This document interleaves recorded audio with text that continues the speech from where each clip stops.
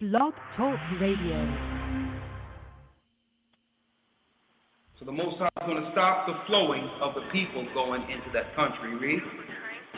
Jeremiah chapter 51, the end of verse 44. Yea, the wall of Babylon shall fall. Verse 45. My people, go ye out of the midst. Hold up, read that again. My people, go ye out of the midst. I think within this chapter, he said flee and get out of her around 3-4 times. Right? Read. My people, go ye out of the midst of her, and deliver ye every man his soul from the fierce anger of the Most High AHAYAH. And let your heart faint, and ye fear for the rumors that shall be heard in the land. A rumor shall both come 1 year, and after that in another year shall come a rumor.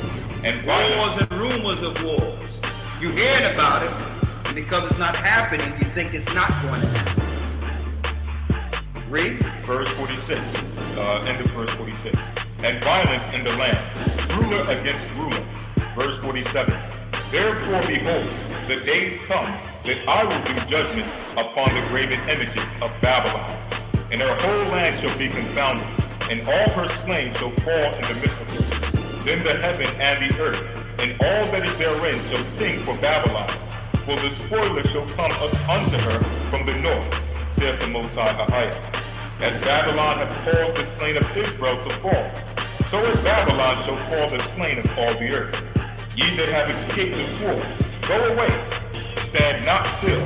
Remember the Most High AHAYAH afar off, and let Jerusalem come into your mind. Listen to this clear. Ye that have escaped the sword, that means you escape the destruction that coming to Babylon, go away and stand not still. So when you leave, remember the power or the God, AHAYAH, afar off, and let Jerusalem come into your mind. Because that's looking forward, not looking back. Now let Jerusalem come into your mind. She's finished. Right? Read. Verse 51. We are confounded, because we have heard reproach. Shame hath covered our faces, for strangers are coming to the sanctuary of the Lord's house. Strangers have destroyed us. Strangers have destroyed our sanctuary, our belief. They destroyed our understanding so that we cannot connect to our God. They've given us their God. Baal, Satan, the dragon, Moloch. These are the gods we've been worshiping ignorantly. Jesus. Zeus.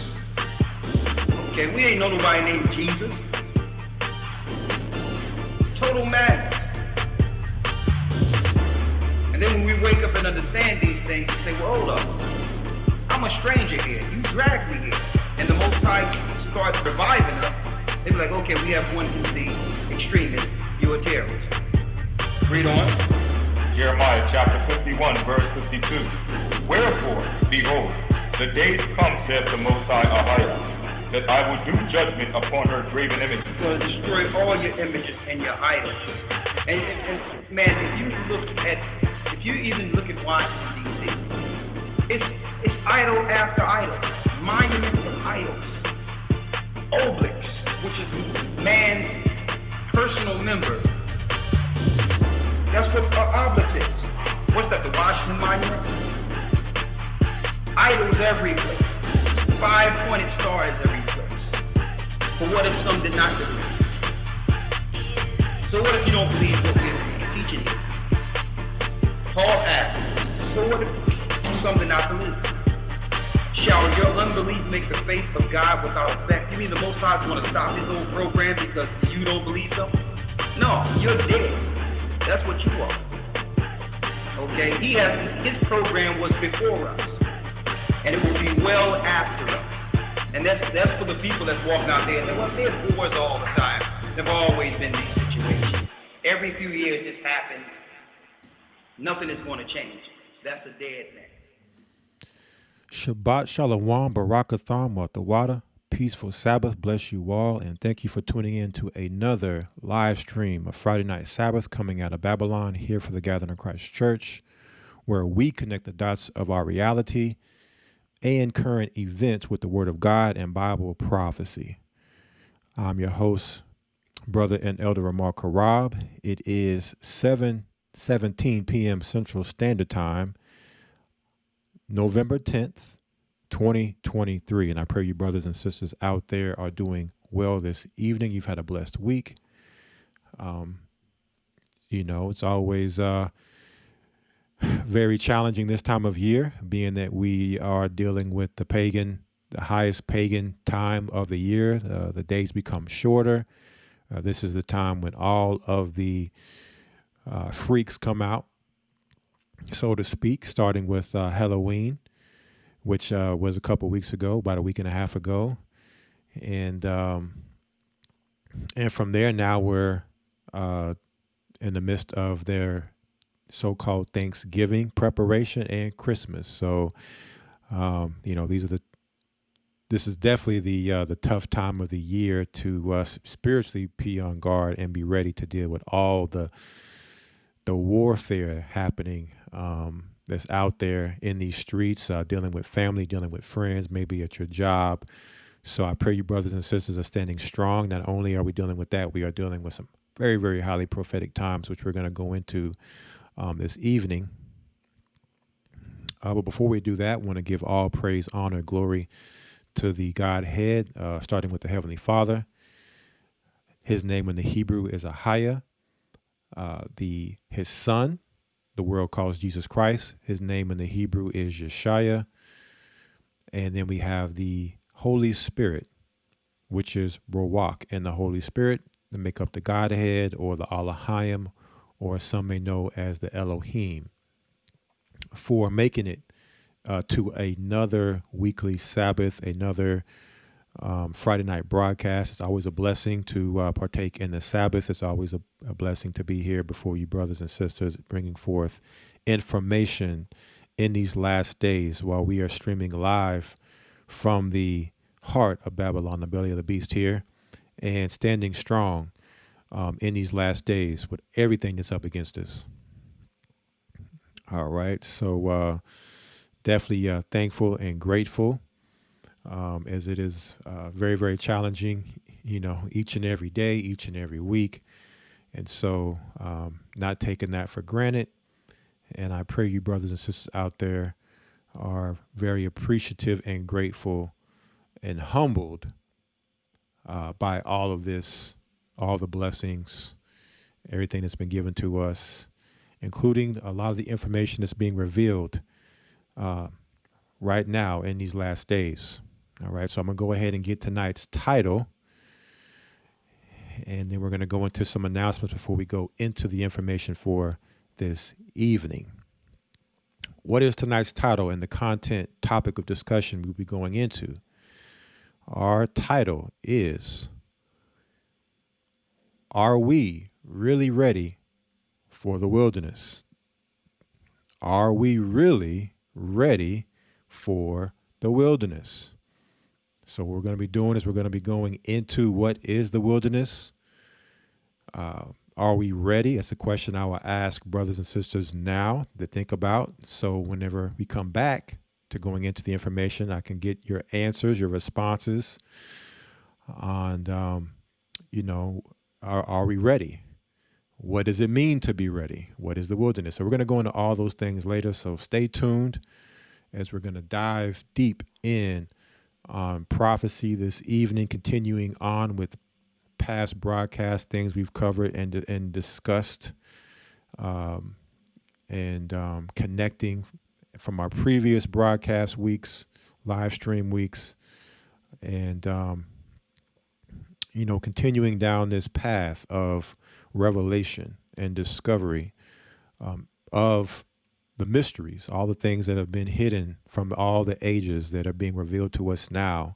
The understanding, knowing is half the battle, and the other half is what do we do with knowing? Okay, we now know. What are we going to do now with that information that we have now learned, right? So, quick announcements. Again, we are streaming on twitch.tv this evening. Let everyone know, twitch.tv/GOCC Southwest. That is the address that takes you to our channel. All right. You can watch through any browser, any of your web browsers out there, your Firefox, your Chrome, your Safari, whatever browsers they have out there. Just put it in the address bar. It'll take you here. Also, you can download the Twitch app through the App Store on your device. You can search GOCC Southwest, and it should bring you here to our stream. Okay. We also are multicasting live from Blog Talk as well.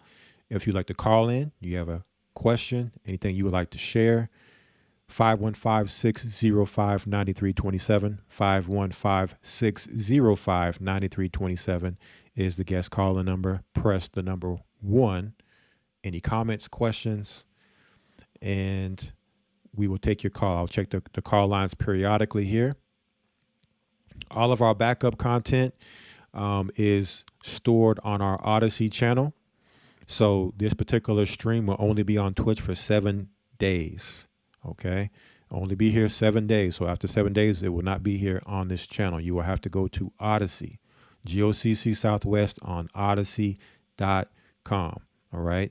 You can find that more easily if you are subscribed to our main channel, our hub, GOCC Southwest on YouTube, youtube.com/GOCC Southwest. Under the About section, you have our Odyssey channel, you have our Twitch channel, all the different ways that you can follow along with the Friday Night Ministry.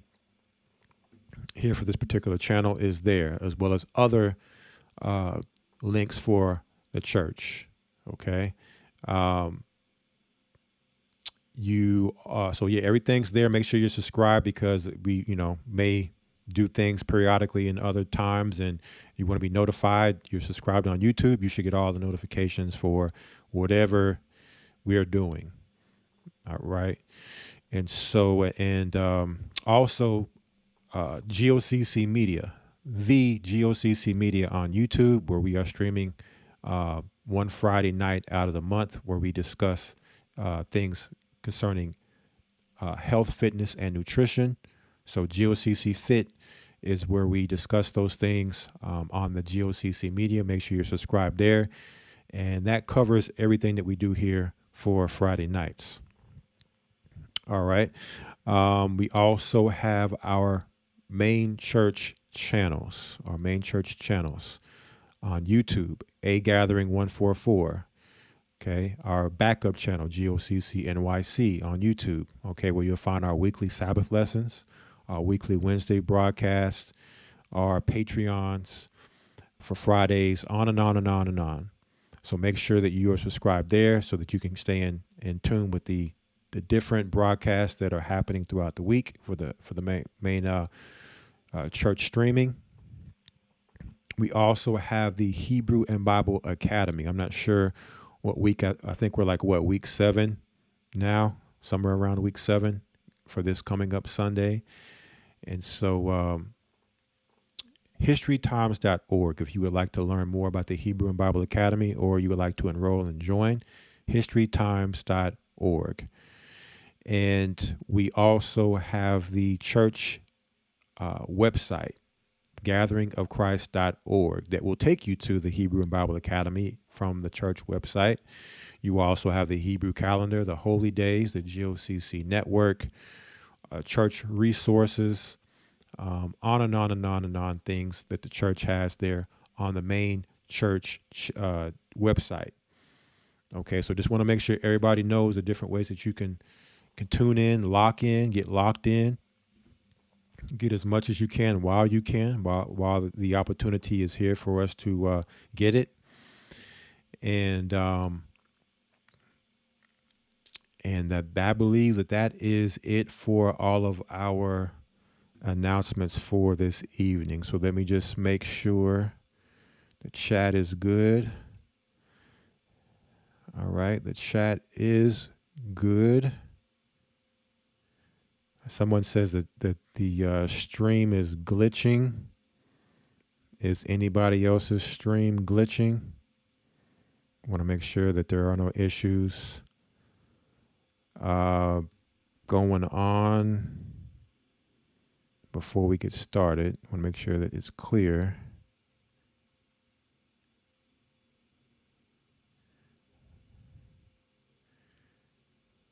Let's see.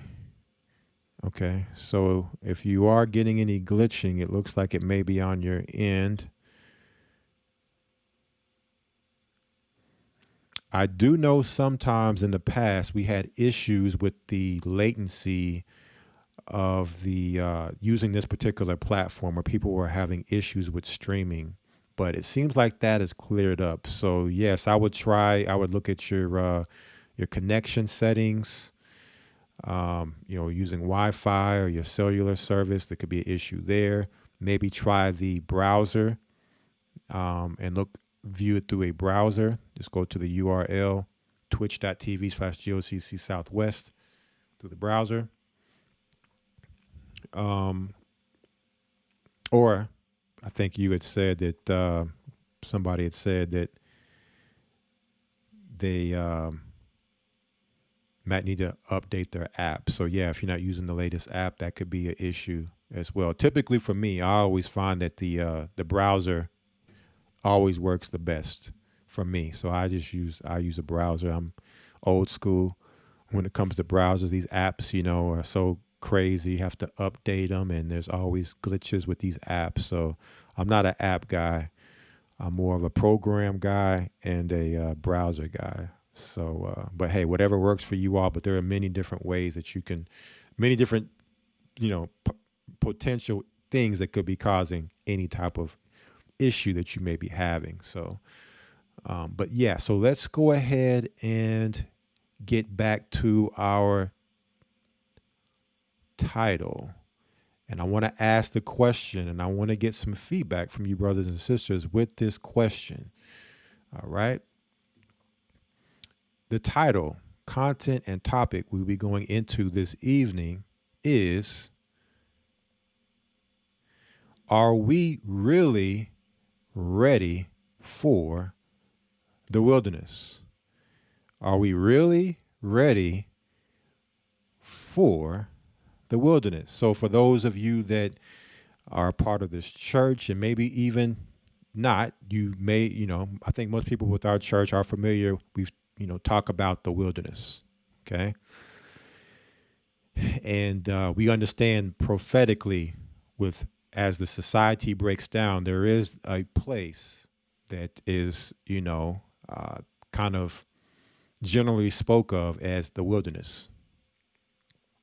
And so I wanted to ask this question as I was looking at a lot of things happening with prophecy right now, what's happening in the Middle East.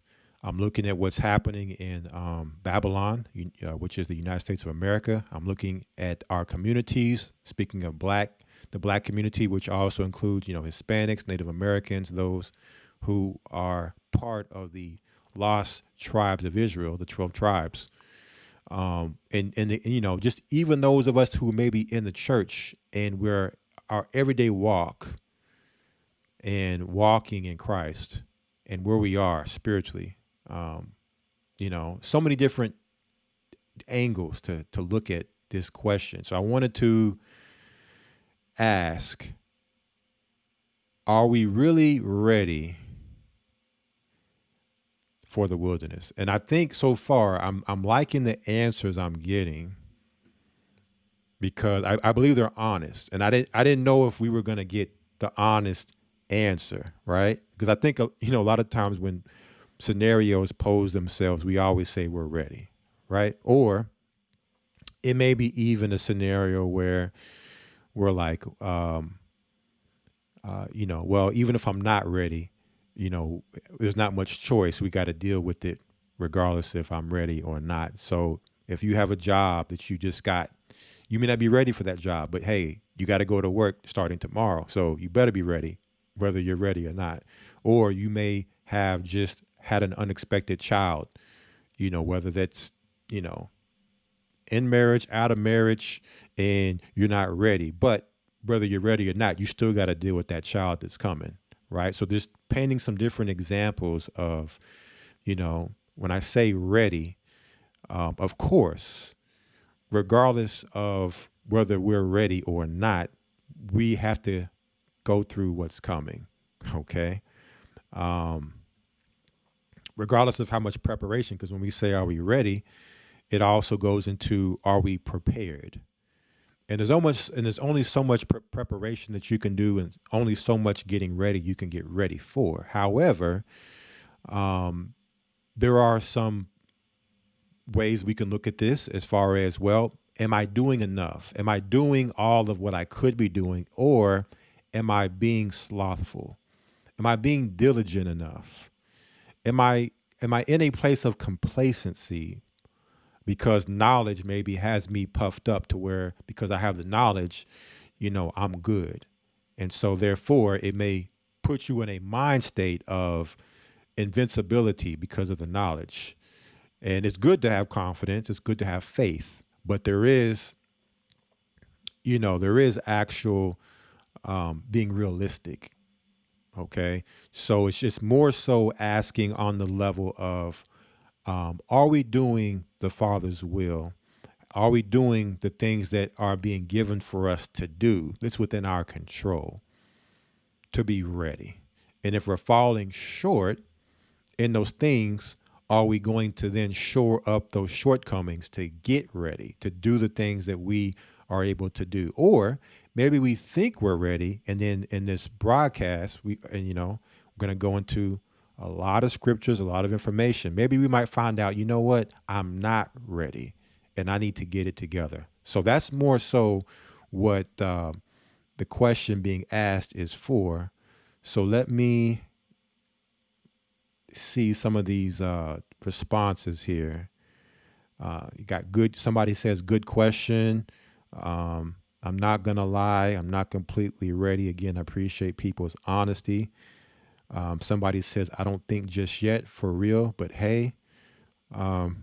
Somebody says, are we ready to go back under the rod as a whole? La or no. Somebody says, not completely ready. Someone says, I think I am ready. Someone says, most of us are not. Someone says, I don't know that any of us is prepared. I feel like we don't know how it can go. Someone says, no, we are not. Not completely. Lord knows. I am definitely looking forward to it. Unfortunately, I am not. I don't have a thing together, not even my go bag or passport. No. So I there's a lot of answers here, and I appreciate you all's feedback, because I wasn't sure what I was going to get. I think I'm rather surprised with the responses. I was more so looking for everyone to say, I'm ready. We're ready. Okay.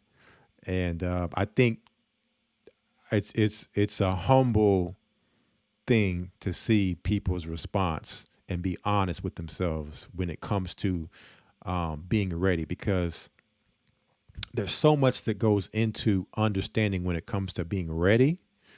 And there's so much that goes into understanding when we talk about the wilderness. So we're going to deal with all of that tonight. And we're going to paint a picture prophetically of where we are, what's happening right now, as well as highlighting some places where we may be falling short, to say, you know what, I can identify these shortcomings in my life, and let me shore those things up, because time is running out.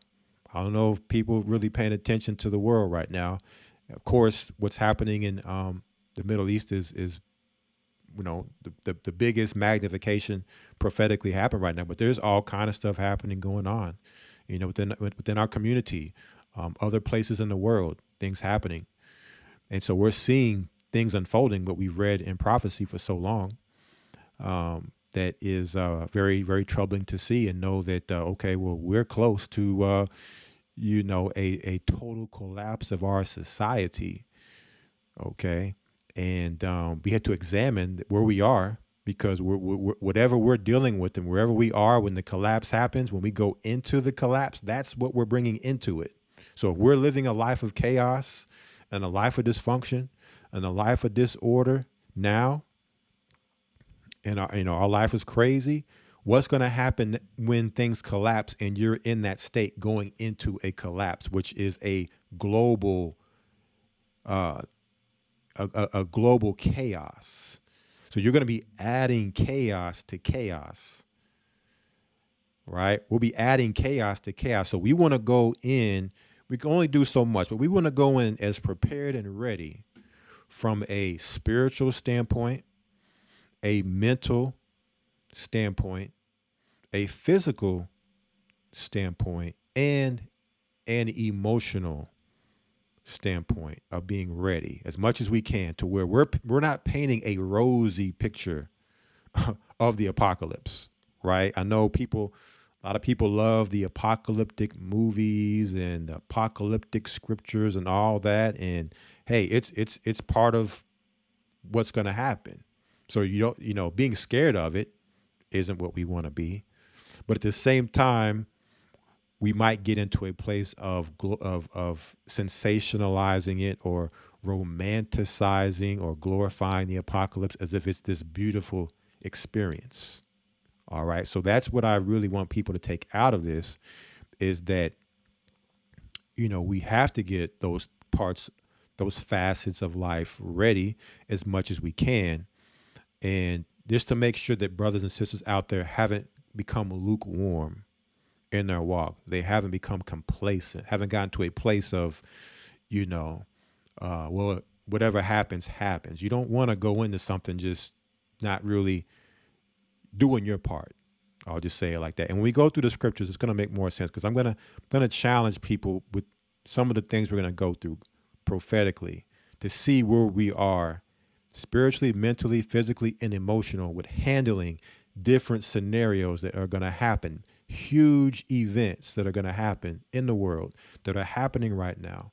It's going to happen in our neighborhood. It's going to happen in our homes.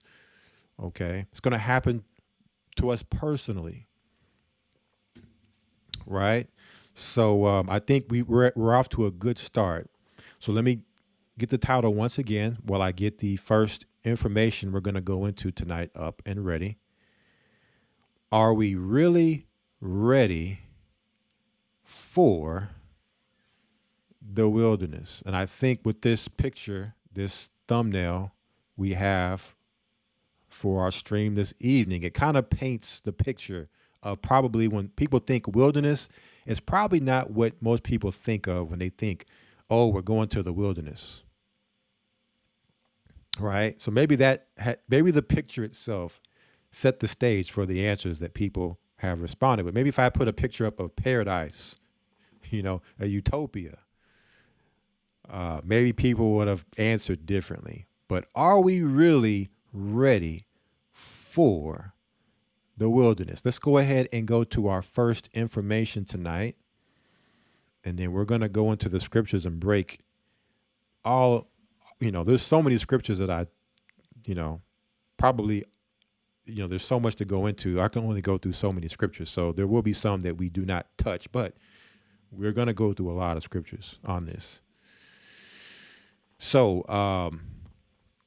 of course, what has been one of the biggest topics of discussion and events that have been happening here lately, past 2 months in our reality, past maybe month, is the Middle East escalation, Israel, Palestine, Hamas. Okay. And so I think that with what we're going to talk about this evening, it goes perfect with definitely the things that have been brought out this week with the church. The elders have been going into Wednesday night broadcast, Patreon today. It's in the spirit. It goes right hand in hand. But within this conflict of happening between Israel and Palestine, here, this is off the messenger.com.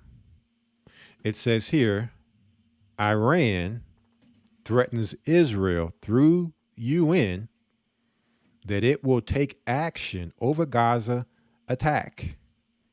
Now, most of us understand Iran when it comes to Bible prophecy. They are a big player that whenever their chess piece is moving on the board, okay, it's going down. So a lot of people pay a close attention to Iran for this reason, especially in relation to America, which the Bible calls Babylon.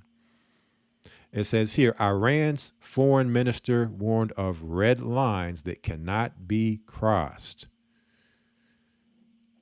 This was October 15th, 2023. So Iran is speaking through the United Nations. So they're going to the UN, which is a collection of countries, global countries. And Iran is speaking through them, saying, hey, look, we're telling you, you better tell Israel if there's red lines, and if Israel crosses those red lines, it's going down. We're going to do something biblical here in relation to this conflict. All right, let's see if we can read some of this here. It says here, Iran issued a clear warning to Israel through the United Nations that it will take action if the country escalates fighting in Gaza. Right? Iranian Foreign Minister Hossein Amir Abdullahian has already warned of an expanding conflict in the Middle East if Israel continues with its plans of retaliation in the wake of the Hamas daily raid on the country a week ago. But this is apparently the first reported specific threat of Iranian involvement in a war directed to Israel. So we know that this thing with Iran and Israel, as well as America, has been going on for decades now. This back and forth political posturing, war threats. We also have proxy wars we're going to talk about tonight. When you drop down here, it says the reported warning comes as the Biden administration has been trying to discourage Iran and Lebanon-backed Hezbollah from joining the war and create a far more dangerous regional battle. So we're going to go into that here in a moment, but I wanted to start here so that we can, because, you know, we mention Iran, everybody stops what they're doing to pay attention when Iran is mentioned, right? So I wanted to start here and see, as we go down the current events and news that are happening right now, can we find this on a solid explanation and understanding biblically to let us know where we are right now in prophecy and make it without a shadow of a doubt what the Bible is saying is true, how it's being taught, the word is being rightly divided is true. And can we see it being broken down to a T by the prophets? All right. So we're going to see that. It's going to go in line with the question that was asked at the beginning of this lesson. So we talk about Iran. We did mention Lebanon and Hezbollah. We'll be coming back to them in a moment. But I want to go to a video. This video is titled, Biden Orders Airstrike on Iran-Linked Site in Syria to retaliate for attacks on U.S. bases. So we talk about Iran. Of course, we've had conflict in Syria for some time now. And so typically if you talk about one, you're talking about the other. But this is all happening. This is a day ago that this report came out, but this has been going on for some time.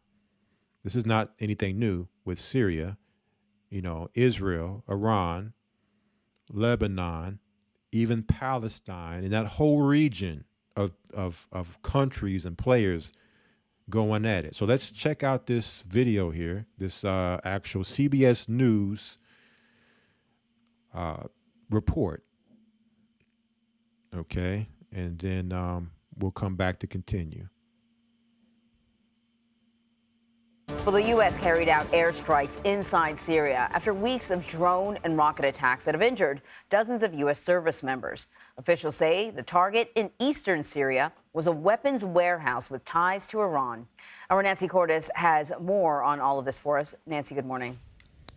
Good morning, Anne Marie. The defense secretary says that the orders to strike came from the top, from President Biden, and that this was a move in self-defense after more than 40 attacks on U.S. bases in the region in just 3 weeks.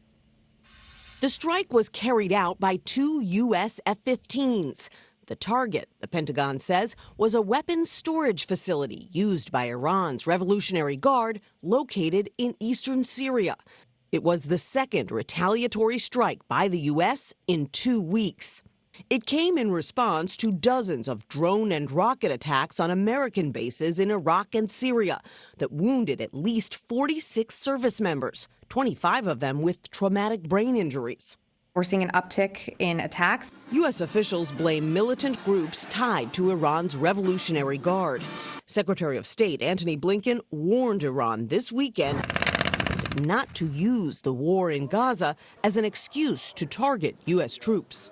We're not looking for conflict with Iran. We've made that very clear, but we'll do what's necessary to protect our personnel, be they military or civilian.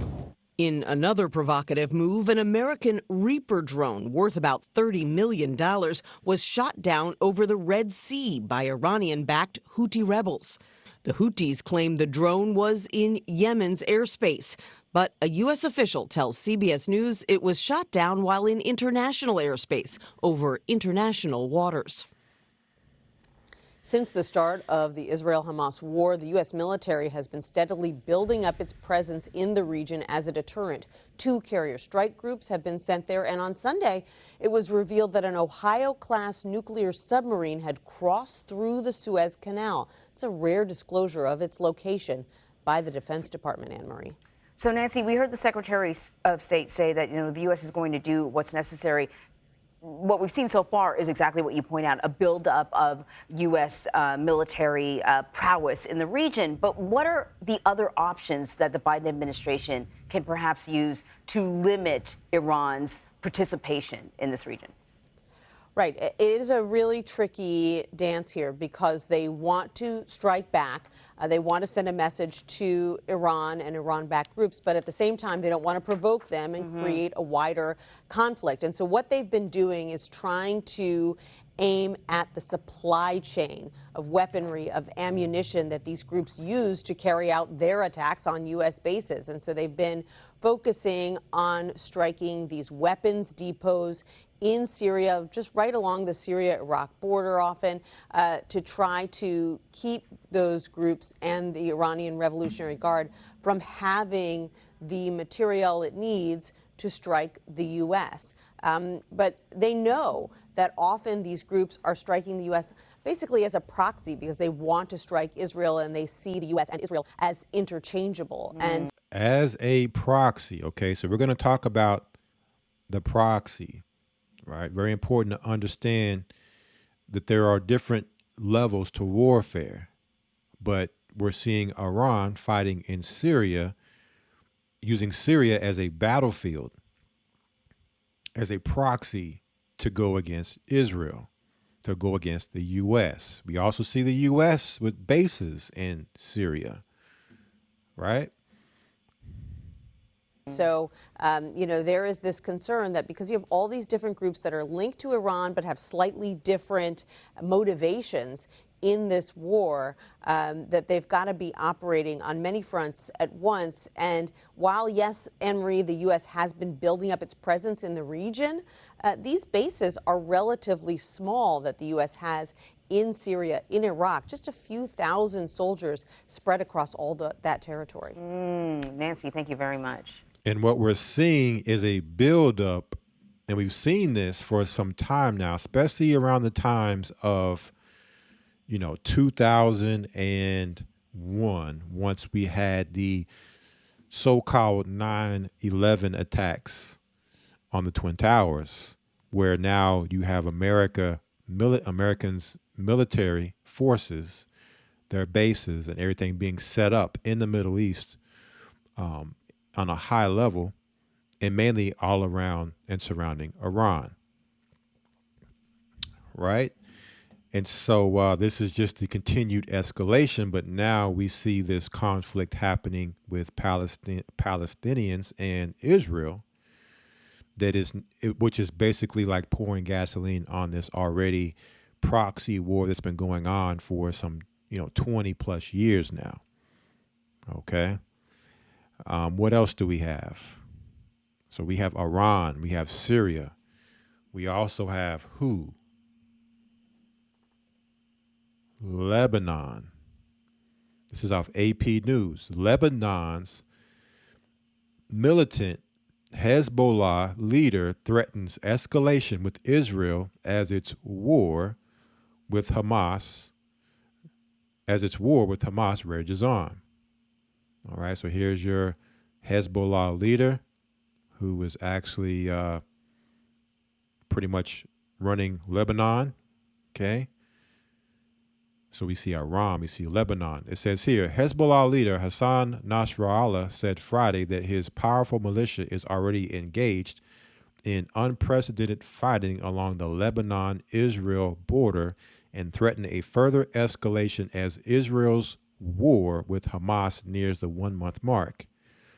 In televised remarks, his first since the Palestinian militants' deadly October 7th attack on southern Israel, Nasrallah stopped short of announcing that Hezbollah would fully enter the war, a move that would have devastating consequences for both Lebanon and Israel. Now, this is a week ago, November 3rd, 2023.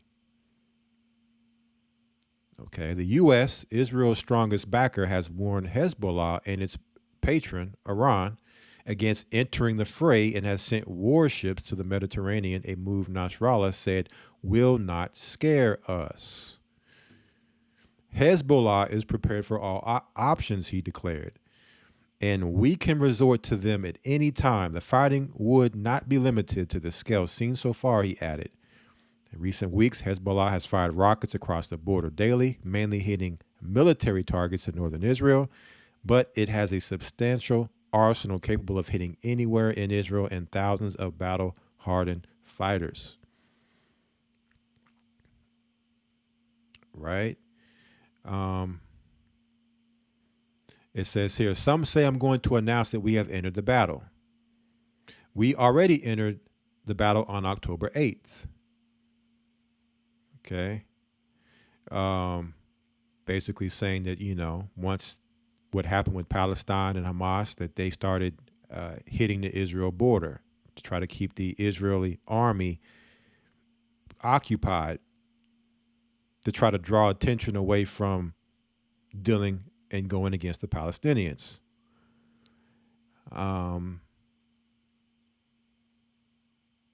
Thursday saw the most significant escalation on the Israel-Lebanon border since the war started, with Hezbollah firing off a barrage of mortar shells and anti-tank missiles and for the first time exploding drones. Okay.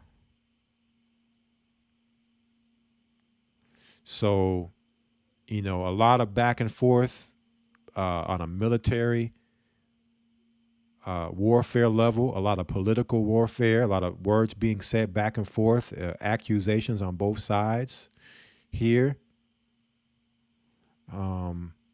Threats being made on both sides. And this also comes on the 50th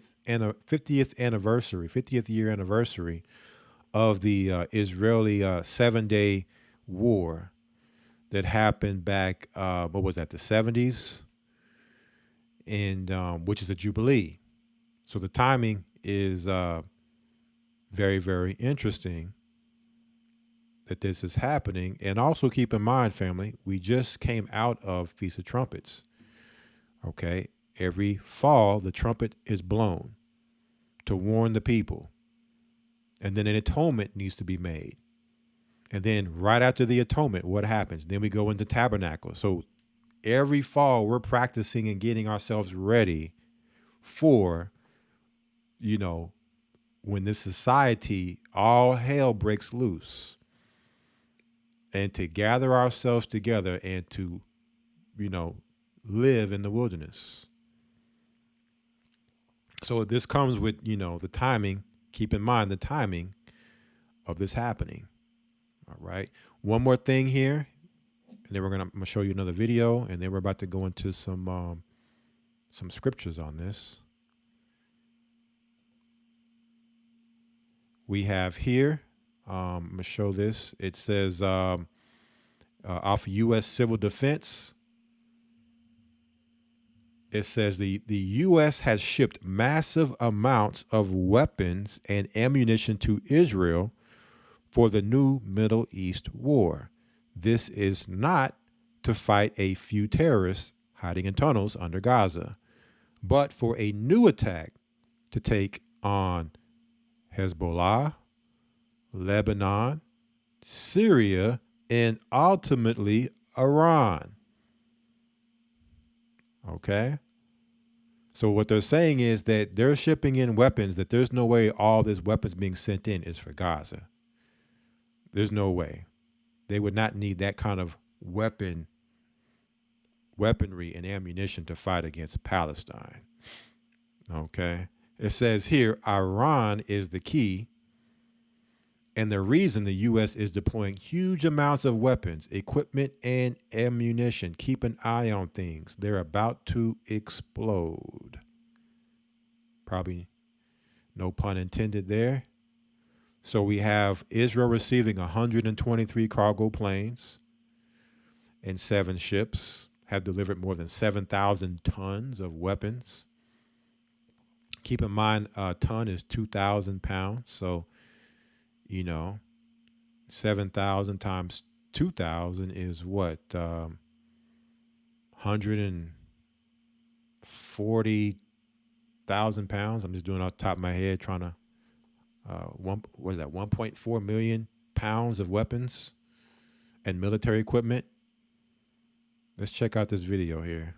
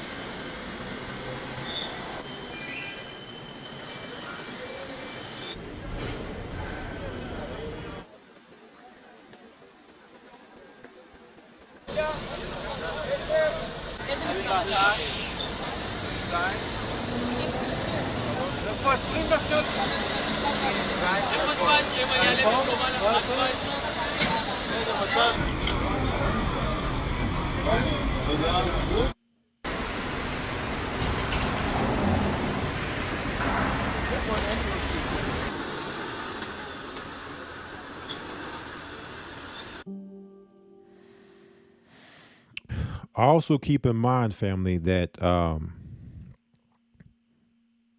for the past, 2 years, 1 to 2 years, America has been sending billions of dollars worth of military aid to Ukraine right before all this. And Ukraine sits on the northern border of Iran. And we're going to talk more about Ukraine here in a moment and tie all that in here as well. Okay, 1 second. 1 second here. All right. We're going to tie that all into Ukraine here in a moment. We talked about World War III last broadcast. Here's a video. 3 world wars to usher in a one world religion. Let's check it out.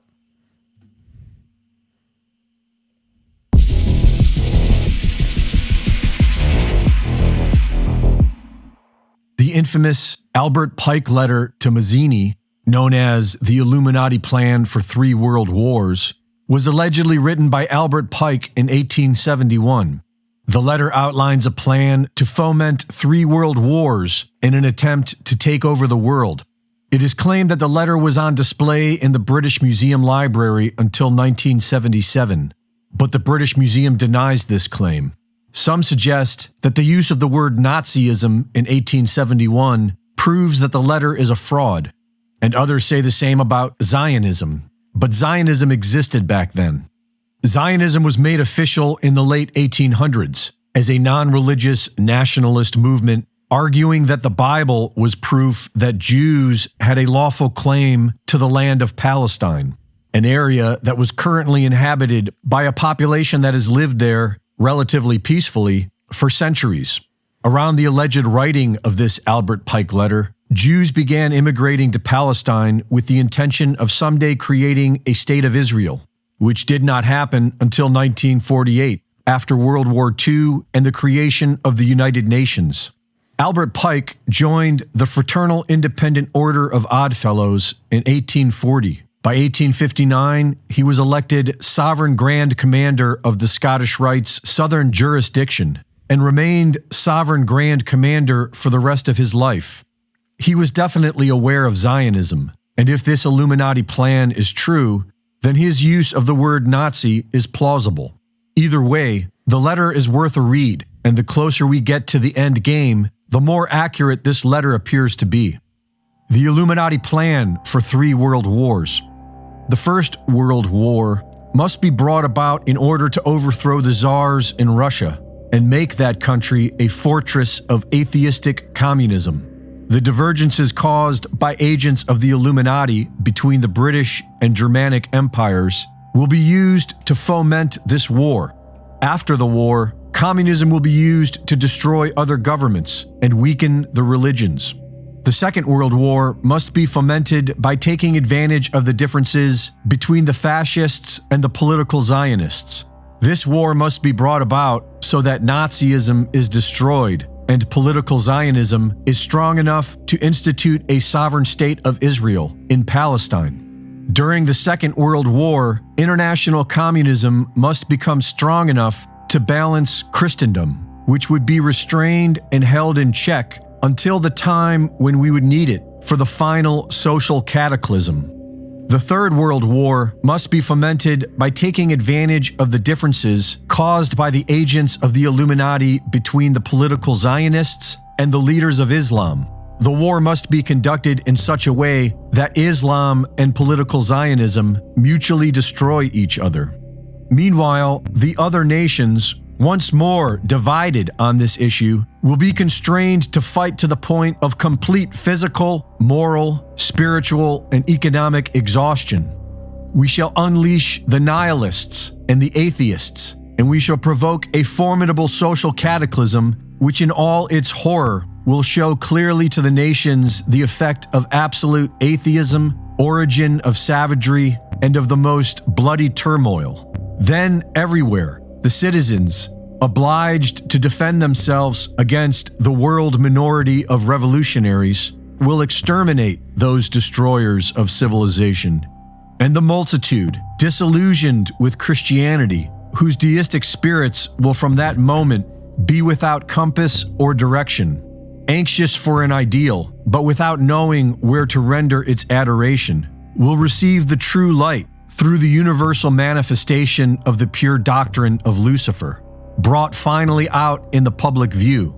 This manifestation will result from the general reactionary movement which will follow the destruction of Christianity and atheism, both conquered and exterminated at the same time. Whoever wrote this letter had the vision to see where this is all going.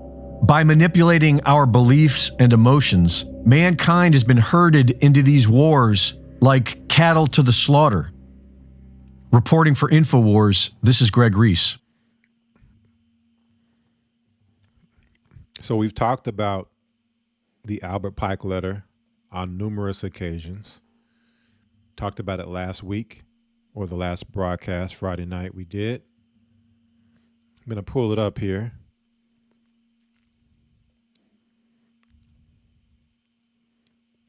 Real quick. So there is a lot of controversy behind this letter, with them saying that this letter is fake. Albert Pike did not write this letter. Okay. However, this letter has been around for a long time. And so far, everything that's been said with this letter has come to pass with the first two world wars to a T. All right. And now we're looking at the Third World War. And everything that's so far been said is going to happen in this Third World War is right on point. So when you look at the Third World War, from the very beginning, it says it must be fomented by taking advantage of the differences caused by the agentur of the Illuminati between the political Zionists, which we know is the Israeli Jewish state in Israel, and the leaders of the Islamic world. So when we come back here to what we just watched earlier from this U.S. Civil Defense News about this 7,000 tons of ammunition and military equipment being sent, and saying that this attack is against who? We have Hezbollah, Lebanon, Syria, and Iran. Now, what do all four of these countries have in common? Well, actually, Lebanon and Syria and Iran, three countries, but Hezbollah is a military faction within Lebanon. So what do these three countries all have in common? Well, what they all have in common is that they are all Muslim. And if you throw Palestine in there, whom Israel is actually warring against, in conflict with right now, they're Muslim also.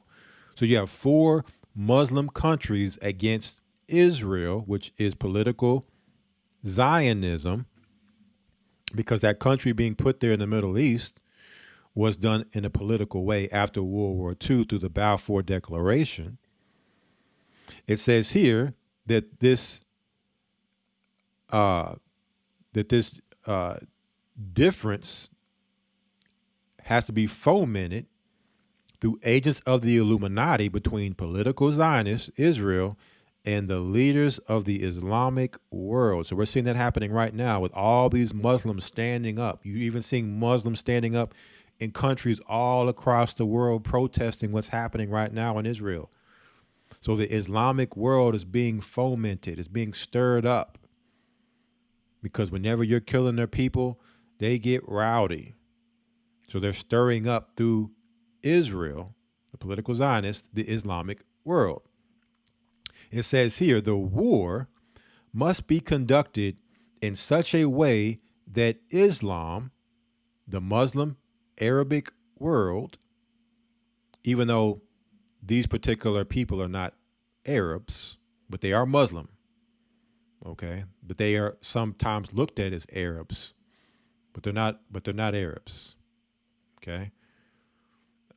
And political Zionism, the state, here it is, showing you what political Zionism is, the state of Israel, mutually destroy each other. So we've been talking about this letter for probably over a decade now as a church. And everything we're seeing happening right now was written before it's happening. We're watching it happening real time. All right, this Third World War. And it goes on. There's even more in here. Okay? There's even more in here, which we just heard in that video. Now, is any of this spoken of in the Bible? Can we confirm this, what we're reading here, this political Zionism versus the Islamic world in this Third World War? Can we read about this in the Bible?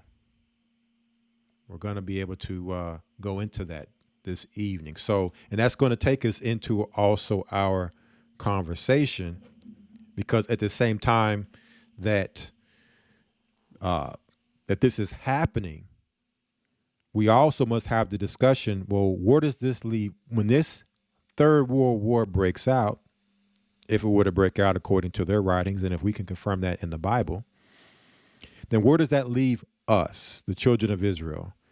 What then becomes of us in the midst of this conflict?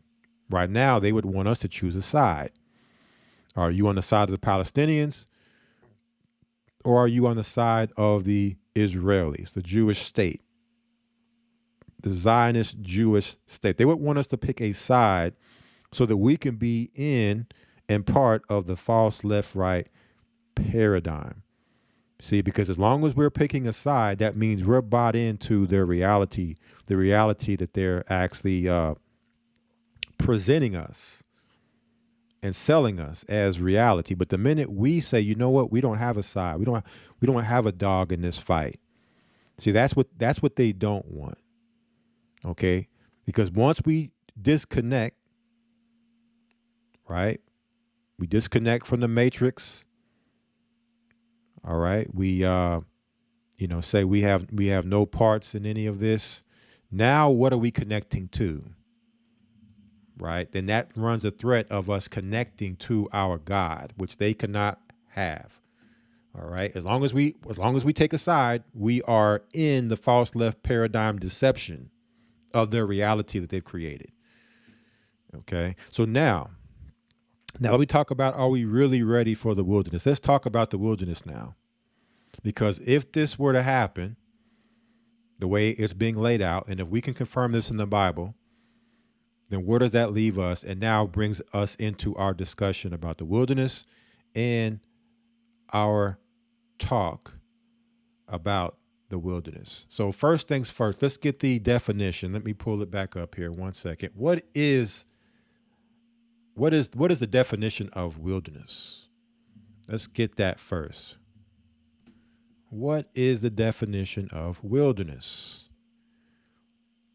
And do we have an accurate depiction in our minds of what the wilderness is?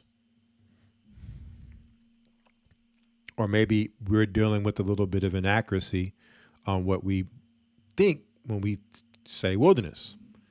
So here is the dictionary for wilderness. Wilderness. It says here, an uncultivated, uninhabited, and inhospitable region. It says a neglected or abandoned area of a garden or a town.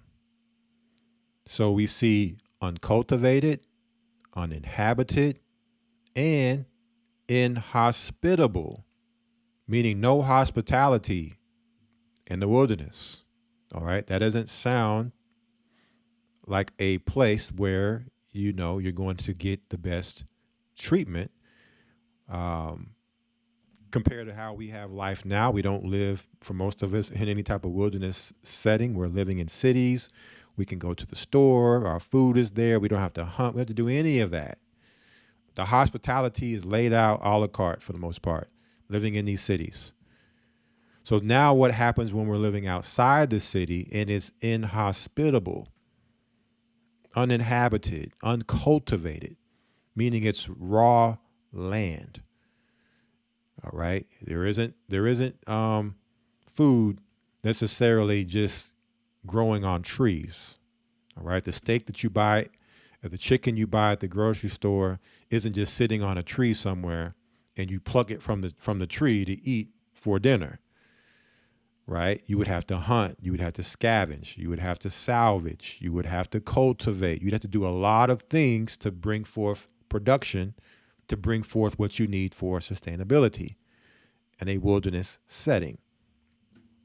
Now let's go biblically now, and we're going to go into the Bible and speak about the wilderness. So let's go to the book of Hosea chapter 2. We're going to start in the book of Hosea, speaking of the wilderness.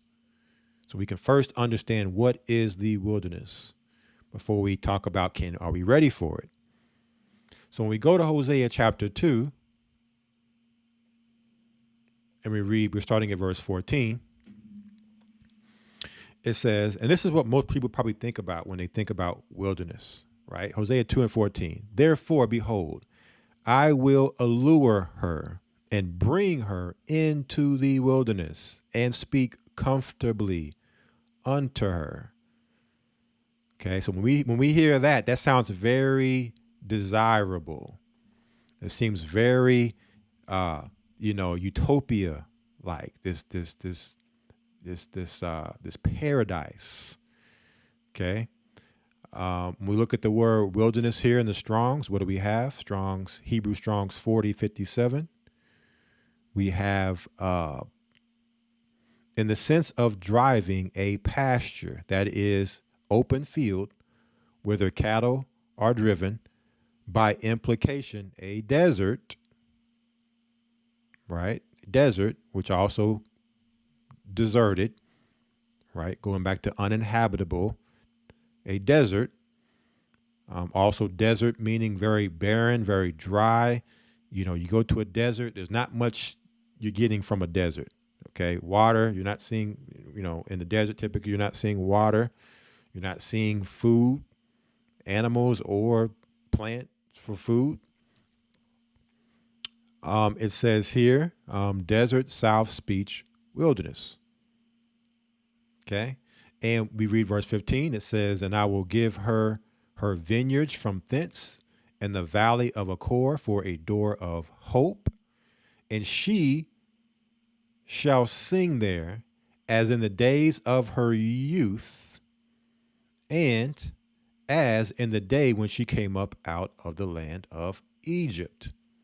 So this is future prophecy talking about us being brought back into the place where when we first came out of Egypt under Moses, it would happen a second time in the last days, in a similar way how it happened with Moses. Not the exact same way, okay, but similar in nature, where the Most High's people, the children of Israel, are being delivered from their captivity and coming to this place. Unfortunately for us, we're in America, we're halfway across the world from where this place is. Whereas under Moses, even though you had to walk, maybe had some horses or whatnot, wagons and stuff, but for the most part, we had to walk, but we were right next door to the wilderness. Okay, we wandered in the wilderness 40 years. So, and then we have to go back and look and understand what happened under Moses to really get an understanding of what the wilderness is all about. Okay, because we may get the misconception of it, just utopia paradise, and I'm ready for that. Well, that's like the kingdom of heaven. We're all ready as far as wanting to be there, but does that mean we're ready to receive it? Are we worthy? Okay, have we prepared ourselves to be deemed acceptable to receive something? Okay, and so that's what we really are looking at and examining today. Now, continuing on with the wilderness, going into Revelation now. Because, of course, what we're seeing here, this is at the end of all of this, what we're going into. And so there are different levels or stages of the wilderness. All right. So this is the end stage, right before Christ's return. He's returning. He's restoring the land. It's a desert. It's a wilderness. And restoring it into an oasis and a paradise, leading up to that time of his return, right before he comes back. But from now until then, there are stages. Okay, there are levels to get to that point. So we're actually in a wilderness now. Okay, we're in one stage of the wilderness now. I'm gonna show you all. Going to Revelations chapter 12. Now, this is past tense. Now we're going to speak past tense, okay? Hosea 2 was future tense. This is now past tense. Revelations 12, verse 6.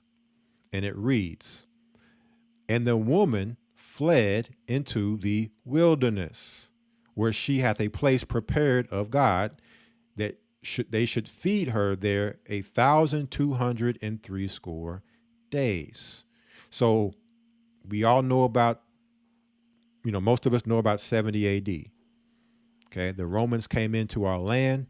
We are the original Israelites. That is our land. Okay, they came in took over our land, killed us, enslaved us. Some of us fled into the wilderness, fled into the mountains, into Africa, parts of Africa for a time where it was prepared for us to go into that place to escape the siege of the Romans. So let's go into this word here now for wilderness and the Greek Strongs. What do we have here for wilderness? Greek Strongs 2048. We have lonesome. That is, by implication, waste, desert, desolate, solitary, wilderness. We go to the Thayer here. What do we have here for the Thayer? Solitary, lonely, desolate, uninhabited, used of places, a desert wilderness, deserted places, lonely regions, an uncultivated region fit for pasturage, used of persons, deserted by others, deprived of the aid and protection of others, especially of friends, acquaintances, kindred, bereft of a flock by the shepherd, of a woman neglected by her husband, from whom the husband withholds himself. So when we look at the definition and understanding of wilderness, does this sound necessarily like a paradise or a utopia or this great place that's where we want to be right now? And I'm ready for that, right? Understanding that if you're being attacked and you're escaping for refuge, anything is better than being killed, murdered, enslaved. As far as living in this type of environment, you at least are alive and are safe somewhat in this area, especially if you're in a group. But what if you're by yourself and you're separated and you're fleeing into the wilderness and you're by yourself in this setting, this definition, what we just read? It doesn't sound like a good place that we would necessarily seek to want to be a part of. But we got to do what we got to do. And at least if we're in this position, we're alive. We have our God who is going to be there to bring us through all the dangers, all the trouble. We got to go through it, right? It gives us, like this, it gives us a chance of survival. Okay. If we're in the city and it's going down, the collapse of civilization, of society, in that scenario, your chances of survival are low. Okay. Your chances of survival raise by escaping into the wilderness. And depending on the scenario, the actual percentages of survival go up. If you're in a group, if you're a group of people and these are people that can be trusted, hey, you're with the church members, brothers, sisters, you're together. There's power in numbers. The more people together, the better.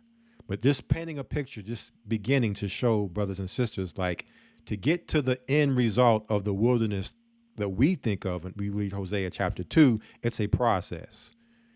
Okay. Are we going to get to the wilderness by plane, where we just going to get on a plane and then go up into the sky and then land in the wilderness in this paradise, and it's going to be all laid out on a platter for us, and no trouble at all? Just, is that how it's going to go down? Are we going to be raptured into the wilderness to where, some people teach UFOs are going to come pick us up? And not to say there won't be instances of things like portals and things like that going on, but for the most part, we have to keep in mind that it's a process. It's not going to just be the snap of a finger and we just pop up in paradise. Okay. But understanding that we're going to go through it. And if we have prepared ourselves and if we're worthy, then the Lord will see us through to the end. Okay. But there is a part that we must play in that. And even along the way, there will be, there will be fallen comrades. There will be martyrs. Okay, we're going to go into a lot of these things, right? But this is all part of when we talk about, are we ready? And also understanding what the wilderness is. We're wandering right now. We're in a strange land. America is not our home. We're in the four corners of the earth, spread out through slavery, wandering, most of us not knowing who we are, who our God is. At least under Moses, we knew who we were. Okay. We knew who our God was, even though a lot of times we were rebellious and defiant and disobedient, but at least we had that much. Now, very, very few of us, a remnant, have a small fraction of that. Okay. And so we are lost sheep wandering in the wilderness right now. We're already there. And as we go along this path, we will continue to go through the wilderness until we get to that place. It's a process. So I want to make that clear. Now let's keep going here. We're going to go now to the book of Amos, chapter 5, because, you hear brothers and sisters say, oh, yeah, I'm ready. I'm ready for the wilderness. Okay, well, let's see. Because to be ready for the wilderness means you're ready for everything that comes, to the last stage of what we consider the wilderness to be. You get to be now ready for everything that comes with that. So going to Amos chapter 5 and 18, and it reads, woe unto you that desire the day of the Lord. To what end is it for you? The day of the Lord is darkness and not light. So understanding that if we say we're ready for this day here. Because in order to get there to the wilderness, we must go through this. Also understanding the place that is the wilderness, the safe place. Right now, it is a desert. It's in Saudi Arabia. It is a desert. Sinai. It's a desert. Okay. So, it's not a paradise sitting there right now waiting on us. And we're going to go more into that here in a moment. Okay. So we have to be careful. There's a saying, be careful what you ask for. Okay. So to say we're ready means that we're desiring this day. Well, what else comes with this day? Explanation here, verse 19. As if a man did flee from a lion and a bear met him, or went into the house and leaned his hand on the wall and a serpent bit him. So who here is ready to flee from a lion? Okay. We've all seen, Discovery Channel and National Geographic. We've probably been to the zoo and we've seen a lion. Who is ready to deal with having to flee from a lion? This is just one example. They're just giving us some examples of things to have to deal with. Okay. I don't know if anybody in here can say, yeah, I want to see this day. I want to see the day where I have to escape my life from a lion, and then only to run into a bear. Okay. Who is ready to deal with a bear? Okay. Of course, the probably biggest bears you're talking about, like polar bear, grizzly bear, but even the smallest bears, unless you're talking about a koala bear or a panda bear, like most bears you run into, it don't matter how big they are. If you're not physically able and have maybe some weapons with you to deal with a lion or a bear, you're not going to fare well and will probably become dinner or lunch. Okay, if the Lord is not with you in these scenarios, then you're going to be in some serious trouble. So this is not something that we desire. Okay, the day is coming. We can't escape it. We can prepare and get ready. But, part of being ready is psychologically understanding and painting the picture the right way. Okay, because this is a lot of times what, being in Christianity and Christians, they've fallen victim to this whole rapture ideology, because it's very comforting to be raptured up. And I don't have to go through any tribulation. I don't have to go through no suffering, nothing, no persecution, no nothing. So I just want to paint a clear picture to brothers and sisters. And if you're running from a lion, How many of us can walk, several miles without hurting or getting tired? And we're talking about fleeing and running for our lives from a lion, only to run into a bear and have to flee and run from that. Are we physically able for living in the wilderness and dealing with real wildlife? Because in these cities, the only wildlife we deal with are people. Okay, and people can be their own challenge as far as a certain type of wildlife. People can be wild in themselves, and dealing with that can be challenging. Okay, however, you at least have the opportunity of reasoning with the person. When you're dealing with an animal that's in the wild, like a lion or bear, they're just thinking about survival. They're just thinking about food. Okay, there's no reasoning typically with an animal. Or went into the house and leaned his hand on the wall, and a serpent bit him. Okay, so you make it all throughout the trouble to make it to a house only to get bit by a snake. So there's danger around every corner during this time we're talking about going into. Right. So now we see that if we don't have the Lord, we stand no chance of making it through this time. There's 1,000,001 ways for us to get God. Right. And it's going to depend on our preparation, how well we do when the time comes to deal with this. And we're close. And so we stress the brothers and sisters, hey, take this time now while there's grace, there's mercy, to get yourself together, get your households in order, on and on and on. We're going to go into those things. Don't be lax in this time. Don't fall asleep. Don't be lukewarm in this time. Take advantage of the time to do things that you can do to get your mind right, get your spirit right, get your body right, get your emotions right. Going into very, very emotional times. Okay. Verse 20, shall not the day of the Lord be darkness and not light, even very dark, and no brightness in it? Okay, so to get to the end game, what we know that wilderness to be that safe place, this is what we must go through to get there. All right, let's go to the book of Joel chapter 2 now. Continuing on, are we ready for the wilderness? Joel 2:1 says what? Blow ye the trumpet in Zion, and sound an alarm in my holy mountain. Let all the inhabitants of the land tremble, for the day of the Lord cometh, for it is nigh at hand. A day of darkness and of gloominess, a day of clouds and of thick darkness, as the morning spread upon the mountains, a great people and a strong.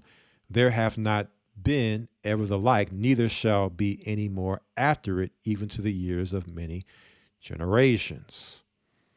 It says here, a fire devoureth before them. So there's a fire coming to this earth. We're going to talk about that fire. Okay. Different types of fire. We know that Christ is coming with the baptism of fire. So this world must go through a fire. Fire is a cleanser and is a purger. Right? And we all must go through this fire, and we're going to show it through these scriptures. We all have to go through this fire. It's a devouring fire. It says a fire before them, and behind them a flame burneth. All right. So a judgment is coming. And in this judgment, there's fire going in front, and there's a trail of fire coming behind as it's cleansing the earth. The land is as the Garden of Eden before them. So yeah, you're going to have the wilderness, the safe place. Okay. You're going to have your oasis, but understand all around it and behind them a desolate wilderness. Yea, and nothing shall escape them. And it keeps going down into this fire.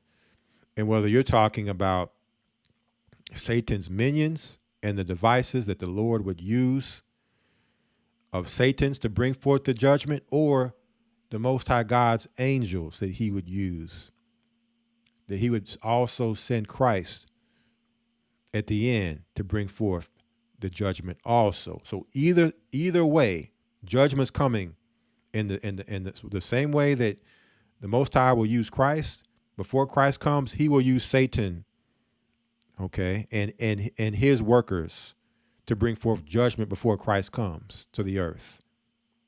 Okay, he'll use them. He'll use the wicked to destroy the wicked. Right? That's what's going on here. There's more there. We're going to move past. So with all this happening,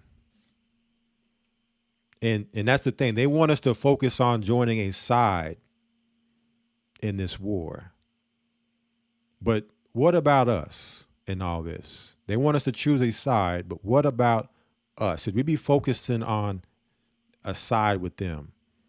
Jeremiah chapter 30, verse 1 reads, "The word that came to Jeremiah from the Lord, saying, Thus speaketh the Lord God of Israel, saying, Write thee all the words that I have spoken unto thee in a book. For lo, the days come, saith the Lord, that I will bring again the captivity of my people Israel and Judah, saith the Lord." So meaning that we are in captivity and we are about to be released. So all this happening, this war, is so that now we have a chance to escape our captivity. Okay. But for a lot of our people, they won't look at it that way. They won't look at it as an escape. They're going to join in on a side because they're in this world and they're being deceived by this world in this reality. And they've bought into that. The righteous, the wise, the remnant are going to look at this as, okay, now's my chance to escape from Massa. Now's my chance to escape off the plantation. Now's my chance to escape from Babylon. The Lord is freeing us because in order to get to the baby, which is Zion, you must go through the birth pains. You must go through all the time, the patience, okay, the pain to get there. But this is the beginning of us receiving that child or that inheritance or that promise. It says, "And I will cause them to return to the land that I gave to their fathers, and they shall possess it." So this is our opportunity now. Okay, we complain about our captivity, but don't we want to be in our land? Well, in order to be in our land, how can we go to our land when there's people in our land? Well, that land must be cleansed. So what you're seeing happening right now is a cleansing going on because there's heathen in the land. You got Amalek on one side and you got Moab on the other fighting over our land. Well, through this war, they're all going to be wiped out. That whole land is going to be set on fire and burned and cleansed. All right. And so while we're waiting in the final stages of the wilderness, in that safe place, we're waiting to now receive that land when Christ comes back to give it to us. Okay. So these things have to happen. And so we cannot be naive to this, or we cannot deny this fact and think that it just a snap of a finger and we just get it. It's going to come with much hard work, much trying, many trials, much tribulation, many testimonies are going to come from this. The Lord's powerful workings in the world and in our lives. It's way bigger than us. We look at it, we say, oh yeah, I'm ready. But then, we're dealing with small little things in our life now we complain about and get all bent out of shape about when things are normal.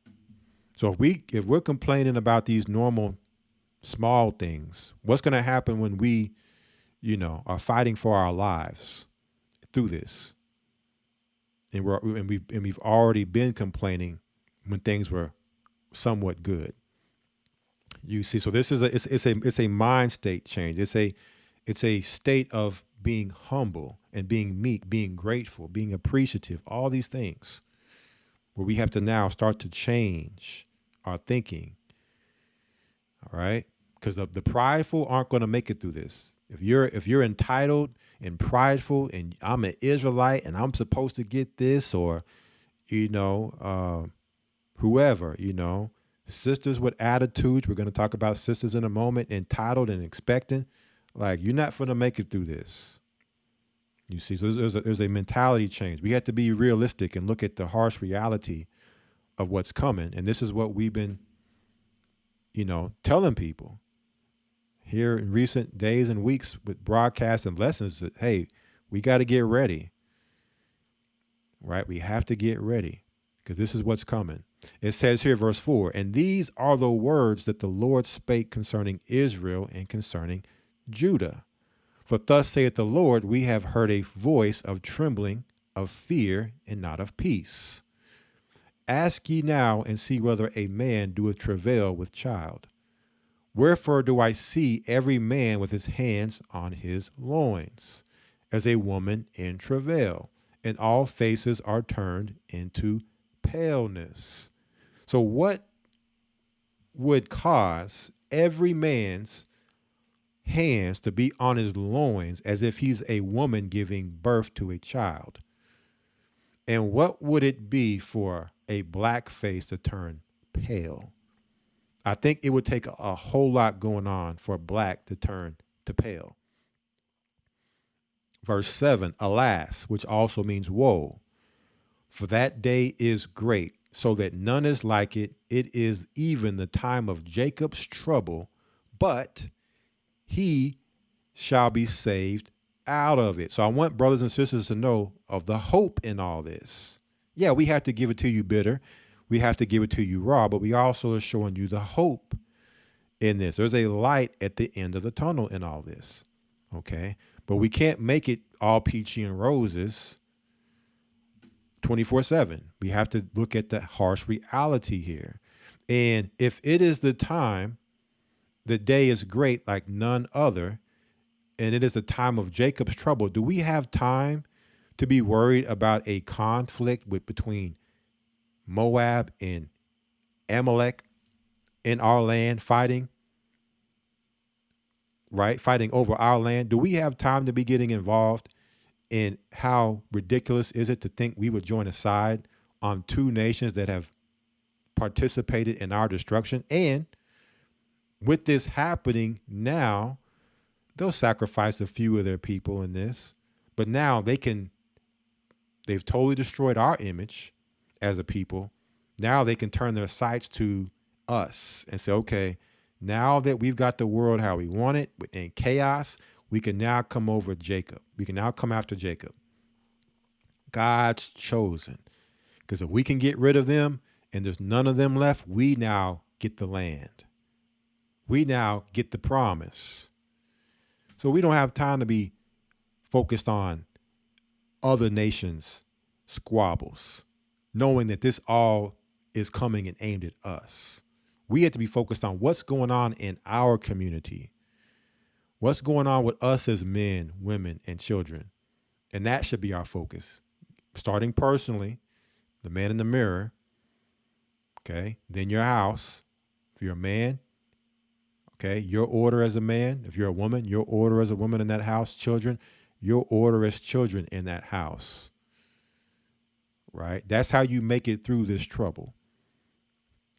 Not fantasy thinking, not delusional thinking, not living in a false reality thinking.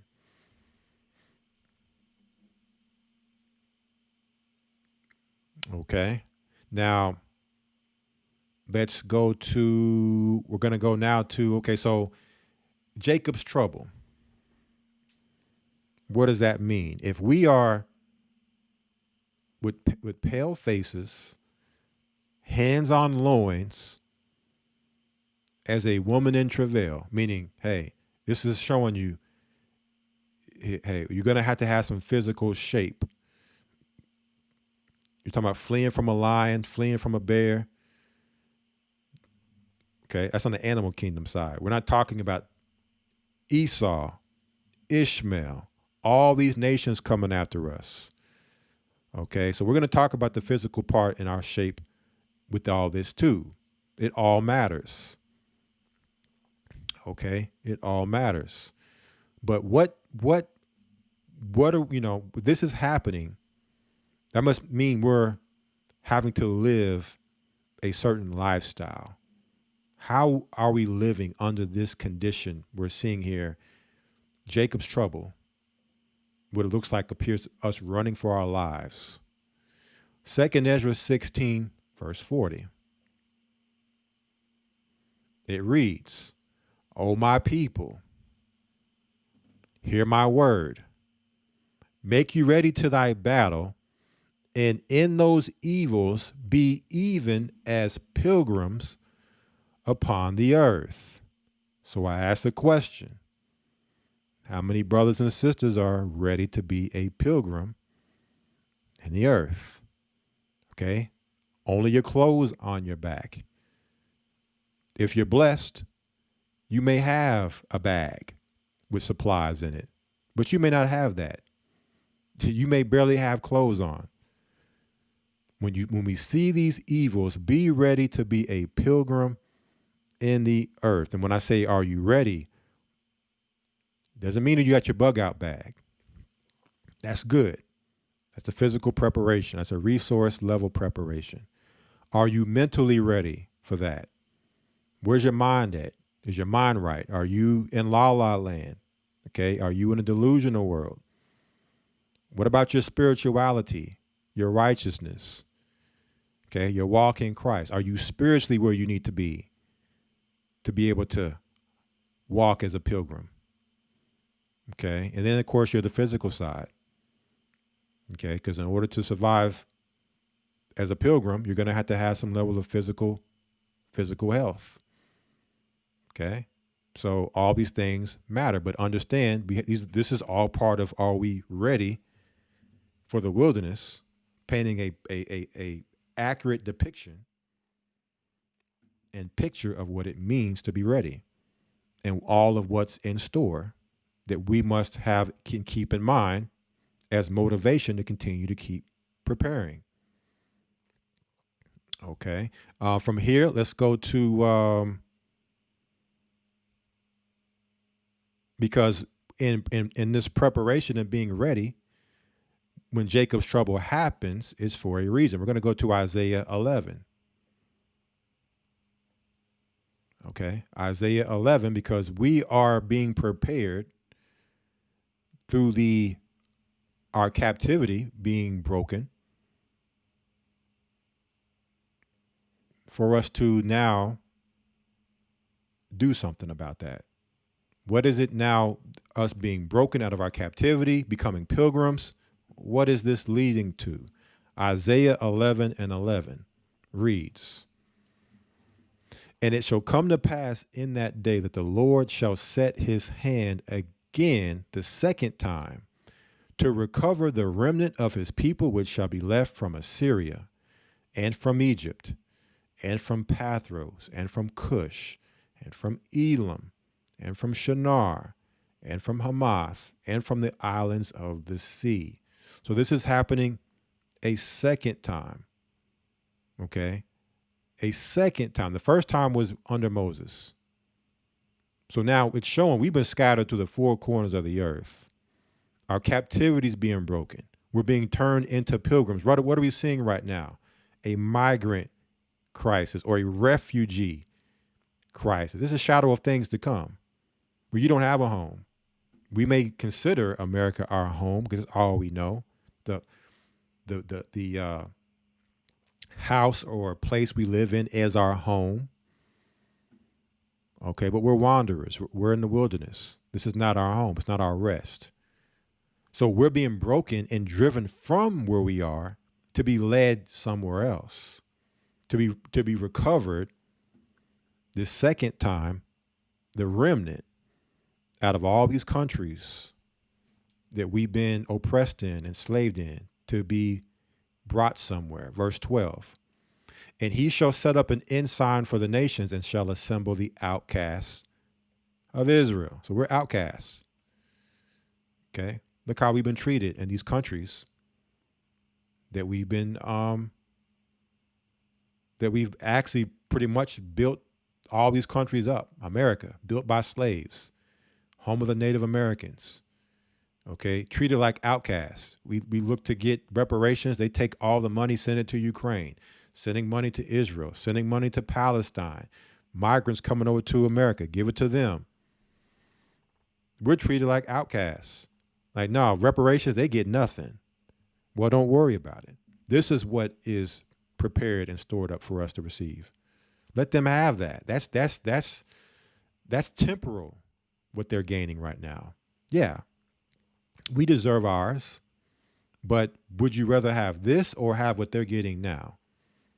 Okay, so we have to keep our eyes on the prize. But this is all what's happening now. Okay, the outcasts of Israel are being assembled. Okay, for a purpose. It says here, and gather together the dispersed of Judah from the four corners of the earth. Okay, so this is a process we're seeing happening here. We're seeing a collapse of society. They've demonized us. They're showing they're setting their targets and sights on us. We're running for our lives. But this is going to lead us to a place, to be assembled and gathered to a place. Verse 13. The envy also of Ephraim shall depart, and the adversaries of Judah shall be cut off. Ephraim shall not envy Judah, and Judah shall not vex Ephraim. So through this process, you're seeing the 12 tribes coming back united as one. No longer black and brown conflict between the Hispanics and blacks. We're coming back together, understanding who our God is, that we are the lost tribes, the children of Israel. We are the outcasts. Okay? We've been victimized. We're not victims, but we've been oppressed and destroyed and attacked relentlessly. All right?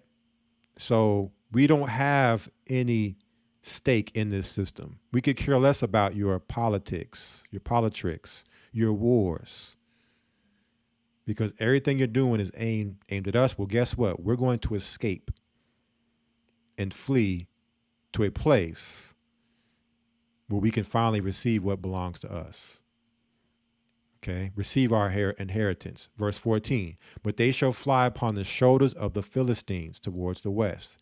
They shall spoil them of the east together. They shall lay their hand upon Edom and Moab. We are going to lay our hand upon Edom and Moab, the same two people fighting right now. That's getting all this started for the most part. That you can say, well, this was what sparked World War III, the Israeli-Palestinian conflict. Okay, get out of our land. Okay, get out of our land. It's not your land. Get out of here. And the children of Ammon shall obey them. So at the end of all this, the Jordanians, who are right next to our land, or actually all of that they're in is our land, because from Euphrates to the Egyptian river is the promised land. So the Jordanians are in our land too, on the outskirts of the best parts right next to the coast, licking their chops, thinking that they're going to get the best part of the land. No, they all got to get out of there. Now, we're going to do this under Christ, okay? But we have to understand, the proper setting here, the proper reality versus what they're painting them as the real Jews, the Palestinians as it's their land. This is the narrative that they've painted the world. But the Bible paints a different picture. Okay, but before we get to this part, verse 15, and the Lord shall utterly destroy the tongue of the Egyptian sea, and with his mighty wind shall he shake his hand over the river, and shall smite it in the 7 streams, and make men go over dry shod. And there shall be an highway for the remnant of his people, which shall be left from Assyria, like as it was to Israel in the day that he came up out of the land of Egypt. Okay, so we're seeing a repeat of us coming out of our captivity from the four corners of the earth, being led into the wilderness. Okay, a process, not a snapping of the fingers, not a rapture, but a process as pilgrims. Okay, going through Jacob's trouble. This is putting the right perspective in our minds of what we're going into, and showing the light at the end of the tunnel here. Okay, now let's go to 2nd Esdras chapter 16 now. Actually, 15, excuse me, because we talked about Iran. Okay, we talked about Lebanon, Syria, Israel, Palestine. Does the Bible speak about these things? We talked about Jacob's trouble. So now we're going to get some more, I would say, detailed to the overview that we've gone through now. Now let's get some details. What's going to be happening real time in the midst of all this happening? And it's going to pinpoint, specifics to what's going to be happening for our lives as well as on the world stage war. So we're at 2nd Esdras 15, verse 1. It reads, "Behold, speak thou in the ears of my people the words of prophecy." See, so all of what we're showing tonight, okay, Esdras is being told the Lord to speak this into his people's ears, this prophecy, so we understand. Okay, we get the instructions, we understand, okay, understand the mission. Now we must apply it to our lives, the preparation and the readiness. Okay, which I will put in thy mouth, saith the Lord, and cause them to be written in paper, for they are faithful and true. So the Lord's words are faithful and true. Do we believe that? Do we believe these words? Can we apply it to our reality to make sense of our chaotic world, to know where we stand? Okay. Fear not the imaginations against thee. All right. So all the things that we're saying, that, listen, they got this planned against us, they got that planned against us. Okay, that's just us telling people what they're imagining. Okay, they're confederate against us, but we don't fear that. It's not fearful. I'm not dismissive towards it and act like it's not happening, but there's no fear against it. I just prepared. We just were preparing. Okay.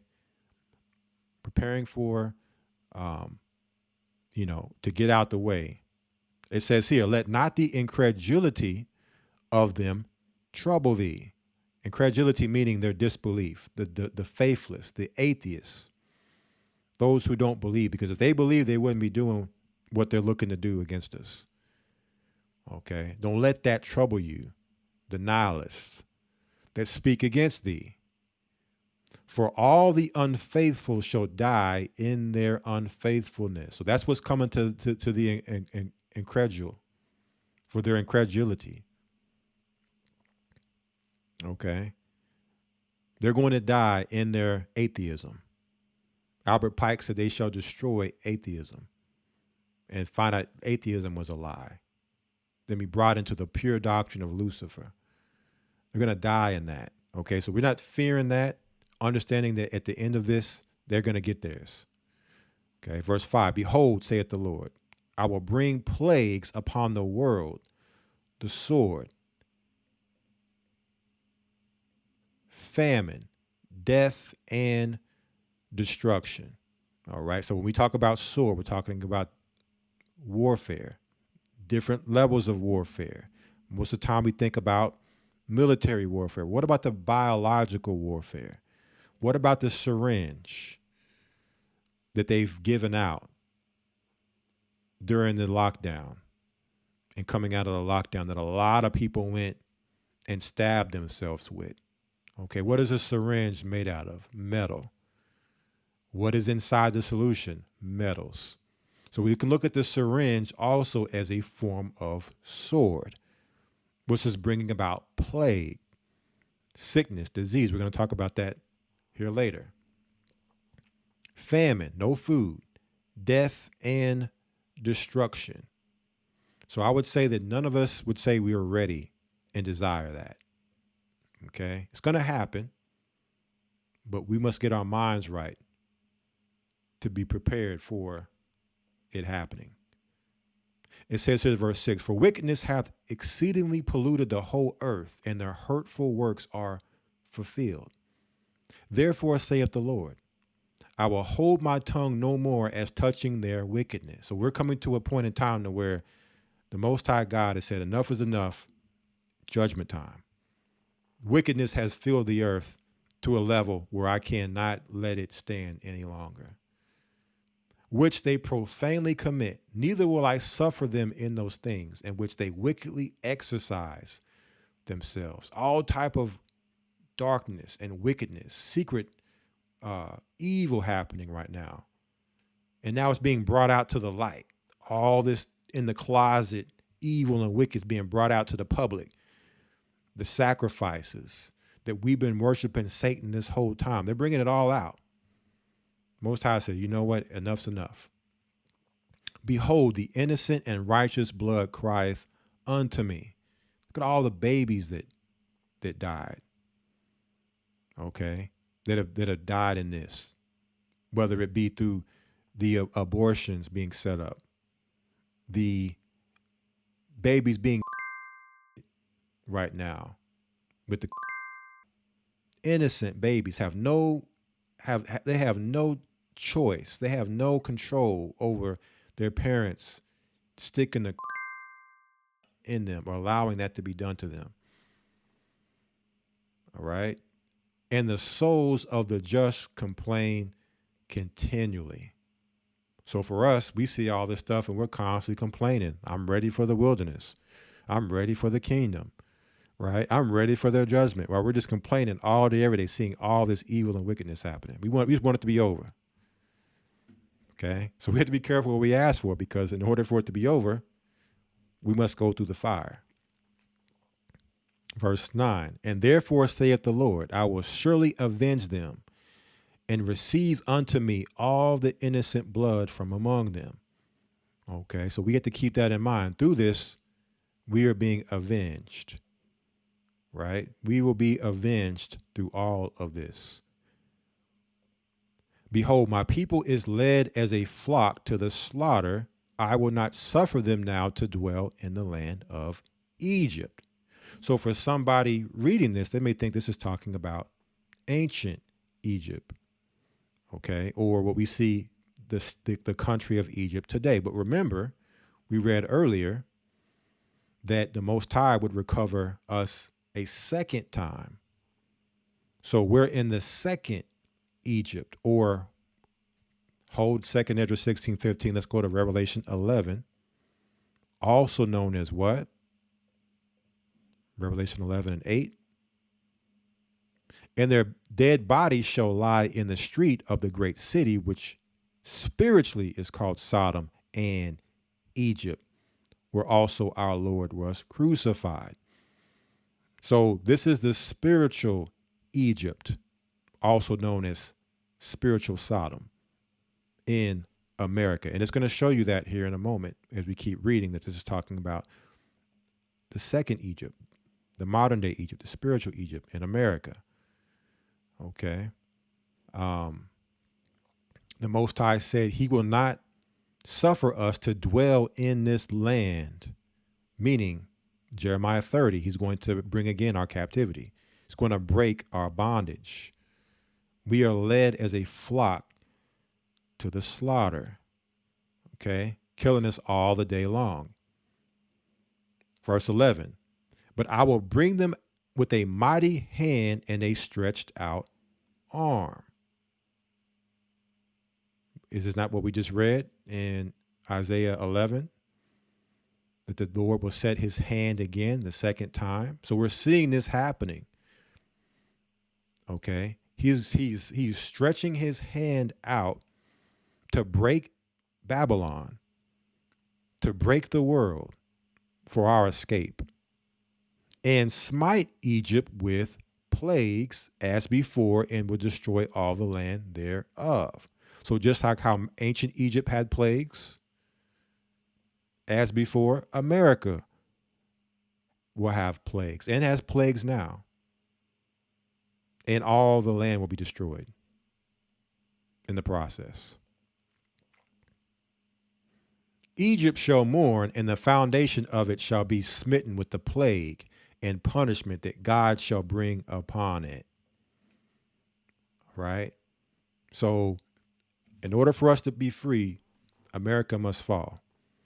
I know we complain about, things going on in this country. It ain't right. They're sending money over to, other countries. They're giving these migrants coming in money, that our tax dollars, and where's our money? Right? So there's a punishment coming to this land, this country, for destroying us all the day long. Plagues before the destruction. Verse 13. They that till the ground shall mourn, for their seed shall fail through the blasting in hell with a fearful constellation, which is going to bring forth famine. Okay. Woe to the world and them that dwell therein, for the sword and their destruction draweth nigh, and one people shall stand up and fight against another, and swords in their hands. Christ told us what? Nation against nation, kingdom against kingdom. So we're seeing civil war happening here. Civil war and war from one country against another country. Right? Verse 16, for there shall be sedition among men and invading one another. So there goes your civil war, insurrection, rebellion. They shall not regard their kings nor princes, and the course of their actions shall stand in their power. Verse 17, a man shall desire to go into a city and shall not be able. Why will a man desire to go into a city and not be able? Well, verse 18 gives us some insight here. For because of the pride, the cities shall be troubled, the houses shall be destroyed, and men shall be afraid. Okay, so whether you're living off grid and you want to go into a city for refuge, the cities have been destroyed. The houses have been destroyed. It's a war zone. All hell is broken loose. It's mano y mano. It's for survival of the strongest. So you may want to go into the city because, hey, maybe there's refuge, maybe there's food. 90 seconds. Maybe there's water. But if I go into that city, I run the risk of losing my life. Also, what about the mark of the beast? In order to go into that city, do you have the mark? Not going to be able to buy or sell. Not only that, they see you don't have the mark and you're coming off grid. We have us a dissident. We have us a rebel. 60 seconds. Time to throw them in prison. Okay. Verse 19, a man shall have no pity upon his neighbor, but shall destroy their houses with the sword and spoil their goods because of the lack of bread and great tribulation. All right. So this is going to be going on during this war. We're going to get to the war here in a moment. But while the war is going on, the collapse of society happening simultaneously with this global war happening. You have civil war and you have world war. Man against man, country against country. And mainly Jacob's 10 seconds. Because they're against us. They're coming for the children of Israel, ultimately. Right?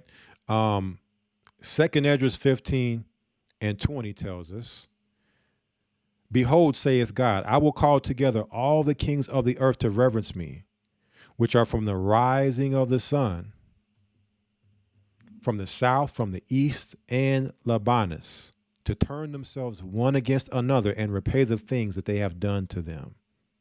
So let's examine this verse 20 here. Where is the rising of the sun? Okay, the rising of the sun is in the east. So now it's giving us a geographical location of all the kings of the earth being called to reverence the Most High. And it mentions here Libanus. Well, what is Libanus? Let's pull it up here. Or Libanus.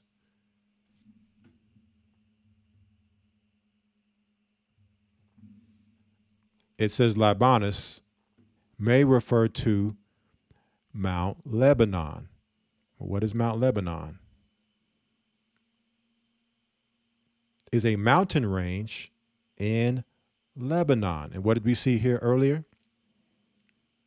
Lebanon's militant Hezbollah leader threatens escalation with Israel as its war with Hamas rages on. So we're seeing Lebanon being specified here, right? In particular, as a key player of these kings being brought to reverence the Most High out of the east, to turn themselves one against another and repay the things that they have done to them. All right, so we're talking about Lebanon, and not just Lebanon. Verse 21, like as they do yet this day unto my chosen, so will I do also in recompense in their bosom, thus saith the Lord God. So again, why would we be worried about their conflict that they have amongst themselves when the Most High God is telling you these are the same people that have done evil to you? You're my chosen, and they've done this evil to you. All right? Why are you joining in league to help them when I'm about to destroy them? He's about to recompense them. The same that they've done to us is about to be done to them. Okay? But not only that, verse 22, my right hand shall not spare the sinners, and my sword shall not cease over them that shed innocent blood upon the earth. So again, we're talking about, are we ready for the wilderness? Understand that going toward that final place, if you're a sinner, you will not be spared in the process. Are we spiritually right? Are we spiritually ready for the wilderness? Okay. Are we spiritually ready for the collapse, off-grid living? Okay. Because a sinner will get ate up by the lion. Or if you escape the lion, you're going to get devoured by the bear. Or you happen to escape the bear, the serpent is there about to bite you. Okay. Danger around every corner, you will not escape. Okay. So we must be not part of the sinners because they will not be spared. Verse 23, the fire is gone forth from his wrath, and have consumed the foundations of the earth, and the sinners like the straw that is kindled. So again, the fire is going out, a cleansing, and the sinners are about to be cleansed off the earth. Verse 24, woe to them that sin and keep not my commandments, saith the Lord. So we're about to see a very rapid decrease in people in the earth, strictly off of just the fact that they are unrepentant. Okay. Just disappeared one way or the other from judgment. Sword, famine, death, destruction, fire. Verse 25, I will not spare them. Go your way, ye children, from the power. Defile not my sanctuary. Okay. What is his sanctuary? Our bodies. Okay. He's telling us to go, go our way, away from the evildoers, to follow the Most High and defile not ourselves with the sin that they're doing, or we will end up like them. All right. So part of the being ready for the wilderness is, okay, let's say that sinner is a family member. Okay. What if that's your spouse, husband, wife? What if that's your child? What if that's your sibling or a close friend or a brother or sister in the church that's going off in sin, and emotionally the Most High is telling us to go our way? He's leading us to a place, okay, in our righteousness, but we want to go their way. We will not be spared with them because we let our emotions now draw us after the sinner. And now we become part of their judgment, okay? Because now we're following after them out of emotion. That's why Christ said, remember Lot's wife. All right. So this comes now down to the mind state I was talking about, the mentality. How many people are mentally prepared that if the people you love the most are unrepentant, that you emotionally and mentally have it together,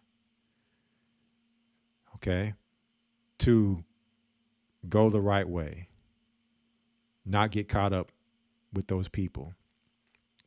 A lot of people are going to get caught up, okay? A lot of people are going to get caught up. We have to make sure it's not us. Verse 26. And then people will do it and then think, oh, I can get away with it. Well, let's see, verse 26. For the Lord knoweth all them that sin against him, and therefore delivereth he them unto death and destruction. So how are we going to be ready for the wilderness if we're trying to hide sin from the Lord? We're in sin trying to hide it, and I'm ready for the wilderness. You're going to get sought out. You're not making it to the wilderness. Well, I'm going to say that here. I'm going to get the scriptures at the end. You might make it to the wilderness. And I'm going to tell you why you might make it as we get to the end of these scriptures here. So just hold that, but understand that there will be a lot of sinners, being destroyed here, right, through these plagues. Verse 27, for now are the plagues come upon the whole earth, and ye shall remain in them, for God shall not deliver you, because ye have sinned against him. So not only are the plagues coming to Babylon, to Egypt, spiritual Egypt, it's coming to the whole earth. Just keep in mind, Babylon is the head of the snake. Okay? So imagine Babylon as the head and the snake's body being the world. So if you chop off the head of the snake, is the body not going to be affected? The body is going to receive the plague too, because now it can't live without the head. It just so happens that another power is going to rise in America's place, which is the 10 horns. Okay. But so America's going to get cut off, but the whole rest of the body, the world, is still going through it too. Right? Because of sin. Now, so this is the first part, and parallel to what's happening internally within our communities, countries, surviving off grid, right? All that happening. You're going to have something happening globally at the same time. What's going to be happening globally at the same time? Verse 28. Behold, an horrible vision, and the appearance thereof from the east. So now we're going back to the east. We just talked about Libanus in verse 20, right? Getting us prepared for the kings of the east gathering together, letting us know while this civil war is happening, man against man, woman against woman, the kings of the east are getting ready for global war. And what is this horrible vision that Ezra is seeing? It says here, where the nations of the dragons of Arabia shall come out with many chariots, and the multitude of them shall be carried as the wind upon the earth. that all they which hear them may fear and tremble. So here we see the nations of the dragons of Arabia. Who is Arabia? Saudi Arabia. Okay, the Arabs. But not just the Arabs, but we also see another thing here, dragons. Okay, and we know typically when we see dragon, a lot of times when in relation to a race of people, we're talking about Esau in the last days. That red dragon in Revelations 12, Esau. So we talk about dragons of Arabia. I want to show you all something here.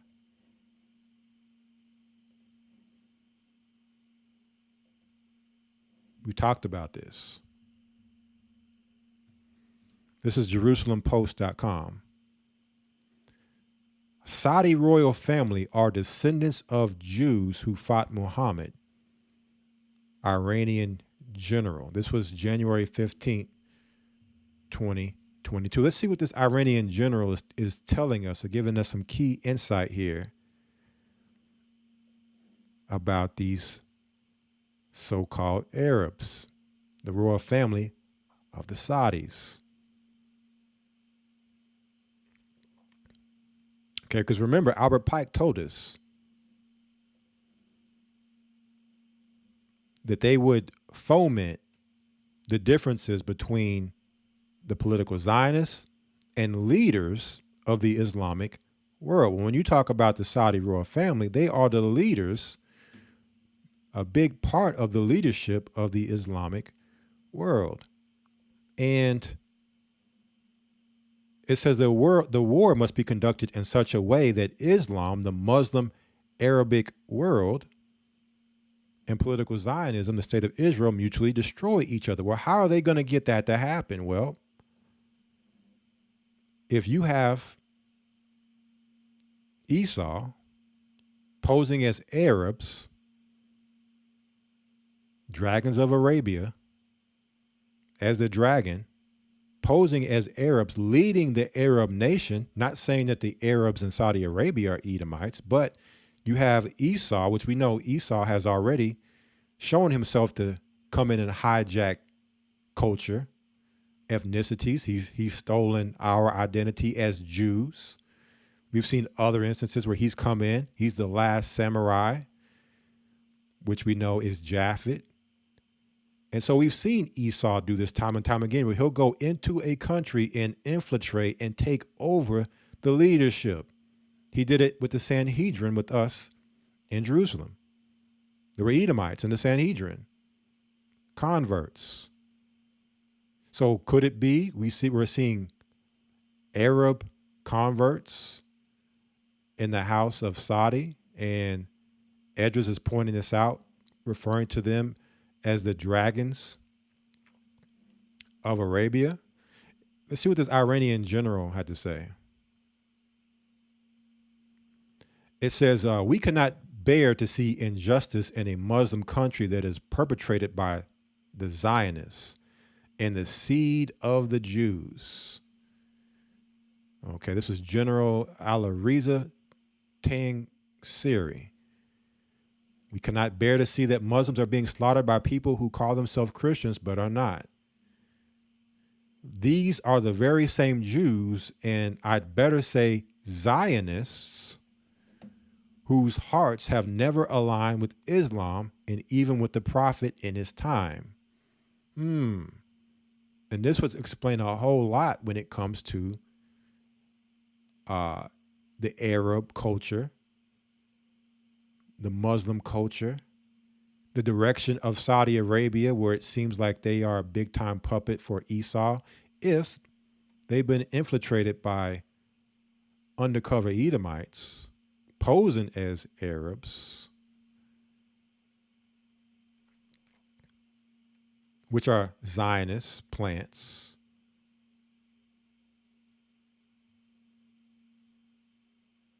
Right? Let me see if there's anything else here. It says, are the Saud clan really Muslims? They are the same Jews who were in Arabia back then. The House of Saud is a ruling family of Saudi Arabia since 1744, composed of the descendants of Muhammad bin Saud and his brothers. So he's saying these are actually Edomites. These are Jewish people. These are not Arab. These are not Muslims. And so now, them having control over the Arab country, Arab politics, they can now bring forth the destruction of the Muslim Arabic world and political Zionism destroying each other. You have the Saudis on one side, who is said to be Jewish, and then the political Zionists, Israelis in Israel, the state of Israel today, Jewish, working together to bring forth this plan, Albert Pike. Which then takes us back to 2nd Ezra 16. The dragons of Arabia shall come out with many chariots, and the multitude of them shall be carried as the wind upon the earth, that all they which hear them may fear and tremble. So we have Lebanon in this chapter, Saudi Arabia in this chapter. Who else do we have? Verse 30. Also the Carmanians, raging in wrath, shall go forth as the wild boars of the wood, and with great power shall they come and join battle with them, and shall waste a portion of the land of the Assyrians. Who are the Carmanians? Well, let's take a look here. Off Wikipedia, Carmania, Middle Persian, historical region that approximately corresponds to the current province of Kerman, Iran, the largest province of the 31 provinces of Iran.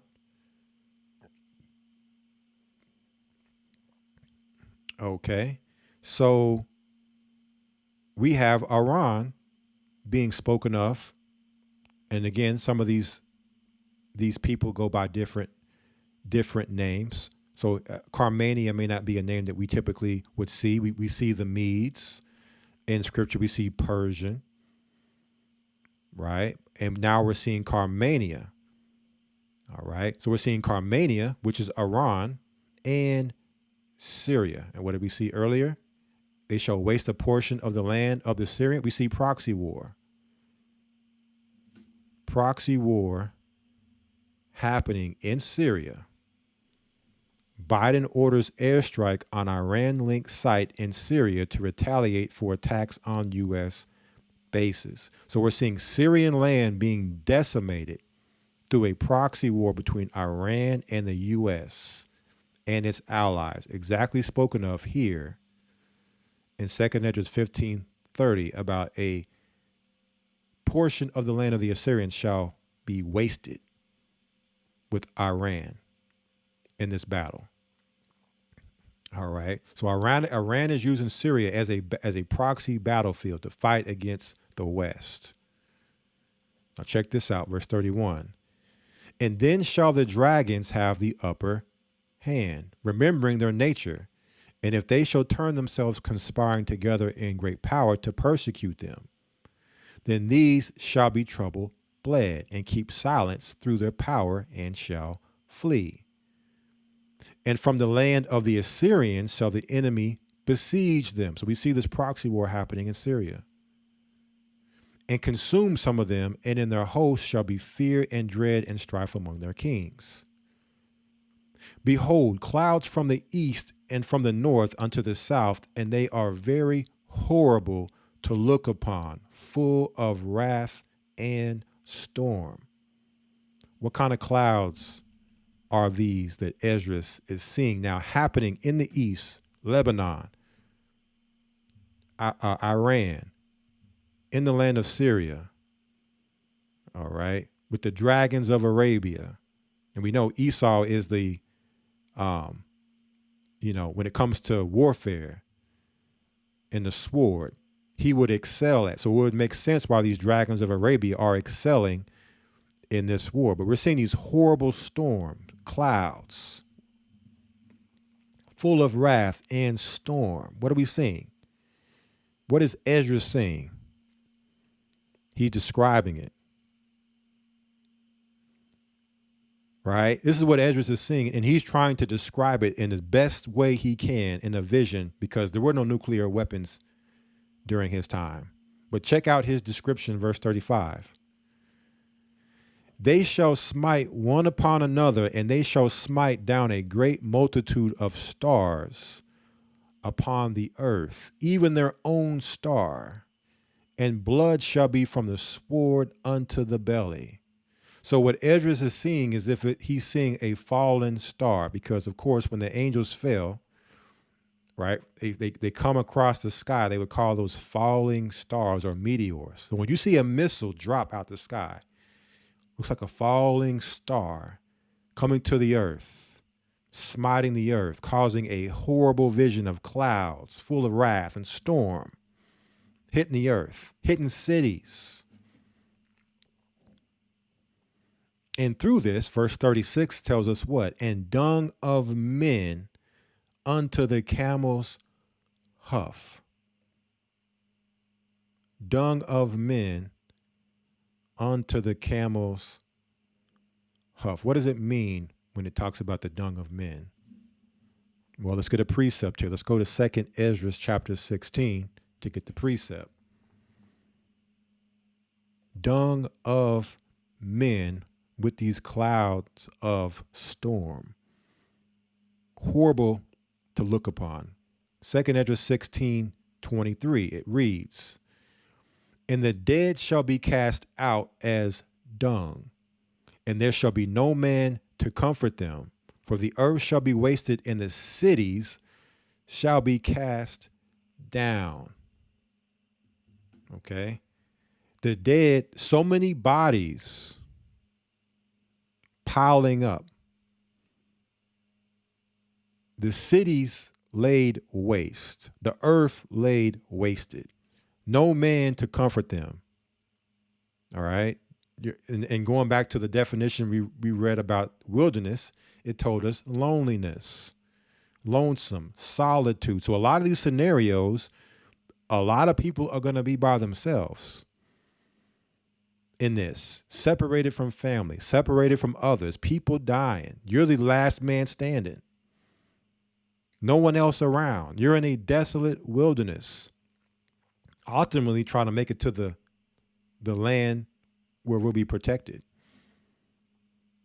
Verse 24, there shall be no man left to till the earth and to sow it. The trees shall give fruit, and who shall gather them? The grapes shall ripen, and who shall tread them?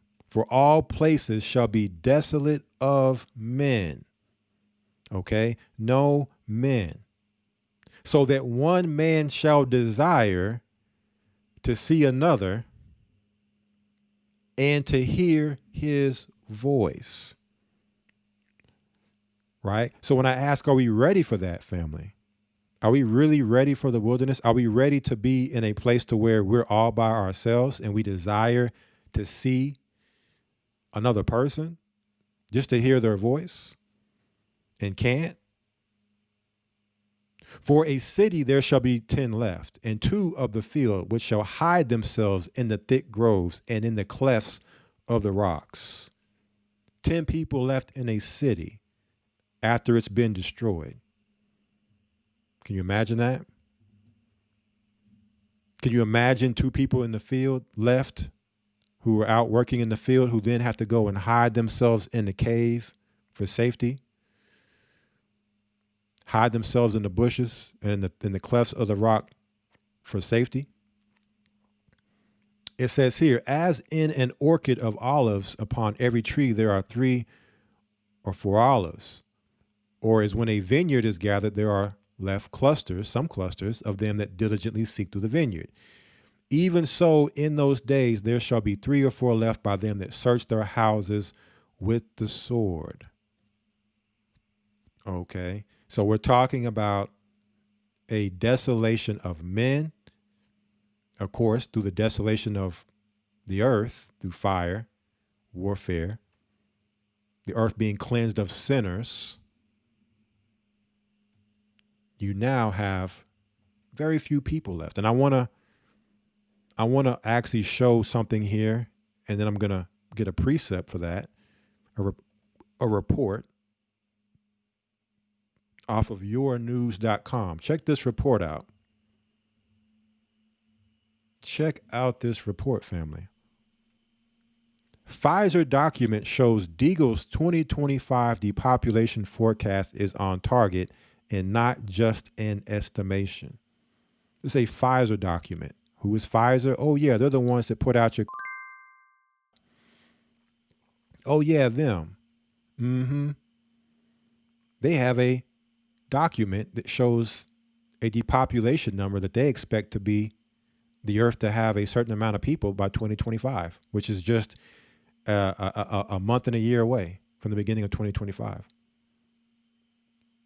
It says here, a controversial forecast by Deagle, a global intelligence and consulting firm, gained attention in 2020 for its startling prediction of a significant depopulation event across the Western world by 2025. There's now plenty of evidence that the are contributing to excess deaths, putting the Deagle report on track to meet its target. And we talked about Revelation chapter 9, the scorpion sting. They shall seek death, it shall flee from them. They shall have torments 5 months, but then after that, a third of the world's population gone. Let's take a look here. The bold claims made by Deagle are now backed up with evidence. That evidence can be found in their confidential Pfizer documents that the U.S. Food and Drug Administration has been forced to publish by court order. The evidence strongly suggests that causing mass depopulation, according to the report by the Daily Expose. The Deagle Corporation is a minor branch of U.S. military intelligence. To show you this is a military program. This is a military depopulation, a war against the people, biological warfare. So earlier when I said the sword can also be a syringe. All right. Operation Warp Speed led by who? Military. It's just another form of the sword, but to get you to voluntarily sword yourself or fall on your own sword. One of the many secretive organizations which collect data for high-level decision-making purposes and prepares confidential briefing documents for agencies like the National Security Agency, the UN, and the World Bank. Okay. Deagle's 2025 forecast was removed from their website sometime in 2020 after its statistics started to show the were contributing to excess deaths. They tried to hide this. They put it out there, and of course, you know, they had to put stuff out there to show you. But it got too much attention. They had to pull it off. Right? We're not ready to put, too many eyes on that. We'll put it back out there when, we got to a certain timeline. However, as a result of the Wayback Machine Internet Archive, we can view the original predictions. So what did the original predictions show? Deagle predicted in 2020 that the UK, United Kingdom, would see its population decline by 77.1% by the year 2025. Remember, 2025 is their year. That's the home stretch run to 2030, the halfway point of this decade to 2030. Supposedly, it's supposed to be the beginning of the next administration. We'll see if the elections even happen with where we are right now prophetically. Additionally, Deagle in 2020 predicted that the U.S. would see its population decline by 68.5% by the year 2025. So they had the numbers in 2017 of what they were, and by 2025 they showed what they were projecting. So 316 million people in America in 2017. They projected in 2017 or actually in 2020, that there would be 99 million people left in the U.S. by 2025. Right? So what is it they're going to do between now and 2025 to get to this number? Are they going to flip the switch? Are they going to hit a frequency that's going to cause something? What are they going to do? It could be a combination of things. Okay, when we talk about plagues on Babylon, okay, and what we're talking about right now, this is it. We're reading it, real-time prophecy in the Bible. These are your modern-day news reporters, but they're giving you the news before it happens. Esdras, right? Esdras is giving us the news before it happens. Let me see if there's any more here. Check this out. Verse 31. Even so in those days there shall be three. Okay, we read that. Verse 32. And the earth shall be laid waste. The earth shall be laid waste, and the fields thereof shall wax old. And her ways and all her paths shall grow full of thorns, because no man shall travel there through. That's a wilderness. The virgins shall mourn, having no bridegrooms. The women shall mourn, having no husbands. Their daughters shall mourn, having no helpers. In the wars, their bridegrooms shall be destroyed, and their husbands shall perish of famine. So I ask a question to our sisters, okay? How emotionally, mentally, spiritually, and physically are you going to deal in times like these? What we're reading about with no men, okay? Bridegrooms, husbands gone. Are you ready for that? We talk about we're ready for the wilderness. Understand, this is what comes with being ready for the wilderness. Okay? This is what comes with being ready for the wilderness. And I wanted to see if I could find some news here.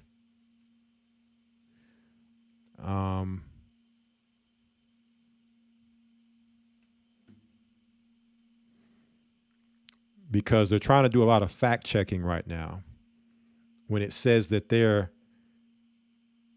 in their wars shall their bridegrooms be destroyed and their husbands shall perish of famine. Well, you know what's funny right now is that they have a low all-time number of people who are enlisted in the military right now. I don't know if y'all have seen that. So where are all these people going to die in these wars if nobody's enlisting in the military right now? There's been a lot of talk and chatter about Biden coming with a draft. Okay. And of course, with this talk of people talking about this, here come their fact checkers. And when you know they're fact checking, you know they're covering something up. Here's off AP News. The U.S. isn't planning to order young men to enlist in the military, despite claims made online. So you have people who are leaking information, whistleblowing, perhaps, on an upcoming draft, and they're trying to do damage control to tell everybody, oh no, because they don't want the cat out the bag too soon of what's coming.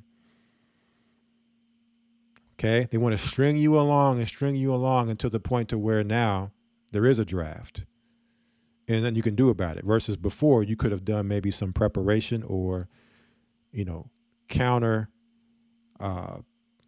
politicking against it, so that it couldn't happen. Well, we're reading here in the scriptures in 2nd Esdras 16 that men are going to die in these wars. And if we're at an all-time low number of enlistees in military in the history of the military right now in the U.S., okay, something's going to have to happen to get these men in these wars so they can be destroyed. Right? Now, I want to deal with this point and get some precepts here of there being a lack of men in the earth, going back to the question we've been asking about are we ready mentally? We have to ask ourselves some serious, hard questions. Sisters, this part here now is for you. We're going to Isaiah 13:1, which perfectly lines up with the precepts we've been speaking about, because we're talking about spiritual Egypt, the plagues on spiritual Egypt, while the world war is happening starting in the east.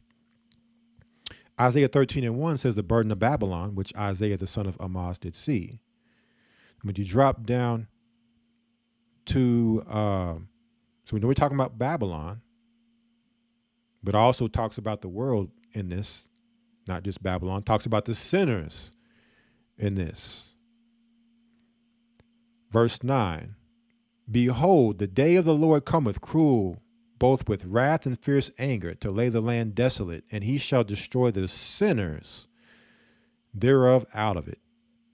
Okay, so everything we read in Amos, Joel, 2nd Esdras, it's all right here, lining up. What else do we see? Verse 12, I will make a man more precious than fine gold, even a man than the golden wedge of Ophir.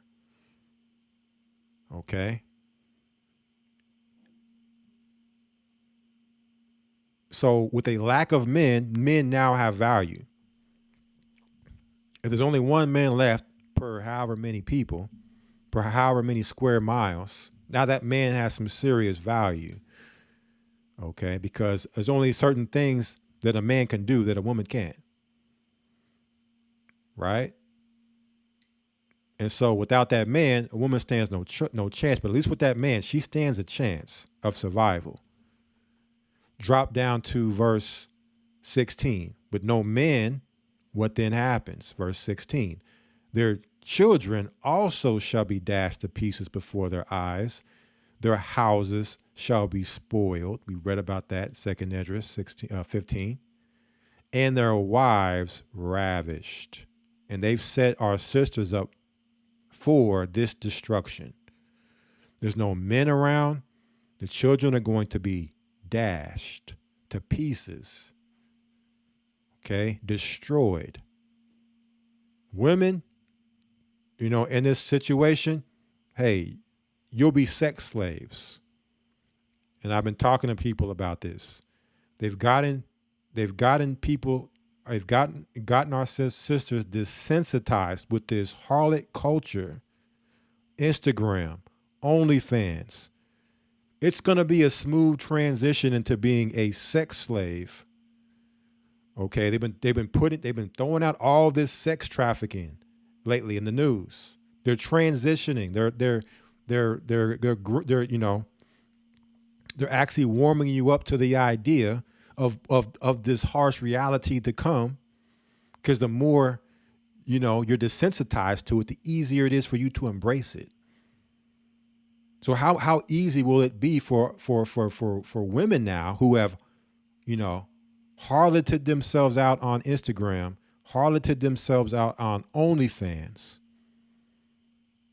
to then transition to being a full-time living on the streets, okay, being put out your homes. We're seeing sisters getting evicted out their homes, put on the streets, right? No more home housing for sisters, because we're going to give it to the migrants coming over. So sisters are out on the streets. And guess what? Not only do you live on the streets, you're going to work on the streets, because that profession will always be, a place for workers like that. Okay. And with the jack boots coming over, right? They've been favoriting their Instagram and OnlyFans crushes. They got them marked out. Oh yeah, you're putting your city and your address and all that online. They know where you're at, and they got their ones marked. And so I believe you're going to see women used as a commodity for bartering. Okay. You're going to see women being bartered. All right. Sex slaves. All right. Okay. I need some food.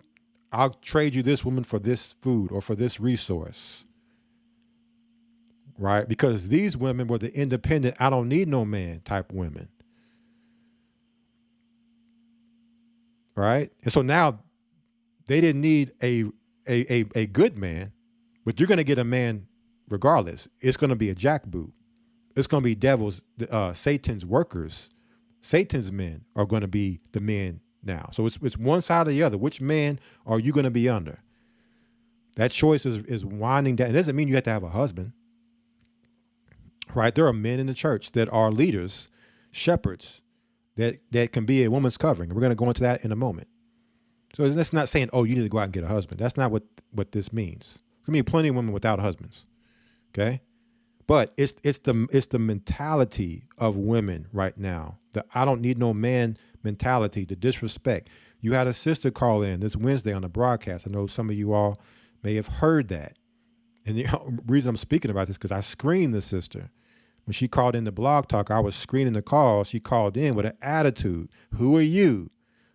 You know, like you know, who am I screening the call? Like I trying to screen the calls and get her name and try to see, what she's calling about. And she has all this attitude. I'm like, whoa, like what's going on with this sister? So I took her name, her information down, I put it in, and she get on the air and straight talking crazy. Well, women don't have to work. A man's supposed to provide.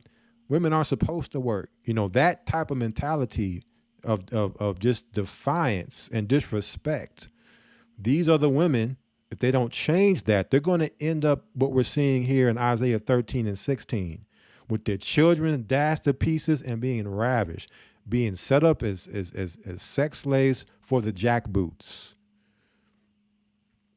So on one hand, Satan is going to have his men rounding up women, the wicked, evil women. On the other hand, Isaiah chapter 4, verse 1, and in that day, 7 women shall take hold of one man. So because now there's a lack of men, right? We just read it, 2 Ezra 16, 15. Men have become dung, dying in these wars. There's all these women. So now, in order to provide some level of security, protection, and provision, women are going to have to come underneath that authority of a man. Doesn't mean they're going to be wives, okay? None of them may be wives. One may be a wife, right? If that's that man's wife. But nonetheless, women are going to have to come under the authority of a man. So I ask sisters, are y'all ready? Because women are the weaker vessel. Okay. The loss of a spouse, or you're a widow, or you're single, and now you have to come. If our sisters can't come underneath the authority of a man now, and maybe in this case, women get it together to where now, hey, it's no problem coming under the authority of men, because they had no choice. Okay. But these are questions these are hard questions we have to ask ourselves. Where am I at mentally and emotionally with being under a man, his authority? Okay. It says here, saying, we shall eat our own bread and wear our own apparel, and only let us be called by thy name to take away our reproach. Okay. So even the point to where women like, listen, the food and the clothing is there. I don't need the actual resources to that degree. More so what I need is your protection. Okay. It's either that or the jackboots. Take your pick. So these are questions. And then for a man has to ask himself, like, man, am I mentally prepared to deal with the weaker vessel?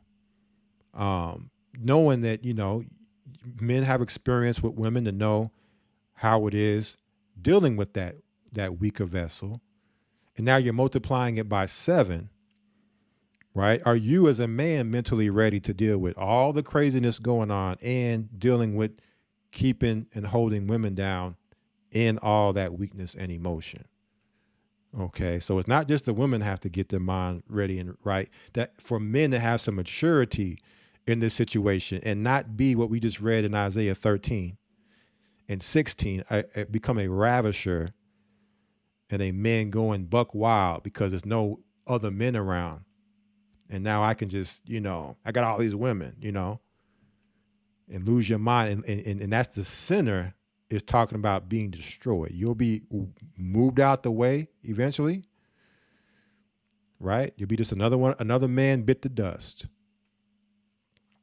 And it'll be a continued, trimming of people in the earth, and to see, okay, who in this crowd is righteous? Who in this crowd is got it together that can be salvaged and made to be used by the Lord and for his kingdom? Who is worthy? Okay, so let's go back to 2 Esdras 16. I just wanted to point that out. These are tough conversations, but yeah, all that back and forth fighting, as sisters with men, like that's not the mentality you want to be in right now, because that leads to some serious hardships for sisters in the future that are operating in this manner. Okay. Let's see, where did we leave off here? We are at verse, we're getting to the end of this. Verse 37, 2 Esdras 15:37. And there shall be great fearfulness and trembling upon earth, and they that see the wrath shall be afraid, and trembling shall come upon them. And here we go again. And there shall come great storms from the south and from the north, and another part from the west. And strong winds shall arise from the east, and shall open it.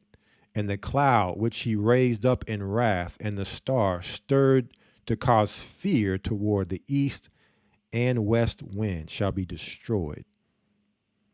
The great and mighty cloud shall be puffed up full of wrath, and the star, they that make all the earth afraid, and them that dwell therein, and they shall pour out every high and eminent place and horrible star.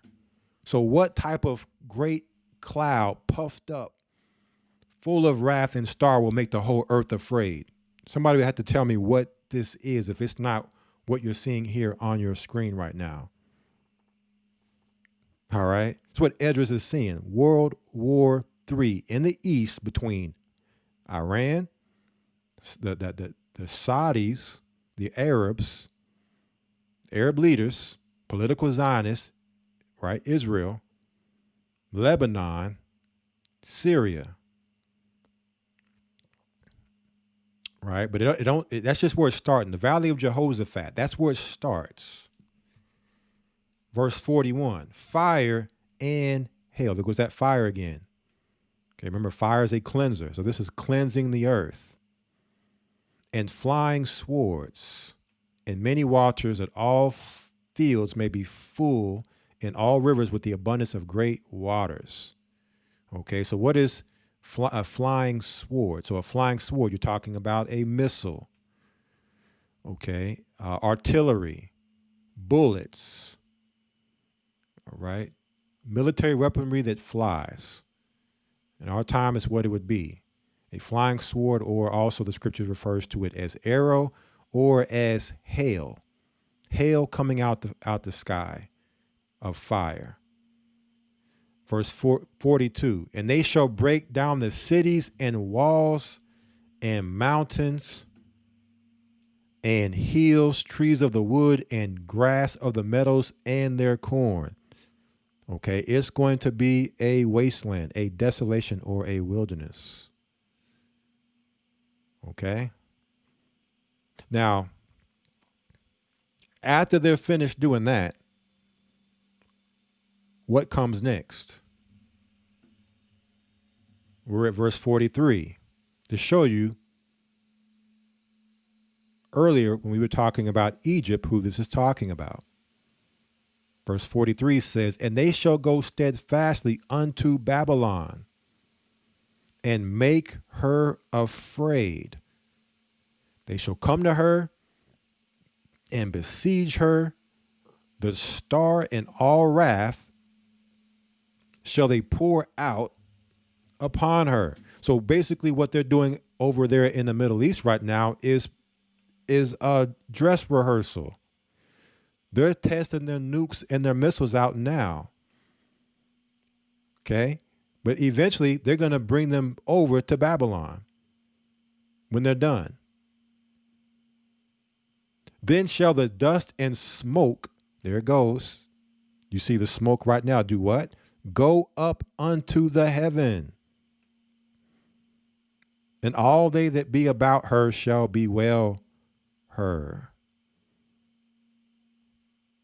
So I think it's crystal clear what Ezra is seeing here. And he's giving us real time, piece by piece, identifying the players on the chessboard, even America, Babylon and Egypt, spiritual Babylon, spiritual Egypt. It says, verse 45, and they that remain under her shall do service unto them that have put her in fear. All right. So while you're having this war happening in the Middle East, before they destroy Babylon, you're going to see civil war happening in this country. Shattered union. We talked about the video game they showed, predictive programming. Anybody seen the movie The Divide? If you haven't seen the movie The Divide, came out some years back, check it out. Gives you a glimpse in the division, the civil war happening in America while the world war is going on. You're going to have all the craziness we just read at the beginning of this chapter happening while that nuclear war, that nuclear holocaust is happening in the Middle East. And Daniel speaks on this. I want to get some things out of Daniel here real quick. The Civil War. As America's fallen, going into a time of the divide, the division, the Civil War, Daniel speaks about this. Daniel chapter 2, verse 40.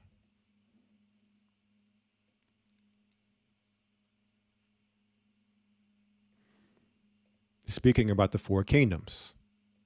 It says, and the fourth kingdom shall be strong as iron, for as much as iron breaketh in pieces and subdueth all things, and as iron that breaketh all these shall it break in pieces and bruise. So the legs, which represent the fourth kingdom of the statue, is the Roman Empire. Okay, but at the tail end of the Roman Empire, the legs, you see the toes, which is the last part of the Roman Empire, and you have 10 toes, also representing the 10 horns. Let's see what this kingdom is going to be like. Verse 41. And whereas thou sawest the feet and toes, part of potter's clay and part of iron, the kingdom shall be divided. The kingdom shall be what? The kingdom shall be divided. Let me find it here.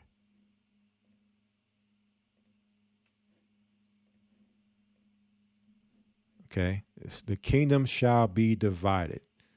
Okay, so we're going into a time of division. Nation against nation, kingdom against kingdom. It says here, but there shall be in it of the strength of the iron, for as much as thou sawest the iron mixed with miry clay. And as the toes of the feet were part iron and part of clay, so the kingdom shall be partly strong and partly broken. So you're going to be living in a fallen world, a broken world, okay, where the 10 horns are ruling. That's your strength. And the rest of the world is going to be fallen.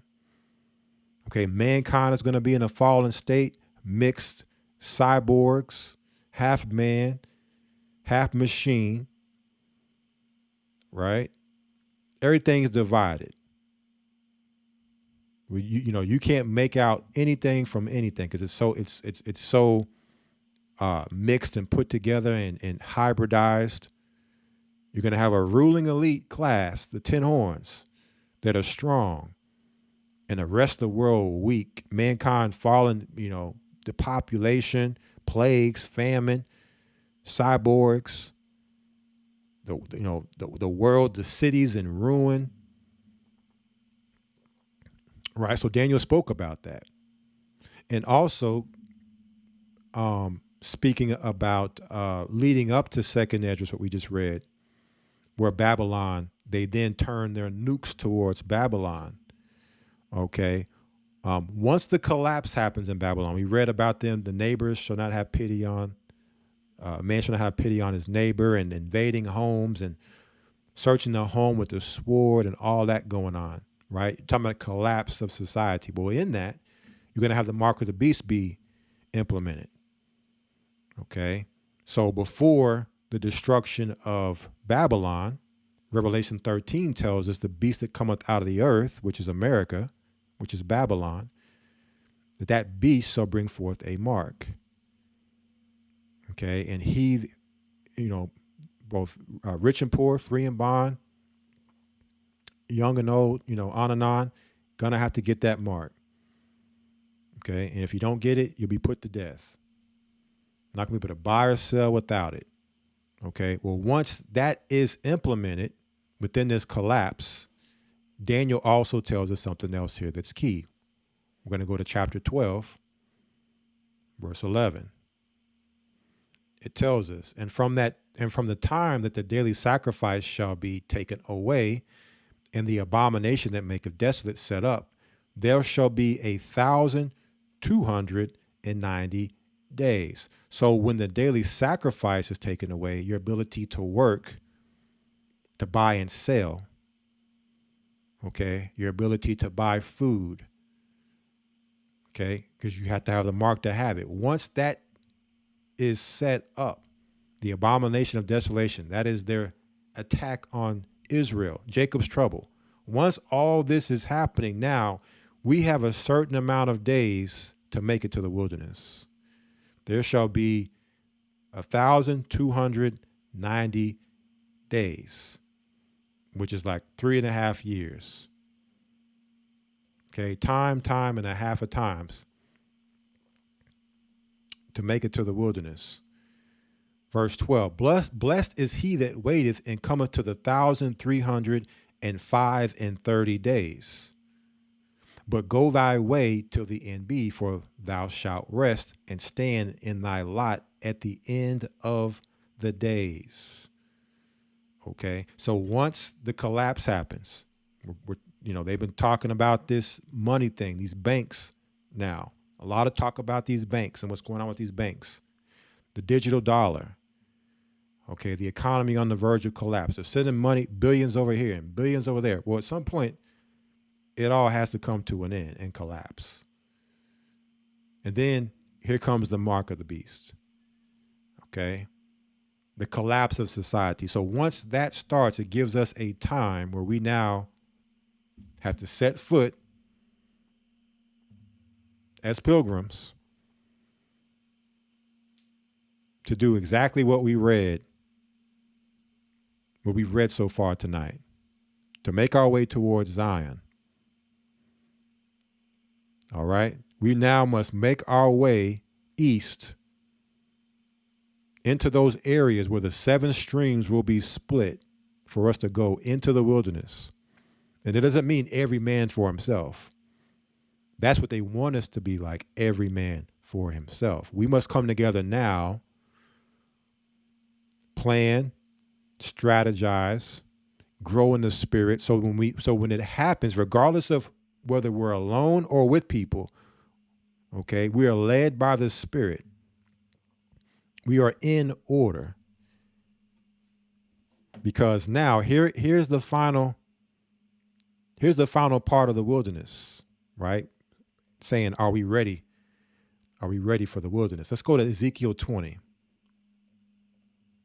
Because before we get to the paradise, the earth must go through a purging, and not just the earth.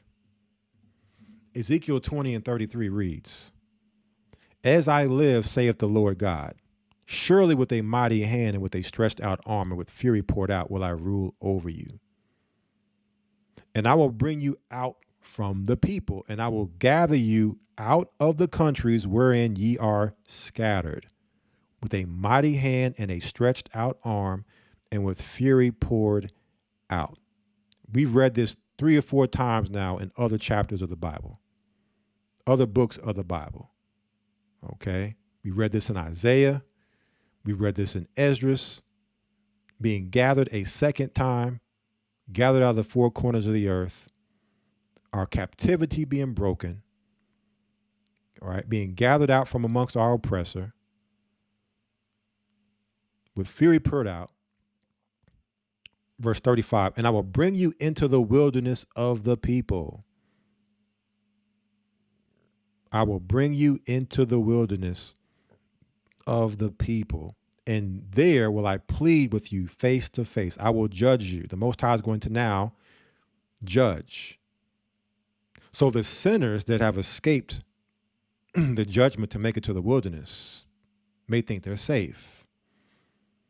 Now that they've made it to the place, the final, the final stand before Christ comes back. This is the final place, okay? There's nowhere else to go. We're in the place of protection to make our final stand against the world before Christ comes back. And just Jacob's trouble. Verse 36, like as I pleaded with your fathers in the wilderness of the land of Egypt, so will I plead with you, saith the Lord God. So homework assignment, all right? Couldn't go through it in this broadcast. Go back and read the history of us in the wilderness under Moses. It'll give you a insight to wilderness life. And I would probably say it'd be 1,000,000 times crazier now than it was under Moses. Okay, being how much crazier the world is and how much crazier we've been groomed in this crazy world. Verse 37, and I will cause you to pass under the rod, and I will bring you into the bond of the covenant. How many people are ready to go under the rod? What does it mean to go under the rod and under the bond of the covenant? That means no sin. That means if you sin, you die. You have to be in total righteousness at this point, total compliance, total obedience, no defiance or disobedience whatsoever. Because what happens to the sinners and the disobedient that have made it this far somehow? Verse 38, and I will purge out from among you the rebels, and them that transgress against me. I will bring them forth out of the country where they sojourn, and they shall not enter into the land of Israel. So Israel's being prepared. All right. But the sinners aren't going in. The sinners are going someplace else. They're going into Hades. The righteous are going into Israel. They're going into New Jerusalem. After it's been purged and burnt and cleansed. And ye shall know that I am the Lord. Let's get the precepts to this. Zechariah 13:8. Zechariah 13:8 to show what's going on here, what we just read. And it shall come to pass that in all the land, saith the Lord, 2 parts therein shall be cut off and die. That's your purge of the rebels in that wilderness. But the 3rd shall be left therein. So after 90% is cut off before the wilderness final stand, right? You have 10% make it in. And out of that 10%, 2/3 of that 10% will be cut off. And what's going to happen with that 1/3? Will they have to go through the fire? Verse 9, and I will bring the 3rd part through the fire. So the whole world's going through the fire, including that 3rd. Why is that 3rd going through the fire? And will refine them as silver is refined, and I will try them as gold is tried. They shall call on my name, and I will hear them, and I will say, it is my people, and they shall say, the Lord is my God. All right. So he will look at that 3rd and say, oh, here are my people. The rest, them ain't my people. That 2/3 and that 90%, them ain't my people. This is my people right here. These are the ones that are tried and true and made it, and the dead that are in Christ. Because there will be martyrs. There are those who have died, throughout the ages that are in Abraham's bosom. Okay, but we all must go through the fire. No one escapes the fire. All right. And if you go through and you're unworthy, you get burnt to a crisp. If you're worthy, you'll be like Abraham, who was thrown in the fire, right? Coming out the fire unscathed, purged, cleansed, glorified. Time to receive your glorified body. Time to meet Christ in the sky. And now finish the cleansing of this earth and the remnant and the remains of the evil and wickedness that's in this earth, and build the kingdom of heaven. All right. So that's the part that people might say, I'm ready for that. Right. But we just went through a whole timeline of what must happen before we get here. Get to this glorious part. Okay. But without going through, having the testimony, there's no glory without the story. So us going through this now is a testimony. It is us proving our worthiness, our accountability, and being accepted by the Most High God as his people, that we are worthy to be accepted and say, okay, you went through the trials, you fought the good fight of faith. Here's your crown. Okay, so just so people understand, this is no walk in the park. Okay, and but it's a choice and a decision that any of us has the ability to accomplish. I don't make it seem like this is far-fetched and nobody can attain this. We're seeing people attain this here, but we have to be honest with ourselves to see, okay, am I where I need to be, or do I still have a lot of work to do to get where I need to be?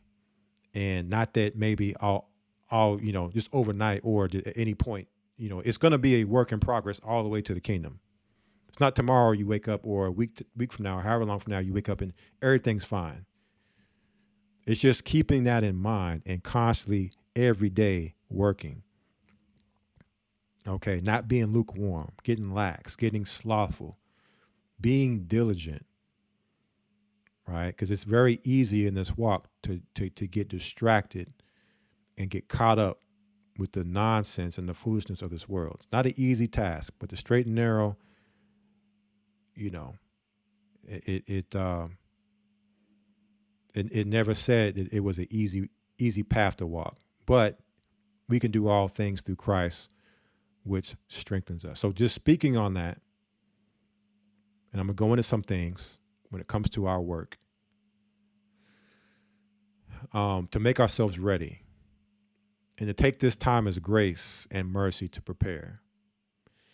Matthew 25:1 tells us, "Then shall the kingdom of heaven be likened unto 10 virgins, which took their lamps and went forth to meet the bridegroom.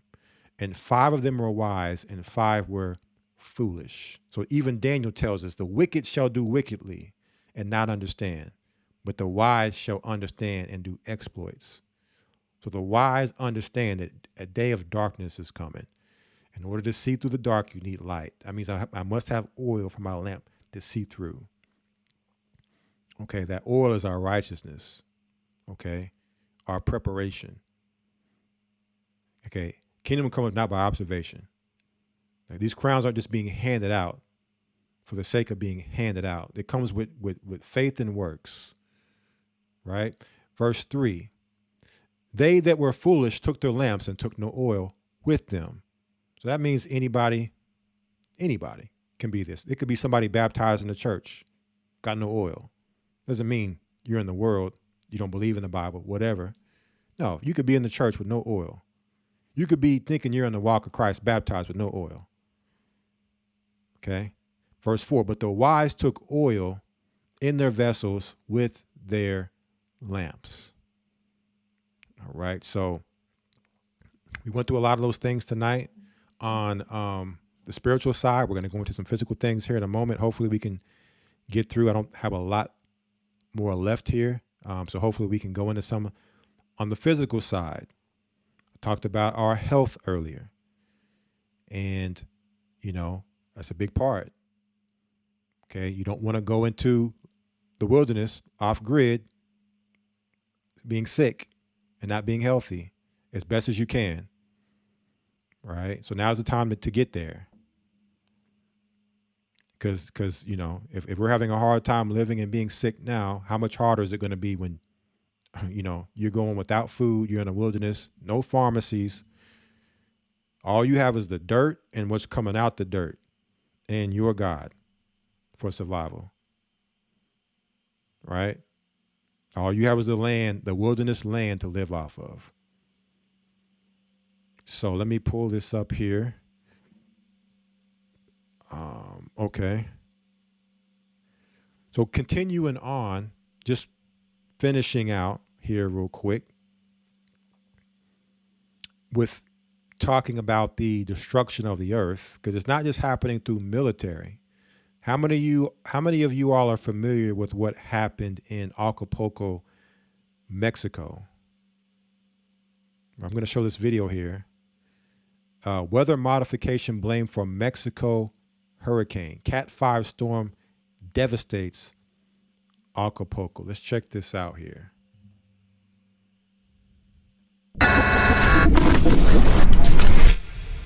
Welcome back. So have you ever been on vacation to Acapulco, Mexico? Beautiful place. Maybe you want to go back. Well, bad news. You can't, because it's gone now. Nobody is talking about this. The media is barely covering it at all, but Acapulco just got drilled head on by a Category 5 hurricane, Hurricane Otis. About 50 people are already confirmed dead. More deaths will no doubt be confirmed in the days and weeks to come. Videos at the scene show the utter devastation of the city. You won't see this on the Fox News channel, but have a look.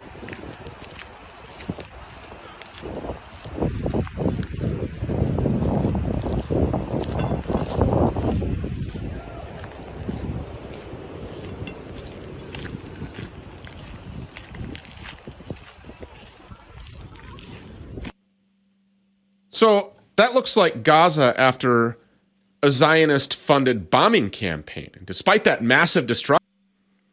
Now let's compare here. Okay, what we just saw in Acapulco looks very similar to what we're seeing in Palestine right now with the destruction of the cities.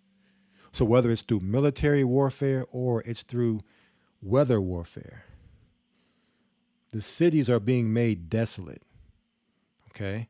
And if these cities are not salvaged and made into 15-minute cities, which will be glorified concentration camps, they will be uninhabitable, just like we read in 2nd Esdras. Cities wasted, desolate, unlivable. A man shall desire to go into a city and shall not be able to. Okay. But we see very similar images, but whether it's through weather warfare or military warfare, these cities are being destroyed. Destruction, total blackout in the media. The news coverage that has happened so far looks primarily intended to discredit the Mexican president, who's notorious for not going along with the demands of the World Economic Forum and other globalist bodies. President AMLO, as he's often called, has also opposed the global climate scam. He even tried to stop the endless migrant flood into our country here in the United States.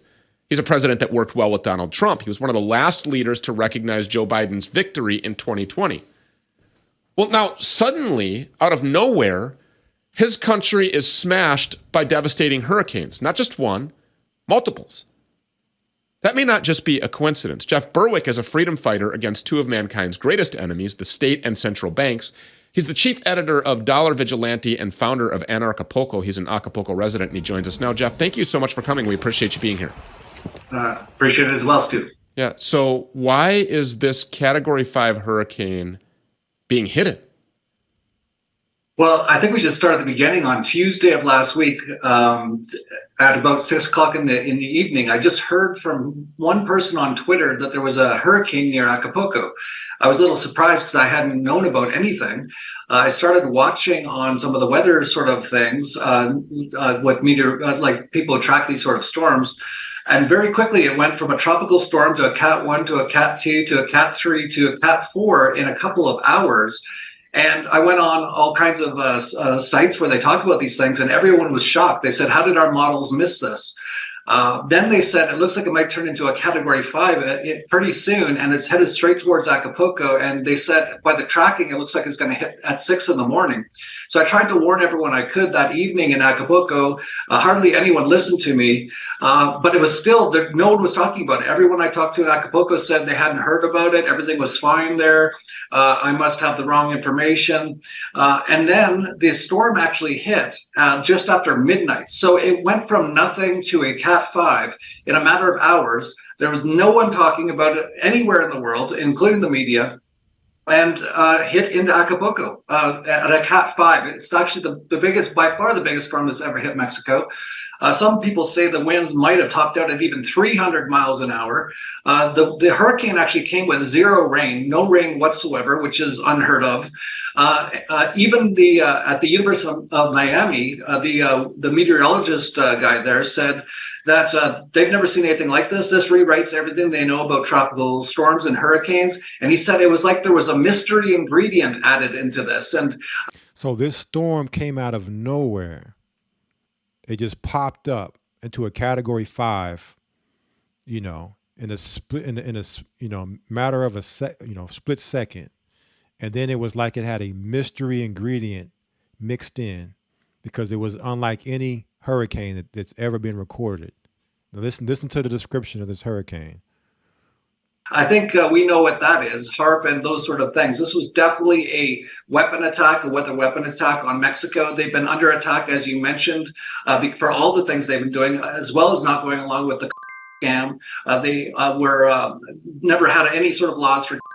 So earlier this year in February, 3 Pemex oil facilities all blew up at the same time.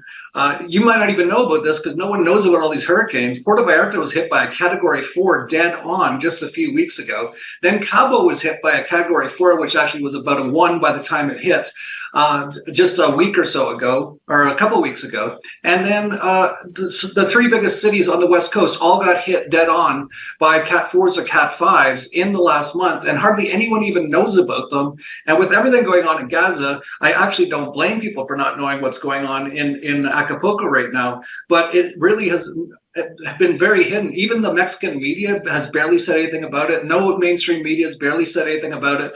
They want to keep it quiet because this is a weather weapon attack, in my opinion. Well, I mean, yeah, the terrorist state of Israel is bombing innocent children in Gaza. But at the same time, if there's a hurricane that's coming toward the mainland United States, if there's a tropical depression, if there's a thunderstorm that's more than, a tornado or two, we hear about this thing. They track it. They've got all kinds of Doppler this and radar that. They're predicting the tracks. They're showing the guidance. They're talking about it swirling around in the Gulf and the warm waters, making it stronger. And they're talking about evacuations. And governors are putting on their stupid jackets with the dumb crest on them, pretending to care about their constituents and telling them you need to move from the area. They're locking people down. They have cops patrolling. They're evacuating. They're talking about storm surges. Why nothing in this case? What do you think the secret ingredient was? The real secret ingredient, well, there's actually people who have been tracking and looking at the data, and they see things like chem bombs being dropped into the storm. These are things that people really need to look into. Also, people need to look into how fast this storm not only turned into a Cat 5, but also then sped up and just drilled right into Acapulco. And then as soon as it had hit, it basically disappeared completely. This was every meteorologist on Earth should be studying this, but most of them don't even know about it, as I said. But most people in Acapulco that evening went to sleep and had no idea there was even a tropical storm in the area. Soon after midnight, they were woken to 200 mile per hour plus winds, and nearly the entire city was destroyed. So what have you heard about storm surge? I mean, no rain in a hurricane. I've never heard of that in my entire life before, but no rain in a hurricane. And this hurricane popped up. As quick as it popped up, it disappeared. And so this is now an anomaly defying all science up until now, what we know hurricanes are. So what you have is, in the Middle East, you have military warfare going on. While here in Babylon, which Mexico is a part of Babylon, you have plagues, weather warfare, where they can destroy the country in more covert ways of destroying this side of the globe. Okay, the military side of destroying this globe isn't going to come until the end. But in the meantime, they're financially destroying this country. They're lowering it to third world status with the influx of migrants. They're bringing in all type of weather events that are destroying cities. So still destroying this country, even though it's not military. What about? I mean, we saw the devastation here. We're looking at some of this footage. I mean, this place is completely destroyed. This is a major tourist attraction. How do people expect the word to not get out? I mean, I'm not seeing this on the Fox News channel. Seriously. No one even knows about it. If I ever go on the internet and see someone talk about it, the first comment is always, how did I not hear about this? They've kept it incredibly quiet. And as far as the storm surge, you might see some water on like flooding. That's all along the coast, and that's from a massive storm surge with these 200-mile-per-hour winds that came out of nowhere. But there was absolutely no rain. In fact, a few hours after the storm hit, it was sunny and clear that day, and it's actually been that way all week. And it's actually been a water problem where people don't have any water whatsoever all this week. We've actually been one of the only groups who were on the ground almost immediately trying to get help to all the people there, because there was no help either from the government. Still haven't seen much help from the government. Really, we were the only people that were mostly helping out this entire city this entire week, and it's still a very, very serious situation. We've talked about weather manipulation, cloud seeding, the capability to use chemtrails or whatever else to manipulate weather making machines. We've talked about all this stuff. Do you think that is in play here? Oh, absolutely. There's so many. So you think that this was a things manufactured storm? Absolutely. Like every meteorologist has said that this doesn't make any sense. This is not possible. There's some who have used those exact words. This is not possible. I'm going to subscribe to your theory. I believe you, and I'm going to subscribe to this theory because, we live in murderous times where world governments are killing their people. Ethnic cleansing is happening. Genocide is happening. Bioweapon, bombing this, bombing that, killing kids, raping, molesting them. We see the intentional supply shortages. We see the famines that are coming. We see the draining of bank accounts and the crashing of stock markets. We see the hyperinflation. This is a murderous regime, and it's like global lockstep. Who's responsible for this, and what's their motivation? If you were to guess, just an educated opinion, who do you think is responsible? I barely even need to guess. It's the globalists who are pushing this global man-made warming scam, because that's also one of the agendas with these storms, is to say, look, these storms are getting worse and worse, so everyone needs to stop driving their cars and stop eating meat and eat Bill Gates' lab-grown meat.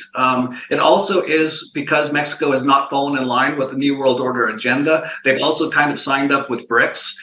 So this is a message to Mexico to try to make them change so that they follow those New World Order agendas. To me, this is blatantly obvious, especially as you look at all the data that this and all the other hurricanes and the attacks on the Pemex oil facilities. This is basically a war on Mexico by the globalists that no one is hearing anything about. You probably didn't even know about those Pemex oil facilities. They don't put it in the media on purpose so that people are completely unaware of what's going on. Yeah, I believe this. I believe that this is exactly what's happening. Let's do some comparison here, and then I'm going to make a prediction. Look at what happened in Maui, right? This is an obvious directed energy weapon attack. Obvious. Anybody who says that this was a natural fire, wildfire that just spread, you've got to go check it yourself into if there's an insane asylum that you can find. But I'm going to make a prediction here. Just like what we saw in Maui, there's a bunch of elite rich people that are buying up all this land that they tried to buy for a really long time that they couldn't buy. What's premier real estate in Acapulco going to be purchased? Who's going to be buying this stuff? Well, they've already begun, actually. Carlos Slim actually has been buying up all the mainland in Mexico. And what they actually, this is another part of the agenda. They want to get rid of a lot of the poor people out of the poorer areas because no one knows this, but they were planning. We found out about this afterwards. There was a UK think tank that wanted to try to put in a 15-minute smart city in Acapulco. And the people in Acapulco are the type of people who would not go along with that. So they're just like in Lahaina, they're trying to wipe them out. We're trying to stop them. We're actually doing a pretty good job. We're actually winning on this one, but that is also part of the agenda. Yeah. So he just mentioned how their attack is moving the poor out of the way in Mexico. And who is in Mexico? Issachar, children of Israel. Right? So we see another area, children of Israel, under attack. right? We're gonna talk about Lahaina in a moment. We know that's Naphtali, children of Israel. But this is Issachar. And it always ends with them looking to turn the city into a 15-minute city. And so here comes their excuse now to build back better after the city's been destroyed through act of God or Mother Nature. Yeah, we talked about the smart city stuff in Maui, and they publish this stuff in advance. It's not like it's some conspiracy. They tell you that they're going to do it, and then they do it. It's part of their pact with Satan that they have. Jeff Berwick, amazing stuff. Thank you so much for bringing this to the attention of everyone who had no idea, which I'm going to guess is about 99.9% of our viewership. Unbelievable. These people are psychotic. 30 seconds left. Final words, Jeff. I would just say for anyone who can donate, please do. HurricaneOtisRecovery.com is the main place that has GoFundMe, has cryptocurrencies. We've received $400,000 so far, which has been really good. But for a storm of this size, you would normally see millions of dollars come in, but no one knows about it. We can use all your help. So go check it out. We've got all the photos, videos, updates there. HurricaneOtisRecovery.com. HurricaneOtisRecovery.com if you feel that you can and you're not. Speaking of Lahaina, what's going on there these days, one may ask. We have a video. Lahaina reopens and new questions arise. So this is what we're going to have to get used to on our side of the globe, are these events that destroy our cities through so-called acts of God, while they destroy the other side of the globe through military.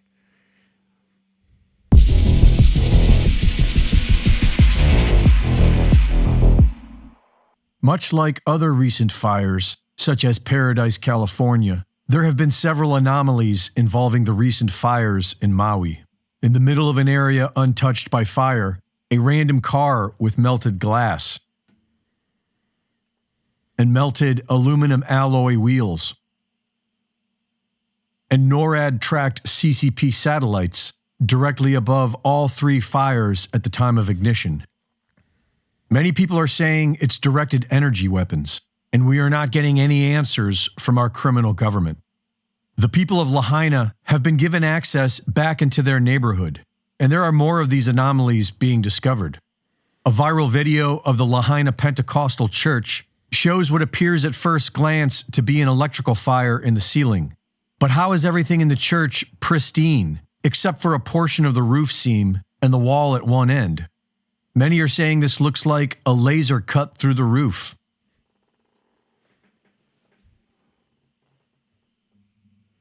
There is an area with just a few buildings that have been totally devastated by fire, while everything surrounding them has been untouched.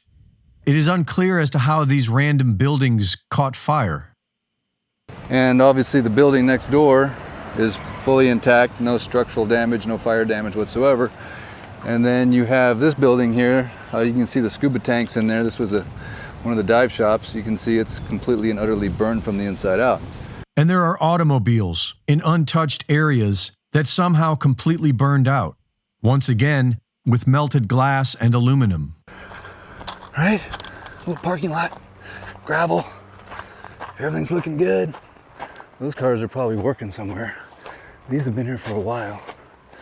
But then this thing, and I know it didn't get moved here because you can still see the scorch marks on the building. Okay, so how'd this thing catch fire? Scorch marks, right? It was definitely burning right here. Just a random car fire? Random truck fire? Okay, look at this, look at this. How could this car? Okay, the building is perfectly fine. We got a concrete parking lot, right?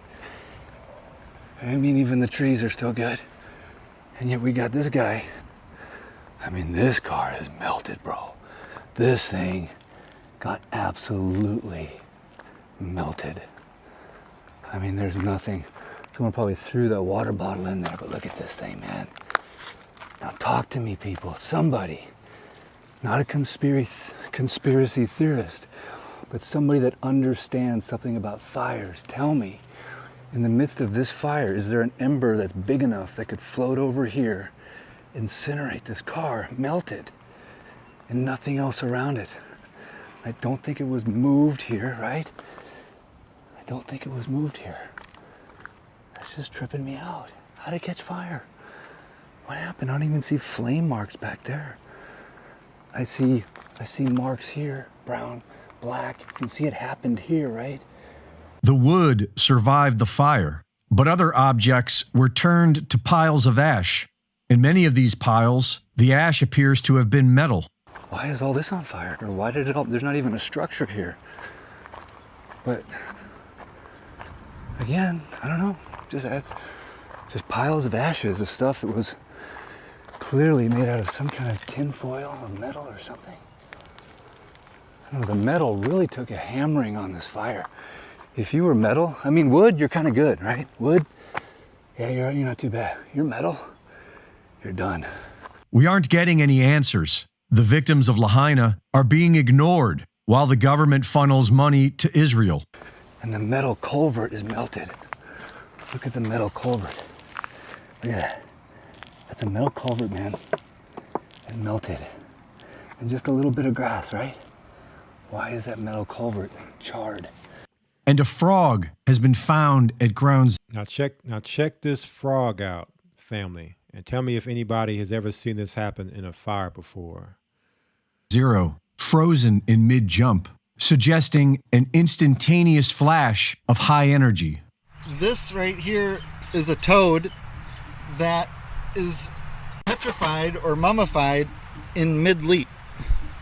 So you can see the angle of it. It's not squatting down. It's very symmetrical in every way that it is. And you can see those legs just jumping. So whatever it is that happened in a split second. Now, has anybody seen a fire do that to an animal where an animal is pretty much frozen mid-jump? Or, you know, you would think if it was caught on fire, it wouldn't look like that, and then it wouldn't be in a state of motion. So it's like an instantaneous flash of fire or energy to mummify this frog. All the while, glass and metal are liquefied, but somehow the frog is just mummified. So whatever it is that happened in a split second. Reporting for InfoWars, this is Greg Reese. Okay. Now, there's only a couple other things I want to show you all this. I want to talk about health now. And I'm going to show this video. They have put artificial life inside humans. They have put artificial life inside of humans. And this isn't just for the also the video is going to show also the show this video last. But I want to speak on a couple things in regards to on health. I want to stress some things here because we're dealing with the biochemical warfare too. And as I mentioned, you know, when it comes to are we really ready for the wilderness? Well, a big part of that cannot be minimized is our health. All right. You want to go into a collapse having as much order in your life, spiritual order, right? Mental order. You don't want to go into a collapse having a mental disorder. So if you're dealing with mental issues, you got to get those worked out. Spiritual issues, you got to get that worked out. Emotional issues, got to get that worked out. We also have to work out our physical issues. And I want to make a statement, right? That it's each and every person's responsibility to know your body. Okay. Going into things health is more universal and generally speaking. So from person to person, it may vary, right? And when you eat certain foods, you need to have a connection with your body to know when you eat something, a response that may happen from eating that food. For instance, like if I eat something that has a lot of sugar in it, like let's say if I were to eat like a slice of pie, really, really rich, a lot of sugar, like I'm going to feel it in my body. I'm going to know I feel horrible, right? And I know it was that pie I ate. I'm not going to be like, man, I wonder why I feel like this. Okay. So we had to be mindful of the things that we're eating. So that way we can identify if we ate something, we can more so know, okay, eating that has caused this now effect on me, whether it's, gaining a lot of weight, whether it's some type of health issue. Like, we have to know our bodies. So that's each and every person's responsibility to know their bodies. Okay. To know what you may need that someone else may not need. Right. Because again, we can only go through a general overview of things that to focus on, but you may need something more or something different. Right. But within this, because we're dealing with a whole new level of now attack on our bodies with this, with the nanotech, because it's not just coming through okay, this stuff is coming through the sky, through the chemtrails. It's in our food. It's in our water. It's in our land. So this isn't something where I think any one of us should not implement. I think all of us should be implementing the things that are going to combat the nanotech, the invisible warfare against our temples. And, the reason why we did a lot of talk on the withstanding of the incursion of the Shadim, right? Understanding these things. There's a high level of spiritual warfare going on right now. And we have to combat the spiritual warfare. And really any type of attack all stems back to spiritual warfare. If it's a military attack, a biological attack, a psychological attack, these are all forms of spiritual warfare. Okay. When you put it all together. And so we must combat all of these in their various ways of combating. In this case, we're talking about health. And so dealing with the nanotech warfare that's happening right now on our bodies. They're spreading or shedding. There's chemtrail spraying in the skies. And now you may run the risk of breathing in these nanotech that now is accumulating in your body. What are we doing to get this stuff out of our body as best we can with the right type of diet and supplementation? So there's a couple things that I have that you all can also, I believe I put these links in the description box. But this is a paper written by Dr. Thomas E. Levy, Resolving Long Haul and Toxicity, Neutralizing the. Okay. So I just wanted to highlight some of these things that we have to take serious research into.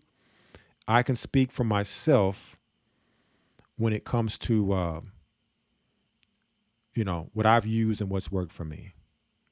Okay. First and foremost, when it comes to minerals and vitamins, I believe one of the best sources so that you can get pretty much almost every mineral and vitamin in a trace amount, and probably the highest level in nature is sea moss. Okay, so I would implore everybody out there to look into sea moss and research its health benefits. And if you're taking that, you're going to be giving yourself a lot of stuff that you need. Okay. One of the vitamins that's very important is vitamin C, because of all that it does. It's also detoxifying. It boosts our immune system. There are different types of vitamin C. So get a wide array of different fruits and vegetables that have vitamin C. And also in supplementation, look at the different types of vitamin C. There are different forms of it that are put in supplements. So look at the different types of vitamin C and maybe, utilize them all to some capacity with supplementing vitamin C. I would say here, the biggest supplement I've taken recently that I feel like has had the biggest effect on my health is quercetin. Okay, we talked about quercetin before. If you haven't tried quercetin, I'm telling you, whoever you are, look into it. You're probably going to notice a change in how you feel. Like I deal with allergies, mainly sinus allergies, food allergies, and I can say quercetin, if not 50%, at least half, if not more, have knocked down my allergies. Okay, because what quercetin is, it's like an antihistamine, right? And it also is going to deal with the nanotech. Those who take zinc has an issue with being absorbed by the body, and quercetin actually helps amplify the absorption of zinc. So if you want to get the most out of your zinc supplement, a lot of times when you see quercetin, you'll see it with zinc. Okay, you're not getting the zinc absorption that you would want without taking quercetin. Okay, so I would say, this is the one for me, and maybe not for you, but I would say has been one of the biggest supplements that I can remember that I can notice a serious change with taking. Also talked about it is typically sold as a drug. Look into that. Is an anti-parasitical against parasites, against they do sell it over the counter. They label it for animals, but from my research, I have seen that it is it's fine for people to take, even the ones that it says are for animals. But that's something you'd have to research into. This is something that comes with a protocol on using. So it's not something you just take. You need to know how to take it. Get with a doctor. Look into the protocols from other doctors talking about its use. Okay, I think it's something you should have in your medicine cabinet. Okay, your first aid kit as an emergency. Especially we're talking about living off grid. Okay, you're talking about living off grid, living in nature. There's parasites out there, outside of the synthetic parasites that we're seeing with the nanotech and the. All right. Also, this doctor talks about vitamin D3. Okay, it's a main vitamin that, especially as blacks, people with darker skin pigmentation, harder to get the vitamin D into our bodies through the sun. Okay, vitamin D3. Focus on that. Magnesium. Focus on the magnesium. We are magnesium deficient. It's another one that you should focus in on having. Okay, outside of the CMOS.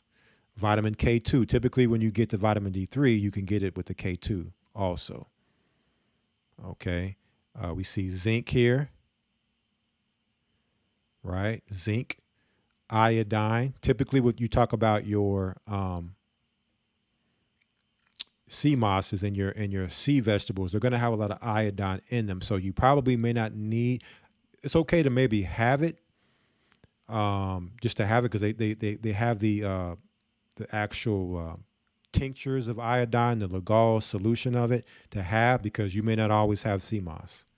Okay, but at least if you have the drops, you have iodine drops. It can be used a lot of different ways. The iodine. All right, and there's some more I want to point out here to focus in on. All right, because there's another one I have here from Dr. Mercola, which is his paper on the scope, the remaining 6 months after the. This stuff does not come out of the body. I'm gonna bring up the Dr. McCullough here in a second that talks about once this stuff's in your body, it doesn't just come out. All right, we must understand this so that we can now, even if we're finding stuff in nature off the land, that we can know, okay, this is going to get this stuff out my body. This is stuff we have to now look into. Okay, but these are some of the things that Dr. Mercola, as well as other doctors, have told us to focus in on. Okay, we talked about the proteolytic enzymes, nattokinase. It's soy-based, so I would probably, it would be my last choice, but still may have benefit. I would look at the serrapeptase and the lumbrokinase as the protein digestive enzymes that are going to digest protein out of the body. The is a protein. Okay. What are we seeing that people that took the vaccine, people with blood clots? What are blood clots? Proteins. So these enzymes are going to break down proteins, keep our blood pure, our blood from clotting. Right? Inflammation is a protein. It's going to help bring the inflammation down. All right. You have another enzyme or protein digestive in bromelain. Okay. Bromelain. Look into it. I take bromelain with my quercetin. All right. So these things are going to break stuff down that doesn't belong in the body. Right. So it can be flushed out. Okay. Curcumin is a extract of turmeric. Okay. So turmeric, a lot of people talking about turmeric, right? Good stuff. And here goes your lumbrokinase. Dr. McCullough recommends using it over the natto because it's more potent to deal with the fibrin in our blood, the blood clotting. I'm going to talk about blood clotting here in a moment too. Okay, so what they're looking to do with this is cause our blood to clot, which causes heart attacks and strokes. Okay, they're looking to do things that's going to cause our blood to clot. Another main supplement, okay, outside of the others we've already mentioned, is the NAC, N-acetylcysteine, because it's going to produce glutathione. Okay, glutathione is the most powerful antioxidant that our body makes. So if you're taking the NAC, you're now producing the antioxidant, which can now bring out the broken down nanotech. Okay, the stuff that's in our bodies. All right, that can cause the blood clots and the sicknesses and things like that. Okay, he mentions the CMOS here, right? The selenium. Okay, now there's a lot of different things, but these are the main things I'm saying people should start focusing in on to keep their immune system strong. Okay, to stay detoxed, right? And outside of these things,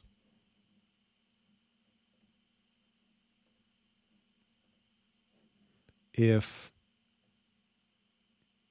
here's a document here, healing protocols for detoxing from. Okay, and this is something we have to get better at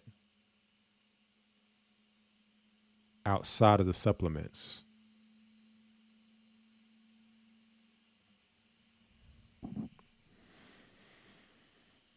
Okay. Of course, it talks about exercising. Got to exercise. If we can't walk without being out of breath, how are we going to flee and expect to, make it in the time where we have to, physically strike out and bug out, right? So we have to get our exercise right. Even if it's just walking. Maintaining a healthy weight, big part for our people. We lead probably in the highest categories of obesity and being overweight as a people. Right? So we have to then make sure when it comes to foods we're eating, we didn't get there by eating healthy. Right? We're probably eating most stuff that's not really food. It has a lot of chemicals in it. So what's going to happen when now you're off grid and those foods that you're used to eating have chemicals in it, which now can become a chemical addiction, almost like a drug. And now you don't have those foods and you're living off grid. What do you think is going to happen to you, like mentally, right? Psychologically, physically? You're going to have withdrawals. You're going to be in a world of hurt. And your body's not going to know how to respond. And that could produce a lot of different scenarios with an individual who is not, in that mental state. Okay. Not eating normal foods. So now when you're off grid, you don't, eating the real foods now off the land, your body can't adjust. So now is the time to start adjusting and getting back to nature and everything we do. Okay, so it goes in here. It talks about the different foods, the detox diet, green leafy vegetables. Okay, how many of us are eating salads, green leafy vegetables? Okay, when you're out there off the grid, what are you going to be eating? Dandelion roots up out the ground, green leafy vegetables. Get used to doing that now, so it's not a shock to the system. Right? You have all the different ones here.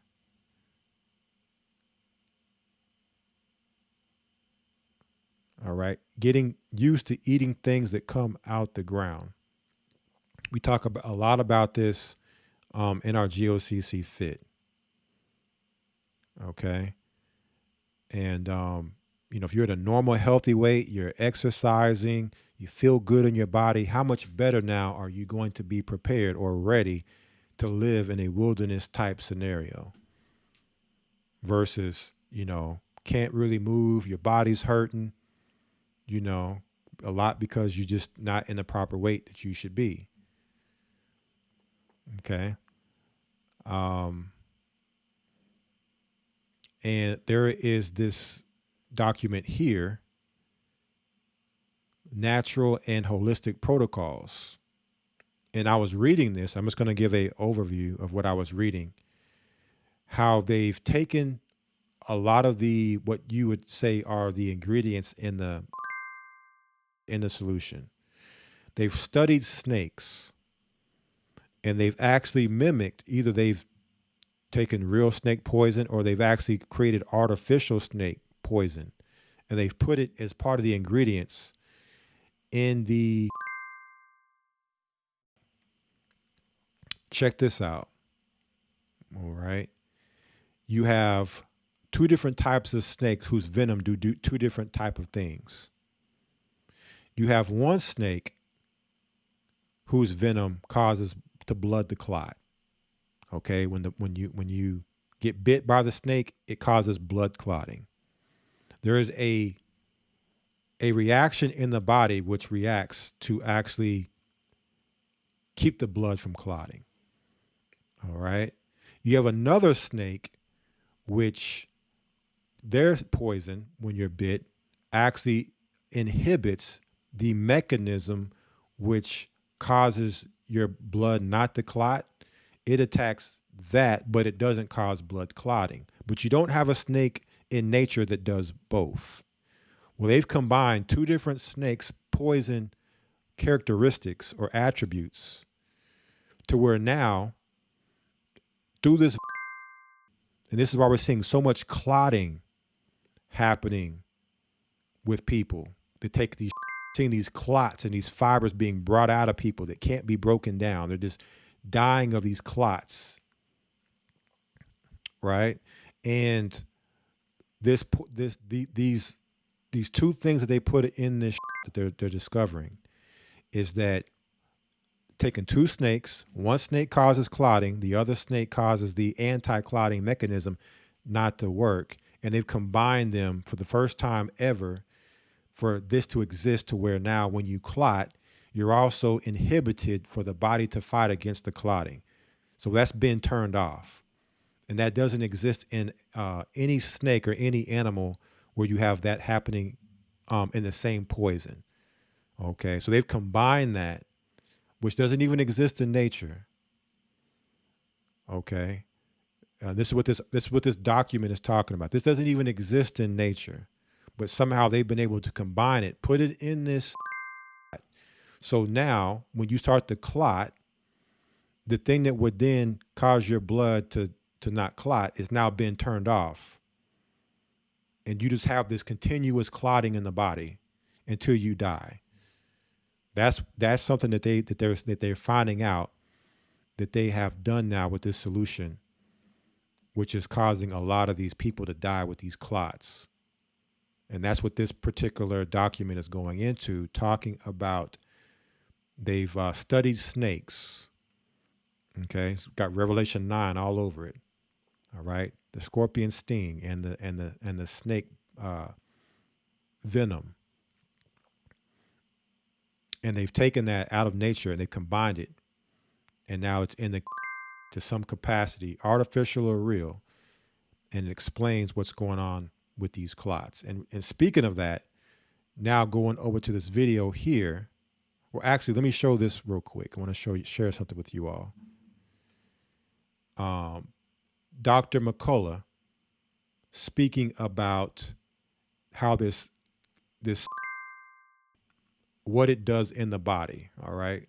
Find it here.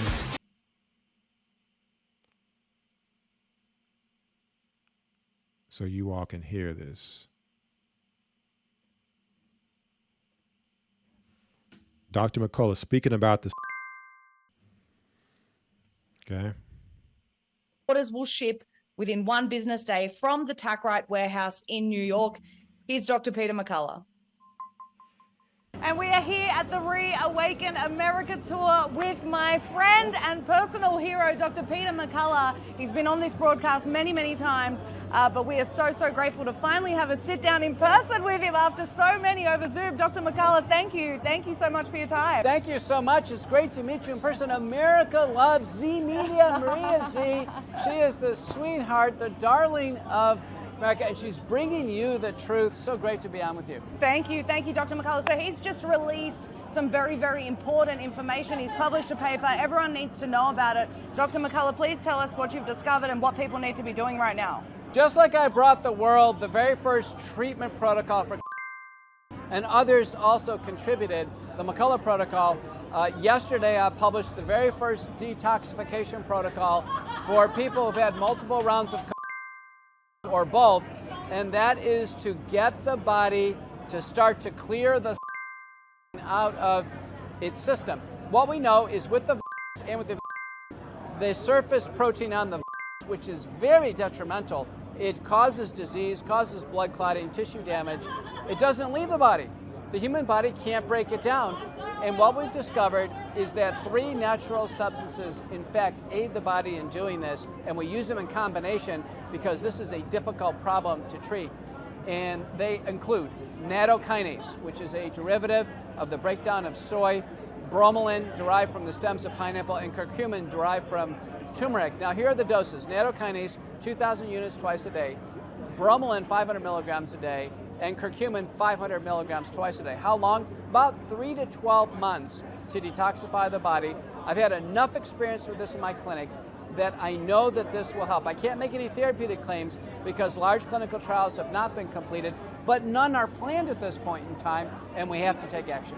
I absolutely agree with you. I just showed Dr. McCullough an article, in fact, we'll bring it up on screen for the viewers, that says that people who've had the past 2 years can expect to die because they've had an and so what the mainstream media is continually doing is, at this point, telling people if you've had the you can expect to die. That's how I interpret this, because they are not admitting the danger of these.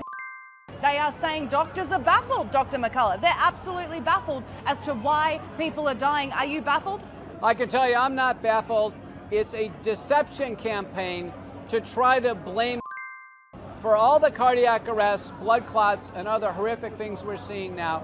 I've published the largest autopsy study of people who have died after the. It's set all records on the European Commission server, and it's under review at a major journal right now. And I can tell you 73.9% of all the people we're seeing die after the are directly due to the. itself. Now, of the cases that we clinically think have myocarditis, it's a 100%. That means the next cardiac arrest that happens, it is the until proven otherwise. It's absolutely unbelievable. We need to be asking these questions, and we're so, so grateful that Dr. Peter McCullough is always speaking up for the doctors and the people in the world that are still afraid. They don't have the courage. Why do you think people still don't have the courage, Dr. McCullough? People have a deep-seated fear. They feel unsettled. I think a lot of it has to do with they took the themselves. And almost everyone I know who's taken the it's very hard for them to come out to admit they've made a personal health mistake, which may be irrevocable, and that they could themselves be at risk for a cardiac arrest, blood clot, or some horrific problem. They need to get going on base detoxification. Again, nattokinase 2,000 units twice a day, bromelain 500 milligrams a day, and curcumin 500 milligrams twice a day. You can buy this over the counter. It can be bought anywhere. Now, the leading nattokinase product is by the wellness company. That's 2 capsules twice a day. This natural approach, I'm telling you, is a reasonable thing to do. I don't want to see another cardiac arrest. I don't want to open up the news tomorrow and find out someone's had an entertainer or a public figure. Because if sports figures and entertainers and other public figures are having this happen, can you imagine how many are happening in the general public? Absolutely. Absolutely. Massive. They'd be underreported, and these people don't have a voice. But Dr. McCullough, you're giving them a voice. We're so grateful. We'll post the links to the Wellness Company and Dr. McCullough's paper in the description below. Thank you so much for everything that you do. So some of you may have relatives, family members, friends who took the. So this is something, especially for them, to look into when it comes to the. But all of us in one way or the other are being affected. It's just the people that got the are being affected the most by this. And I wanted to share something with you all real quick here. That recently I actually had an opportunity to meet Dr. McCullough. And this was maybe a week and a half ago. And I was, he actually has his medical practice is actually here in Dallas.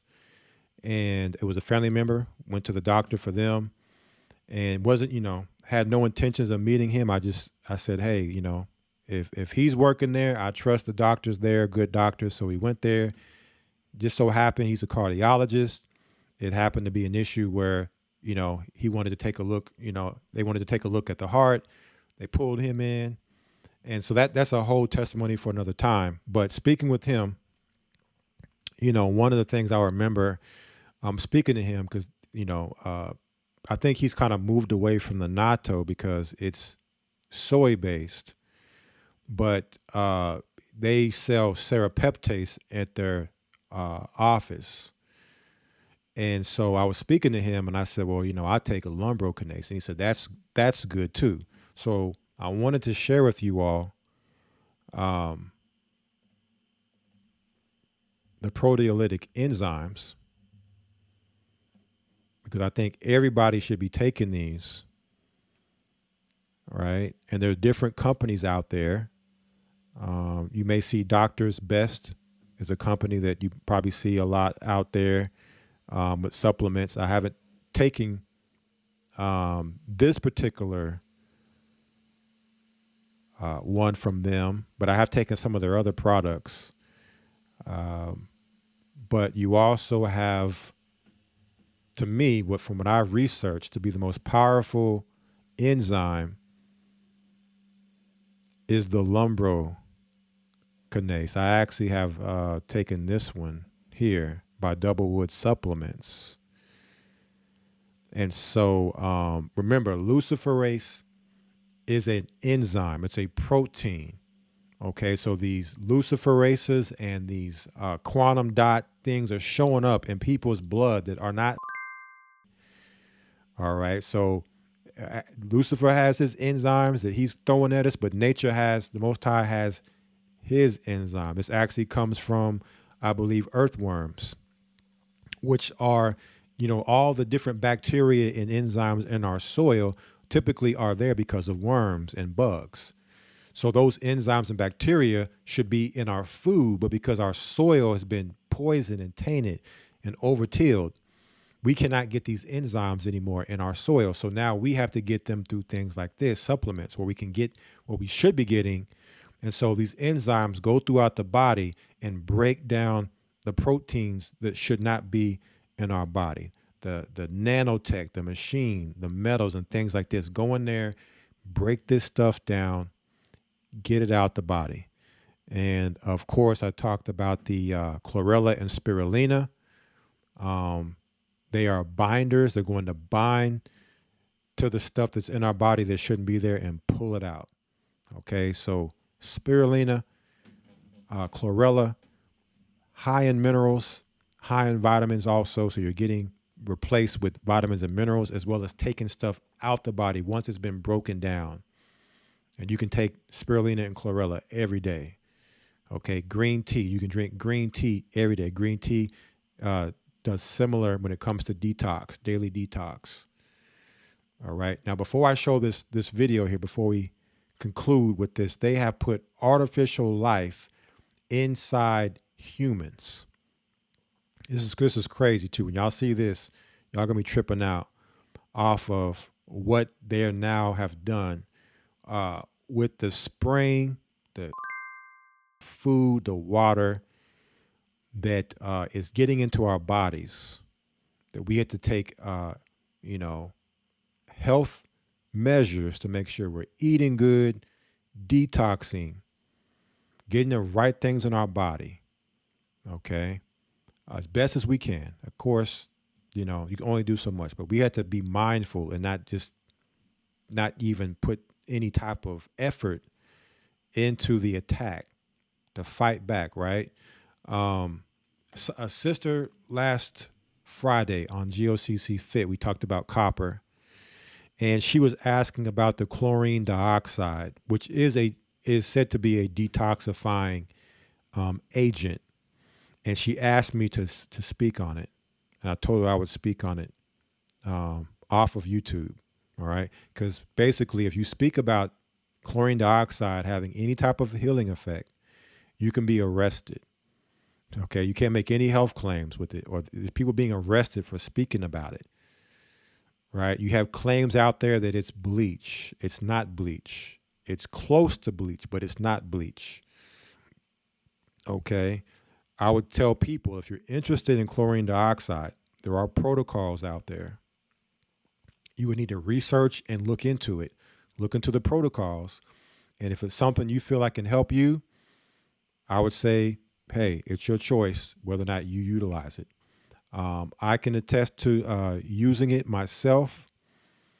And for me, I can tell an effect from taking it. You drink it in water, and I can tell that I feel a lot more energy. I don't sleep as long, and when I wake up, I don't wake up as tired when I'm drinking it. And so that's its effect it's had on me. Okay, but a lot of these things, unfortunately, we can't really speak about because of they can push pharmaceuticals all day long that have 1,000,001 side effects, even death. Okay, and say, oh yeah, you can talk about that and take that all day long, but these other natural remedies that haven't shown any side effects or any major side effects. Of course, if you're detoxifying and you're taking some of the stuff, you're going to have detoxifying effects. You may get sick, you may get a cold, you may get things like diarrhea or upset stomach. That's your body detoxifying a lot of times, right? And trying to get the poison out. But, if we talk about these natural things, that's why, a lot of these doctors are under attack. You're seeing a lot of these doctors come up sick. Dr. Buttar ends up dead because they do not want people healthy. They want you sick, because if you're sick and overweight, you make easy targets for the beast. And when it comes time to escaping and fleeing from the beast, you're not going to have what it takes. Okay, so they do not want us healthy. So I'm just trying to share as many different things as I can when it comes to health, but we all have a responsibility to research, to investigate natural remedies, natural cures, and things like that, and find out what works best for us. Okay, and if we're all doing it, we all can share with each other what we found out, maybe what's worked for us. But just keep in mind, be careful, because you don't want to, there is liability with telling somebody to take something, especially if it's not over the counter, right? You don't want to be responsible for somebody taking something, and that could be a lawsuit because you told them, oh, go take this. Okay, so be mindful who you're talking to when you're telling them about different health things to do. Okay, but let me go ahead and start this, because this is going to end our conversation tonight, but it's going to come right on time with a lot of the things happening in our world, the global attack, all the way down to the attack on our bodies right now, to prep us for this divided kingdom with the iron in the miry clay.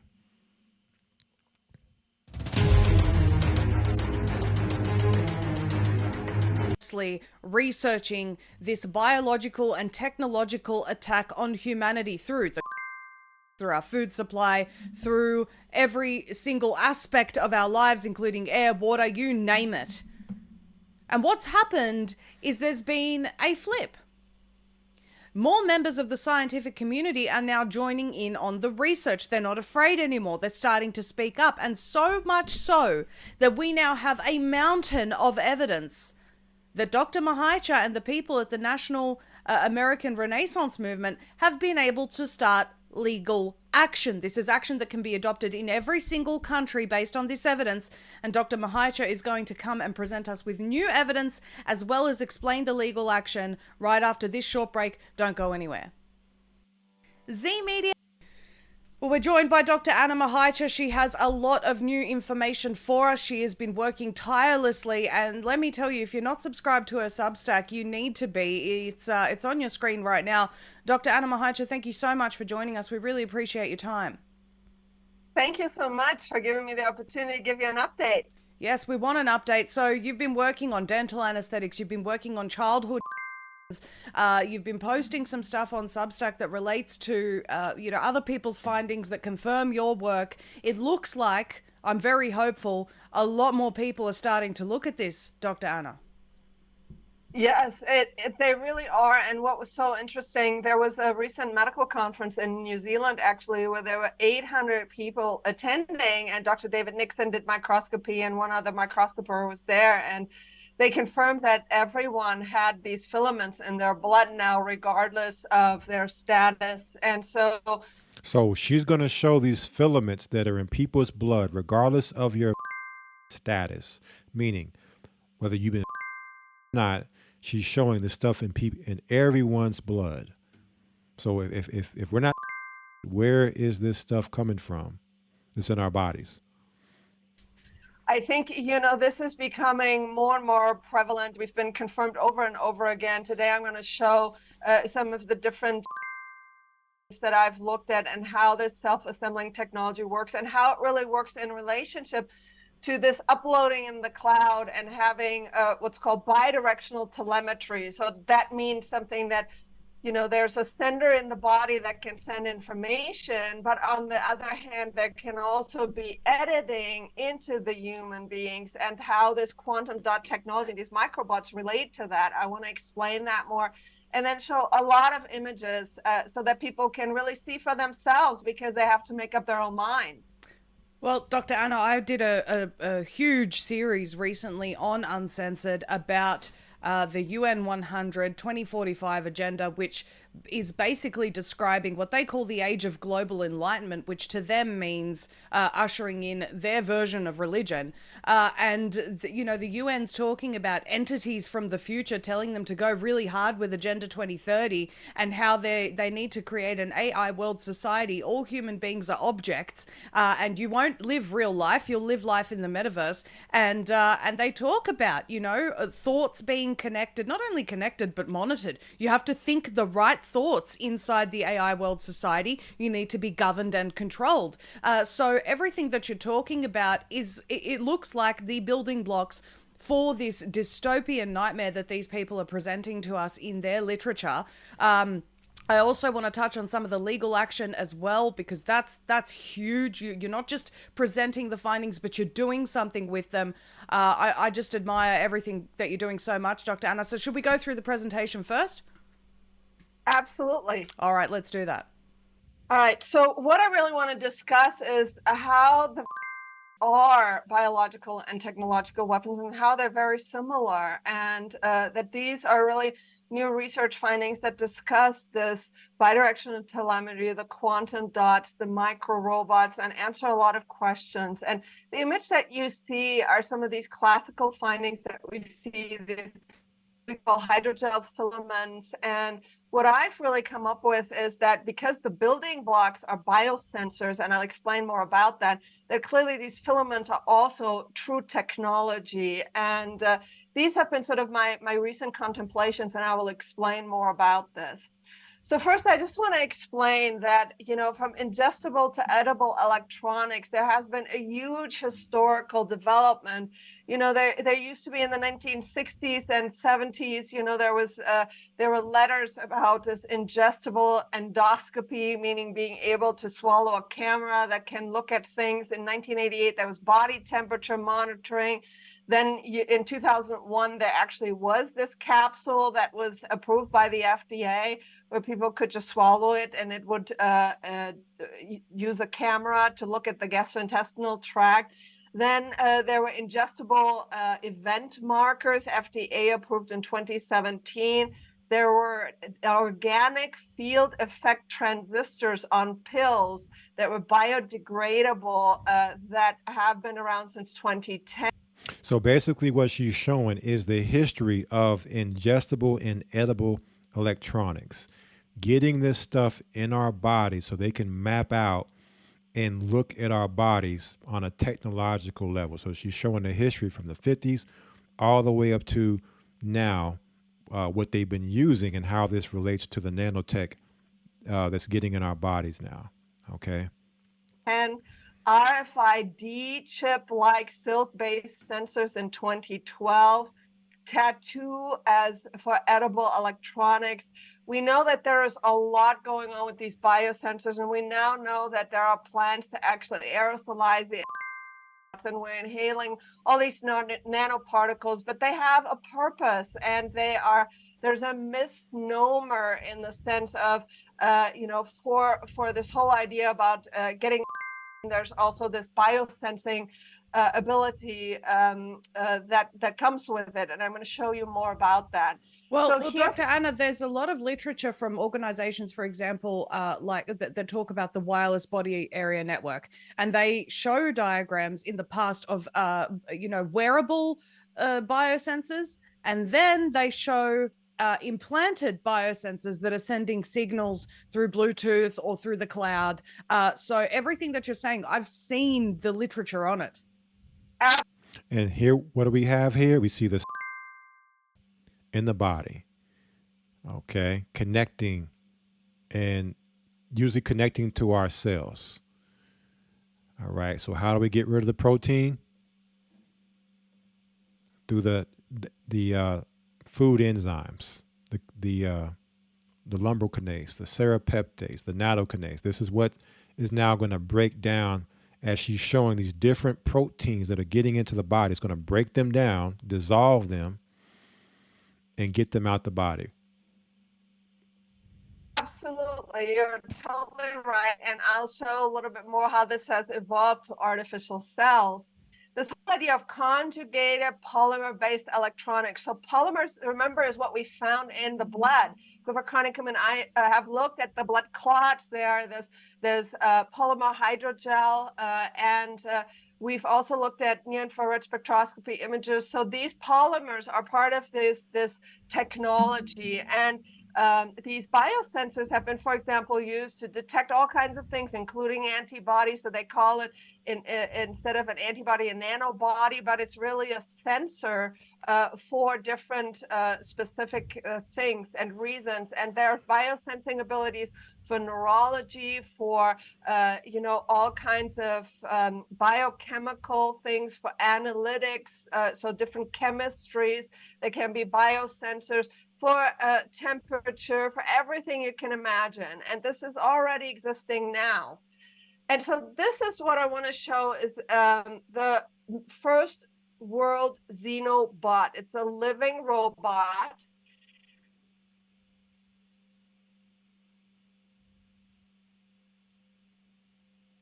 Living robots in the body.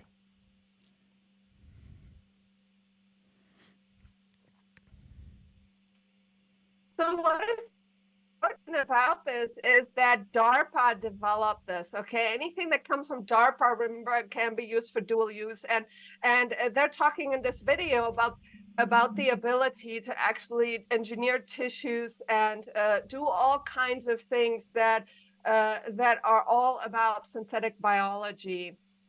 Yeah, so I saw that Xenobot a while ago, and basically the thing is sentient, and it thinks for itself and it assembles itself. That's absolutely right. Absolutely right.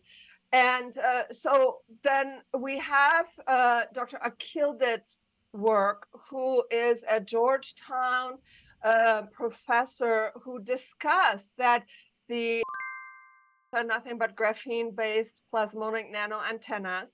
And I actually got another paper from him, The Internet of Bio-Nano Things, and really he's talking about this paradigm-shifting concept for communication network and engineering. So the Internet of Bio-Nano Things, that really is to network with the biochemical domain while enabling an interface to the electrical domain of the internet. So this is all about this concept of biosurveillance and the interface of biological things with computers.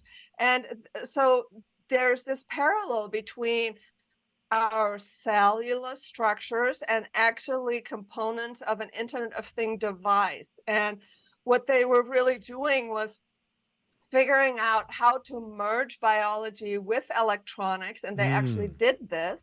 And if you see here in this thing, you have an artificial cell that has a cell membrane, but inside of it is an electromagnetic nanotransmitter and a biological nanosensor. So it can interact with the body as an artificial cell, with bacteria, with biomembranes, with hormones, but it truly is a device.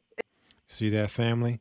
And so by them able to do this with these artificial cells that have the EM nanotransmitter inside of it, right? The biological nanosensor on the outside, this is how they're able to now bring forth things like the electronic tattoo or your quantum dot tattoo, okay? So these are the things that they're looking to create and have in our bodies that, again, the enzymes are going to break these things down. If we breathe this stuff in, it's in our food or our water, right? These enzymes are going to break this crap down, and so it can be out of our body. But this is what they're speeding up with they're speeding up this type of technology in the body to make way for when it's time to now take the mark. All right. It's a robotic device. And so I believe that this is exactly what we're seeing in the blood, and this is so important to understand. You know, they also talk about the electronic tattoos. This is, for example, for card, identification under the skin. So, but these are made from engineered cells. And this I wanted to ask you, Dr. Anna, if you can go back to the previous slide, and I want to stop you a few times because I want to make sure we have the full picture. The EM nanotransmitter, you're saying that you believe that this is what we're seeing. Have we got any, I'm guessing if we did, you'd show it here. Have we got any of their version of the EM nanotransmitter under a microscope that we can compare? Is there any way of finding that? So we have in the literature, and I show pictures of this later, the graphene quantum dots and what they look in parallel to what we are finding in the blood. So I didn't find any cell specific, but the xenobot is probably something like the closest to what we would see, because that's exactly what it is. It's cellular tissue, and in the center is a robot. Okay. So here you can see that this molecular communication architecture has all aspects. So it encodes, it sends, it can receive, it has to decode if there's external senders, and there are receivers that are basically interacting with the internet, and these are molecules that can interact with other biological information molecules, and there can be interfaces. So they are able, while they're electronic, able to interface and communicate with biological tissues. And so remember this was the first time that Dr. David Nixon and I looked at the Pfizer vial. And I'm now, I've looked thousands of times at this background, because this background is really the key to understanding the microrobotics and the nanobots. And you can see that there's light emissions in different colors. You can see these rod-like metallic structures, and they're building this. This is inside the Pfizer vial, family. You see these different structures coming together and building, and they're emitting light, which is a frequency, almost like, a city of robots in the vial, the Pfizer vial. And so this was very important to go back to understand that this is really what we're seeing now in the blood. So this right here is blood. And what you can see is nanorobots who are self-assembling hydrogel, and they're using blood as a substrate. And the reason why this is so tricky is that these little dots that are the same size of what's called a chylomicron. A chylomicron is a little tiny fatty lipid that swims in the blood, but you can see that this stuff is actually intelligent by design, and some of it is blinking. So what I am saying is that that this is a huge discovery to really make the correlations between these blinking lights, and that these are small robots that are actually transforming the blood. You can see here the blood has been transformed into this hydrogel-like structure. Can you explain what you mean by using the blood as a substrate? Yes, so I've showed before, and I can show this again in a future video, how the blood is being invaded, and it's by these bots, and then it becomes lifeless, and out of it, these rubbery clots are being actually made. And in the end, the tissue is completely dead, and what you have left is this rubbery clot that I've shown on previous shows with you. So now it makes sense where these clots are coming from, right? These things are getting in people's body, mainly the assembling themselves, taking over the blood, taking control of your blood, using your blood as a conduit, okay, as the building blocks to build these lifeless clots. So basically, when you see a person die from this, is that, it's this process gone wrong. Their body isn't strong enough to undergo this process. So they end up getting the clots and dying. But you have those that are walking around, and this is now building in their body. They're being prepped to be cyborgs inwardly. Yes.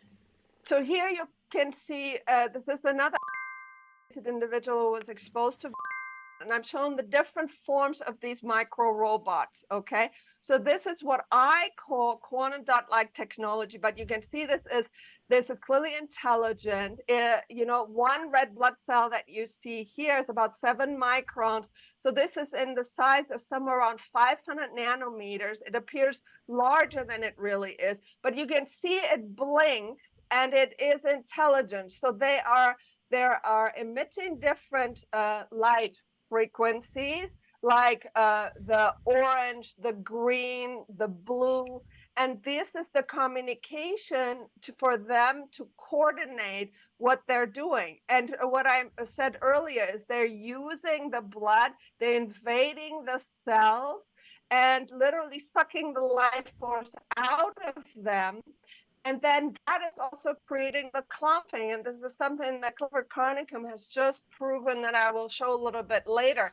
But this is what I want you to see is this is clearly technology. You can see blue emission, green, all of these different things. And then you see that the blood is being transformed. So when Dr. Anna is saying that this is obviously it's self-aware, it knows what it's doing. Think about the fact that first of all, we shouldn't have any blinking lights inside our blood. Secondly, this is then going and using the blood to create. So they've figured out a way, correct me if I'm wrong, to use the blood to create synthetic structures. This is, and this, if I'm not mistaken, Dr. Anna, correlates with your previous finding when you looked at the blood and you said to me, this is literally draining the life force of individuals. Something's happening to the energy of humans. It would make perfect sense if this was going in and replacing the blood of people, killing it off, and forming these structures to replace blood. Life is in the blood. Absolutely. I totally agree with you. And I think that this is what I've been filming and showing. So here you see another example. You can see these blinking lights. It's blood of somebody who's been around individuals. And you can see how the blinking lights are assembling these little islands. And you see huge activity. I mean, this is in one drop of blood. You see millions of these swarming nano or micro robots. And then if you see here, if we just follow this along over time, what I'm observing, very large structures are being built. So if you see in the center here, large hydrogel plot-like structure has been built right here. And you can see that this is many times larger than the red blood cells. Absolutely. So if this is gonna swim upstream, this certainly can cause a heart attack or other problems. And I've now seen people on many blood thinners that have continued to have blood clots. But this is clearly technology, and this is where I've been transitioning to. It is like nothing natural in the body can have such light emissions. And I just want to discuss very briefly that. So now we can understand why they're calling it luciferase, because Lucifer was the light bringer. All right, the light bringer. So this illumination in the body, all right, with the nanotech, these are robots that are lighting and blinking in the body, going to work. Real-time transformers, as you're transforming and turning into something else. Right? Transformers, robots in disguise. Optogenetics, what that means, okay? So it's been shown that blue light, for example, you can affect every aspect of the cell cycle, and you can genetically manipulate anything with blue light. You don't need CRISPR, you don't need DNA. So if you see here that you can make neurons have increased activity, if you have a biosensor like a quantum dot, that's been shown that it can affect and manipulate neurological function, meaning mind control people. And you can have that blue light, gene expression can absolutely turn genes on or off or edit anything they want.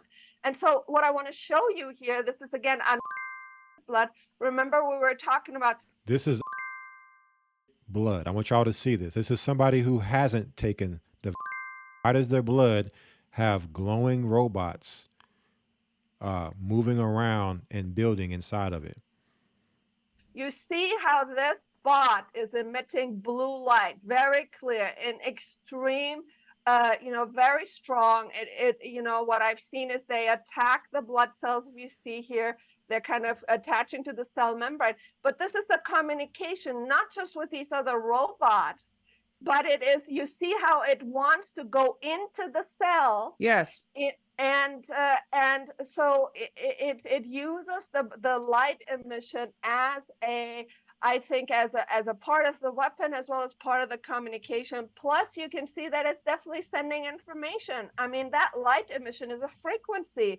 If this nano robot or micro robot is attached to a sensor in the cloud, Absolutely, it can Sorry, give a can you repeat printout what you of just said our again? information. Can you just repeat what you Okay, cut out a little bit there? If the nanobot is attaching to to a receiver in the cloud, somebody is monitoring this information. What are they sending?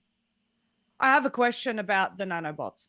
Obviously, you know, these things are tiny, tiny, tiny, tiny, tiny.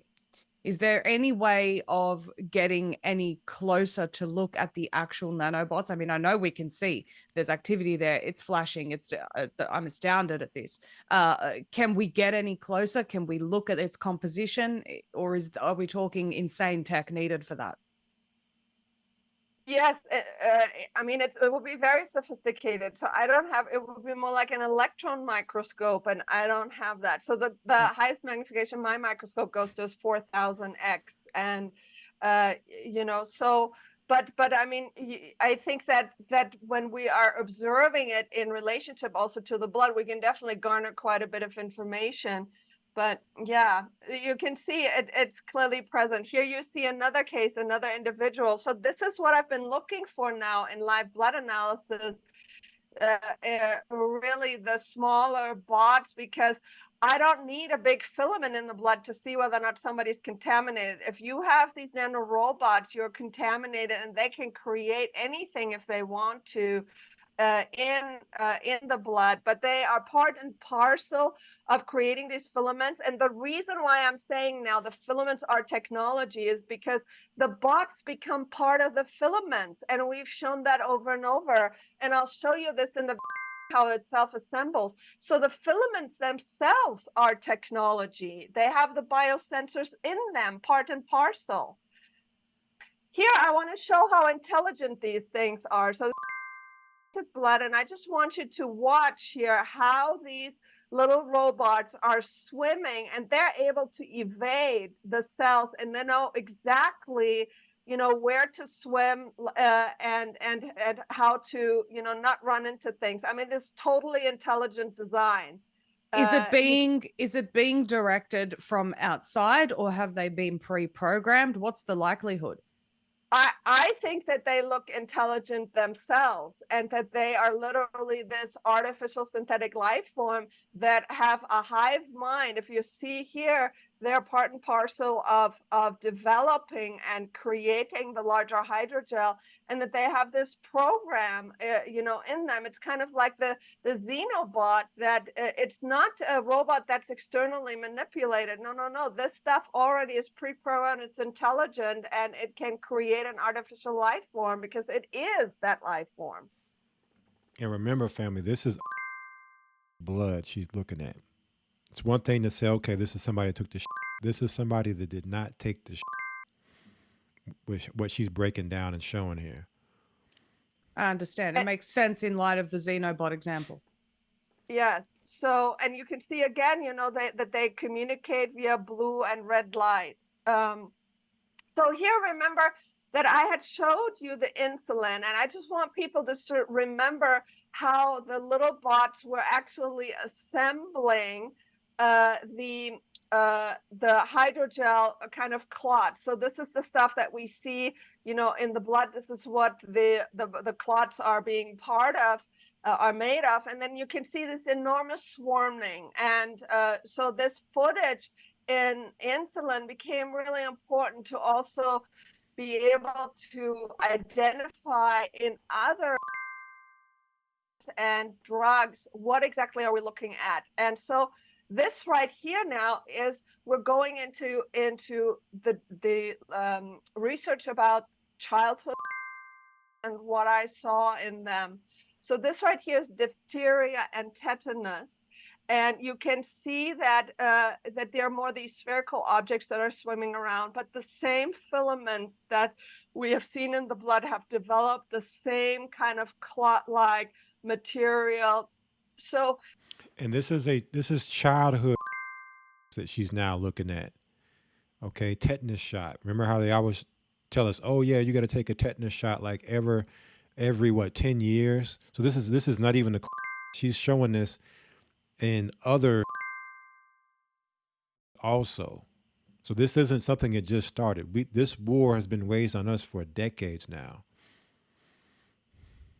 People are saying, oh, we're anti-vaxxers. I always say, no, I'm anti-poison and I'm anti-genocide. And I believe that things that are clearly creating demise in the human body should not be, let alone all the metals that have been found before. But this technology is in other as well, and people need to be aware of that. This right here is also diphtheria and tetanus. And if you see, remember all the blinking lights before, and it has self-assembled into this like hydrogel like structure with many of them inserted. And so again, the microscopy of all of this looks very, very similar when we're comparing these different. And the reason why this is important is because some of these are being to babies, and so how does this affect things? And the more we're loaded with this stuff, the more problems we can definitely have. Well, they've made it clear that they want to eliminate biological life, and they want, essentially a new breed of synthetic humans. So, or synthetic animals, really hackable animals, as Yuval calls them. This would be definitely one mechanism of how they're achieving that. And people have no idea. They think, at this point, I would say no. I'm clearly no safe, but particularly for babies. I mean, why would you your kids with products that the big pharma companies have just committed to mass genocide worldwide? Why would you children with anything that they give you at this point? Absolutely. And you've talked to Dr. Libo, who discussed in the Agenda 2030 a plan for every human being. If you see here, this hepatitis A also for children, similar structures of these kind of blinking lights. And here it is, hepatitis A, where you have the nanotech, the blinking lights, and this also. Lights we can see self-assembling in a minute way, but still the same stuff. Here are the filaments that are being assembled, and so this again, hepatitis A is another. It's another example. I want you to look at this one because pneumococcal, they call it the is given to children as well as adults. And here you can see the spheres, you can see how the self-assembly goes, but you can also see some of those blinking lights. You see this thing right here? That's a micro robot. I mean, it looks pneumococcal, it's in it too. And they just so happen to have the latest exercise called Catastrophic Contagion, said to take place in 2025, dealing with a pneumococcal outbreak. Okay, so at this point, you can pretty much almost say this is probably with all that this is going on. Exactly as what we've seen in the blood. And you can see the tremendous self-assembling push here, where these spherical objects, you can see all of these, this is coordinated through these micro and nano robots, and how much activity there is to basically create these hydrogel-like islands. And so imagine this is being into people, and what that does, it's similar like the insulin, similar like the other, and at this point every is cumulatively causing a problem. And the fact that we're that I'm seeing this in everything, this is pretty dramatic evidence that should wake people up. So here I want to show you, this is also the pneumococcal. And remember the self-assembling. Here's the little micro robots. Here are these spheres. Here are parts of this hydrogel, and bam, it just agglomerates together. And all of the blinking lights, the quantum dots, become part of the clot. So I believe that these rubbery clots that we see in people is actual technology, as well as this artificial life form that just kind of takes humanity from the inside and fuses things. So you see here, same thing, big blinking lights. So no wonder, we see this in the blood of people. And I will show you that we also see it in animals. I have live blood images of that. This is the mumps, measles, and rubella, also given to little babies. You can see the swarming nanobots here that are building the same hydrogel. It's the same mechanism. Some of these, they start at a really, really small scale. So even with high magnification, all you see is just like this wiggling dot. But eventually, they create much larger structure. And they're exactly like what I showed you in the beginning in the human blood. They are all coordinated to create this. So at this point, I think that we can safely say that that all are poisonous. Just right here, just 1 second. Let me go back here. This right here was the HP, the hepatitis A, and it also develops the same filamental structures. Which is important to know that there's a substrate on the micro and nano level that self-assembles always in similar forms and structures. The HP, which is given to teenage girls for the prevention of supposed future cervical cancer, same stuff. It's given to boys too, to prevent cancer. So just to show you how much madness this is, the HP, which is said for cervical cancer, which is only, a cervix. Woman only has a cervix. They give it to boys too. So what is their purpose for giving something that's only supposed to be for women, all right, and giving it to boys too? To show you this got nothing to do with what they're saying it's for. It's something else going on here. I mean, come on, cervical cancer.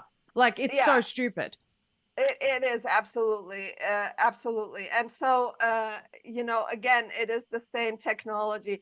Meningococcus, also given to small children, same blue nanotechnological filaments that are self-assembling. I filmed this.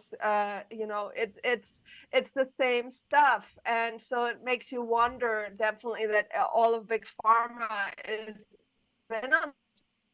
not. Nobody can argue this away, and the fact that this isn't a parasite. So many people call it falsely a parasite. This is a technological device. This right here are also meningococcus images. You can see the same filaments that we see in the blood are also in there. This is very interesting. I have a colleague in Romania, Dr. Giannina Hagima, and she actually did microscopy on this year's flu. And she just left it for 5 days on the microscope cover. And you can see that exactly the same findings that Dr. David Nixon had with the is what is on in the as well. I'm not surprised, and they've it's hilarious and not hilarious, but it is. The mainstream media is saying now, oh, there's evidence that the flu helps.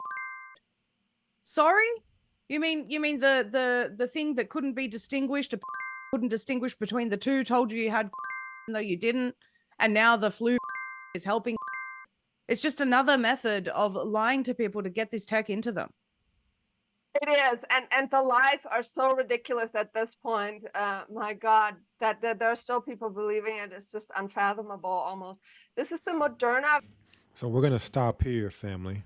I just wanted to, and we'll probably show the rest of this for our next stream. We'll pick up here, but it is midnight Central Standard Time. But I just wanted people to understand that, if they're showing this stuff in people, that we all have to take a approach to our health to protect ourselves from our environment, do the best we can with our food and our diet, as well as taking these supplements that are going to help break and detox this stuff out of our bodies.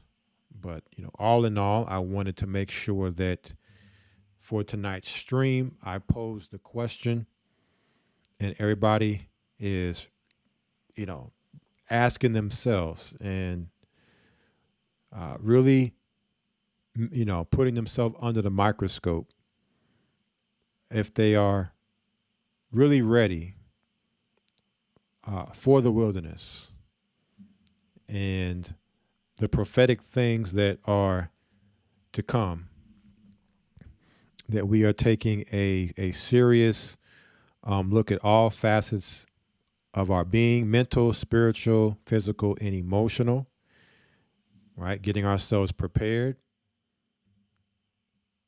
all right, to for that day, because it's going to come whether we're ready for it or not. Okay. And so we don't want that day, as the scriptures say, to be a thief in the night, to catch us, unawares, right? Catch us unawares, off guard, not ready, not prepared, and knowing also that tomorrow's not promised. So, not all of us are going to see the upcoming days, weeks, months, and years of prophecy that's going to play itself out. So, so we all want to live to see Christ return real time, right? But, doesn't mean that just because that's what we want, that we're going to actually be here to see that. So, so hopefully this is some serious self-examination. I appreciate everyone's honesty with really, really thinking about it deeply and wondering if they are ready. And it's no indictment on anybody. It just means that, hey, if we were ready, then, what would be the reason for Christ? What would be the reason for the Holy Spirit or the angels fighting for us? Because I mean, we were already arrived if we are ready. But so hopefully it's, if anything else, it's inspiration and motivation to keep striving for the kingdom. He that endureth to the end, the same shall be saved, right? We only make it through this through our endurance and enduring in the walk, right? The faith, the works in which we believe. All right, that's how we make it. We can't do it one day and not do it tomorrow and think we're getting in. All right, we have to do it consistently until the end. All right, so I will leave you, brothers and sisters, with those words. Once again, appreciate everyone's support for this particular this platform, this ministry, this live stream, and everyone continue to enjoy. The little bit of time we have left, enjoy it. Make the most of life. Don't be depressed. Enjoy as the prophecies go down, to be able to know that you were put here for a reason. You were put here in this time to witness this, to be a witness. And don't let this opportunity pass you by. Take full advantage of what you've been given, and don't, as we would say, fumble the rock. All right, do not fumble Christ in this moment of opportunity that you have to make it to the kingdom. Okay, I want to say bless you all. May you have a great rest of your Sabbath. And until next time, here for Friday Night Sabbath, coming out of Babylon for the Gathering of Christ Church, we'll see you, brothers and sisters, next episode, if it be the Most High's will. Right? Shabbat Shalom.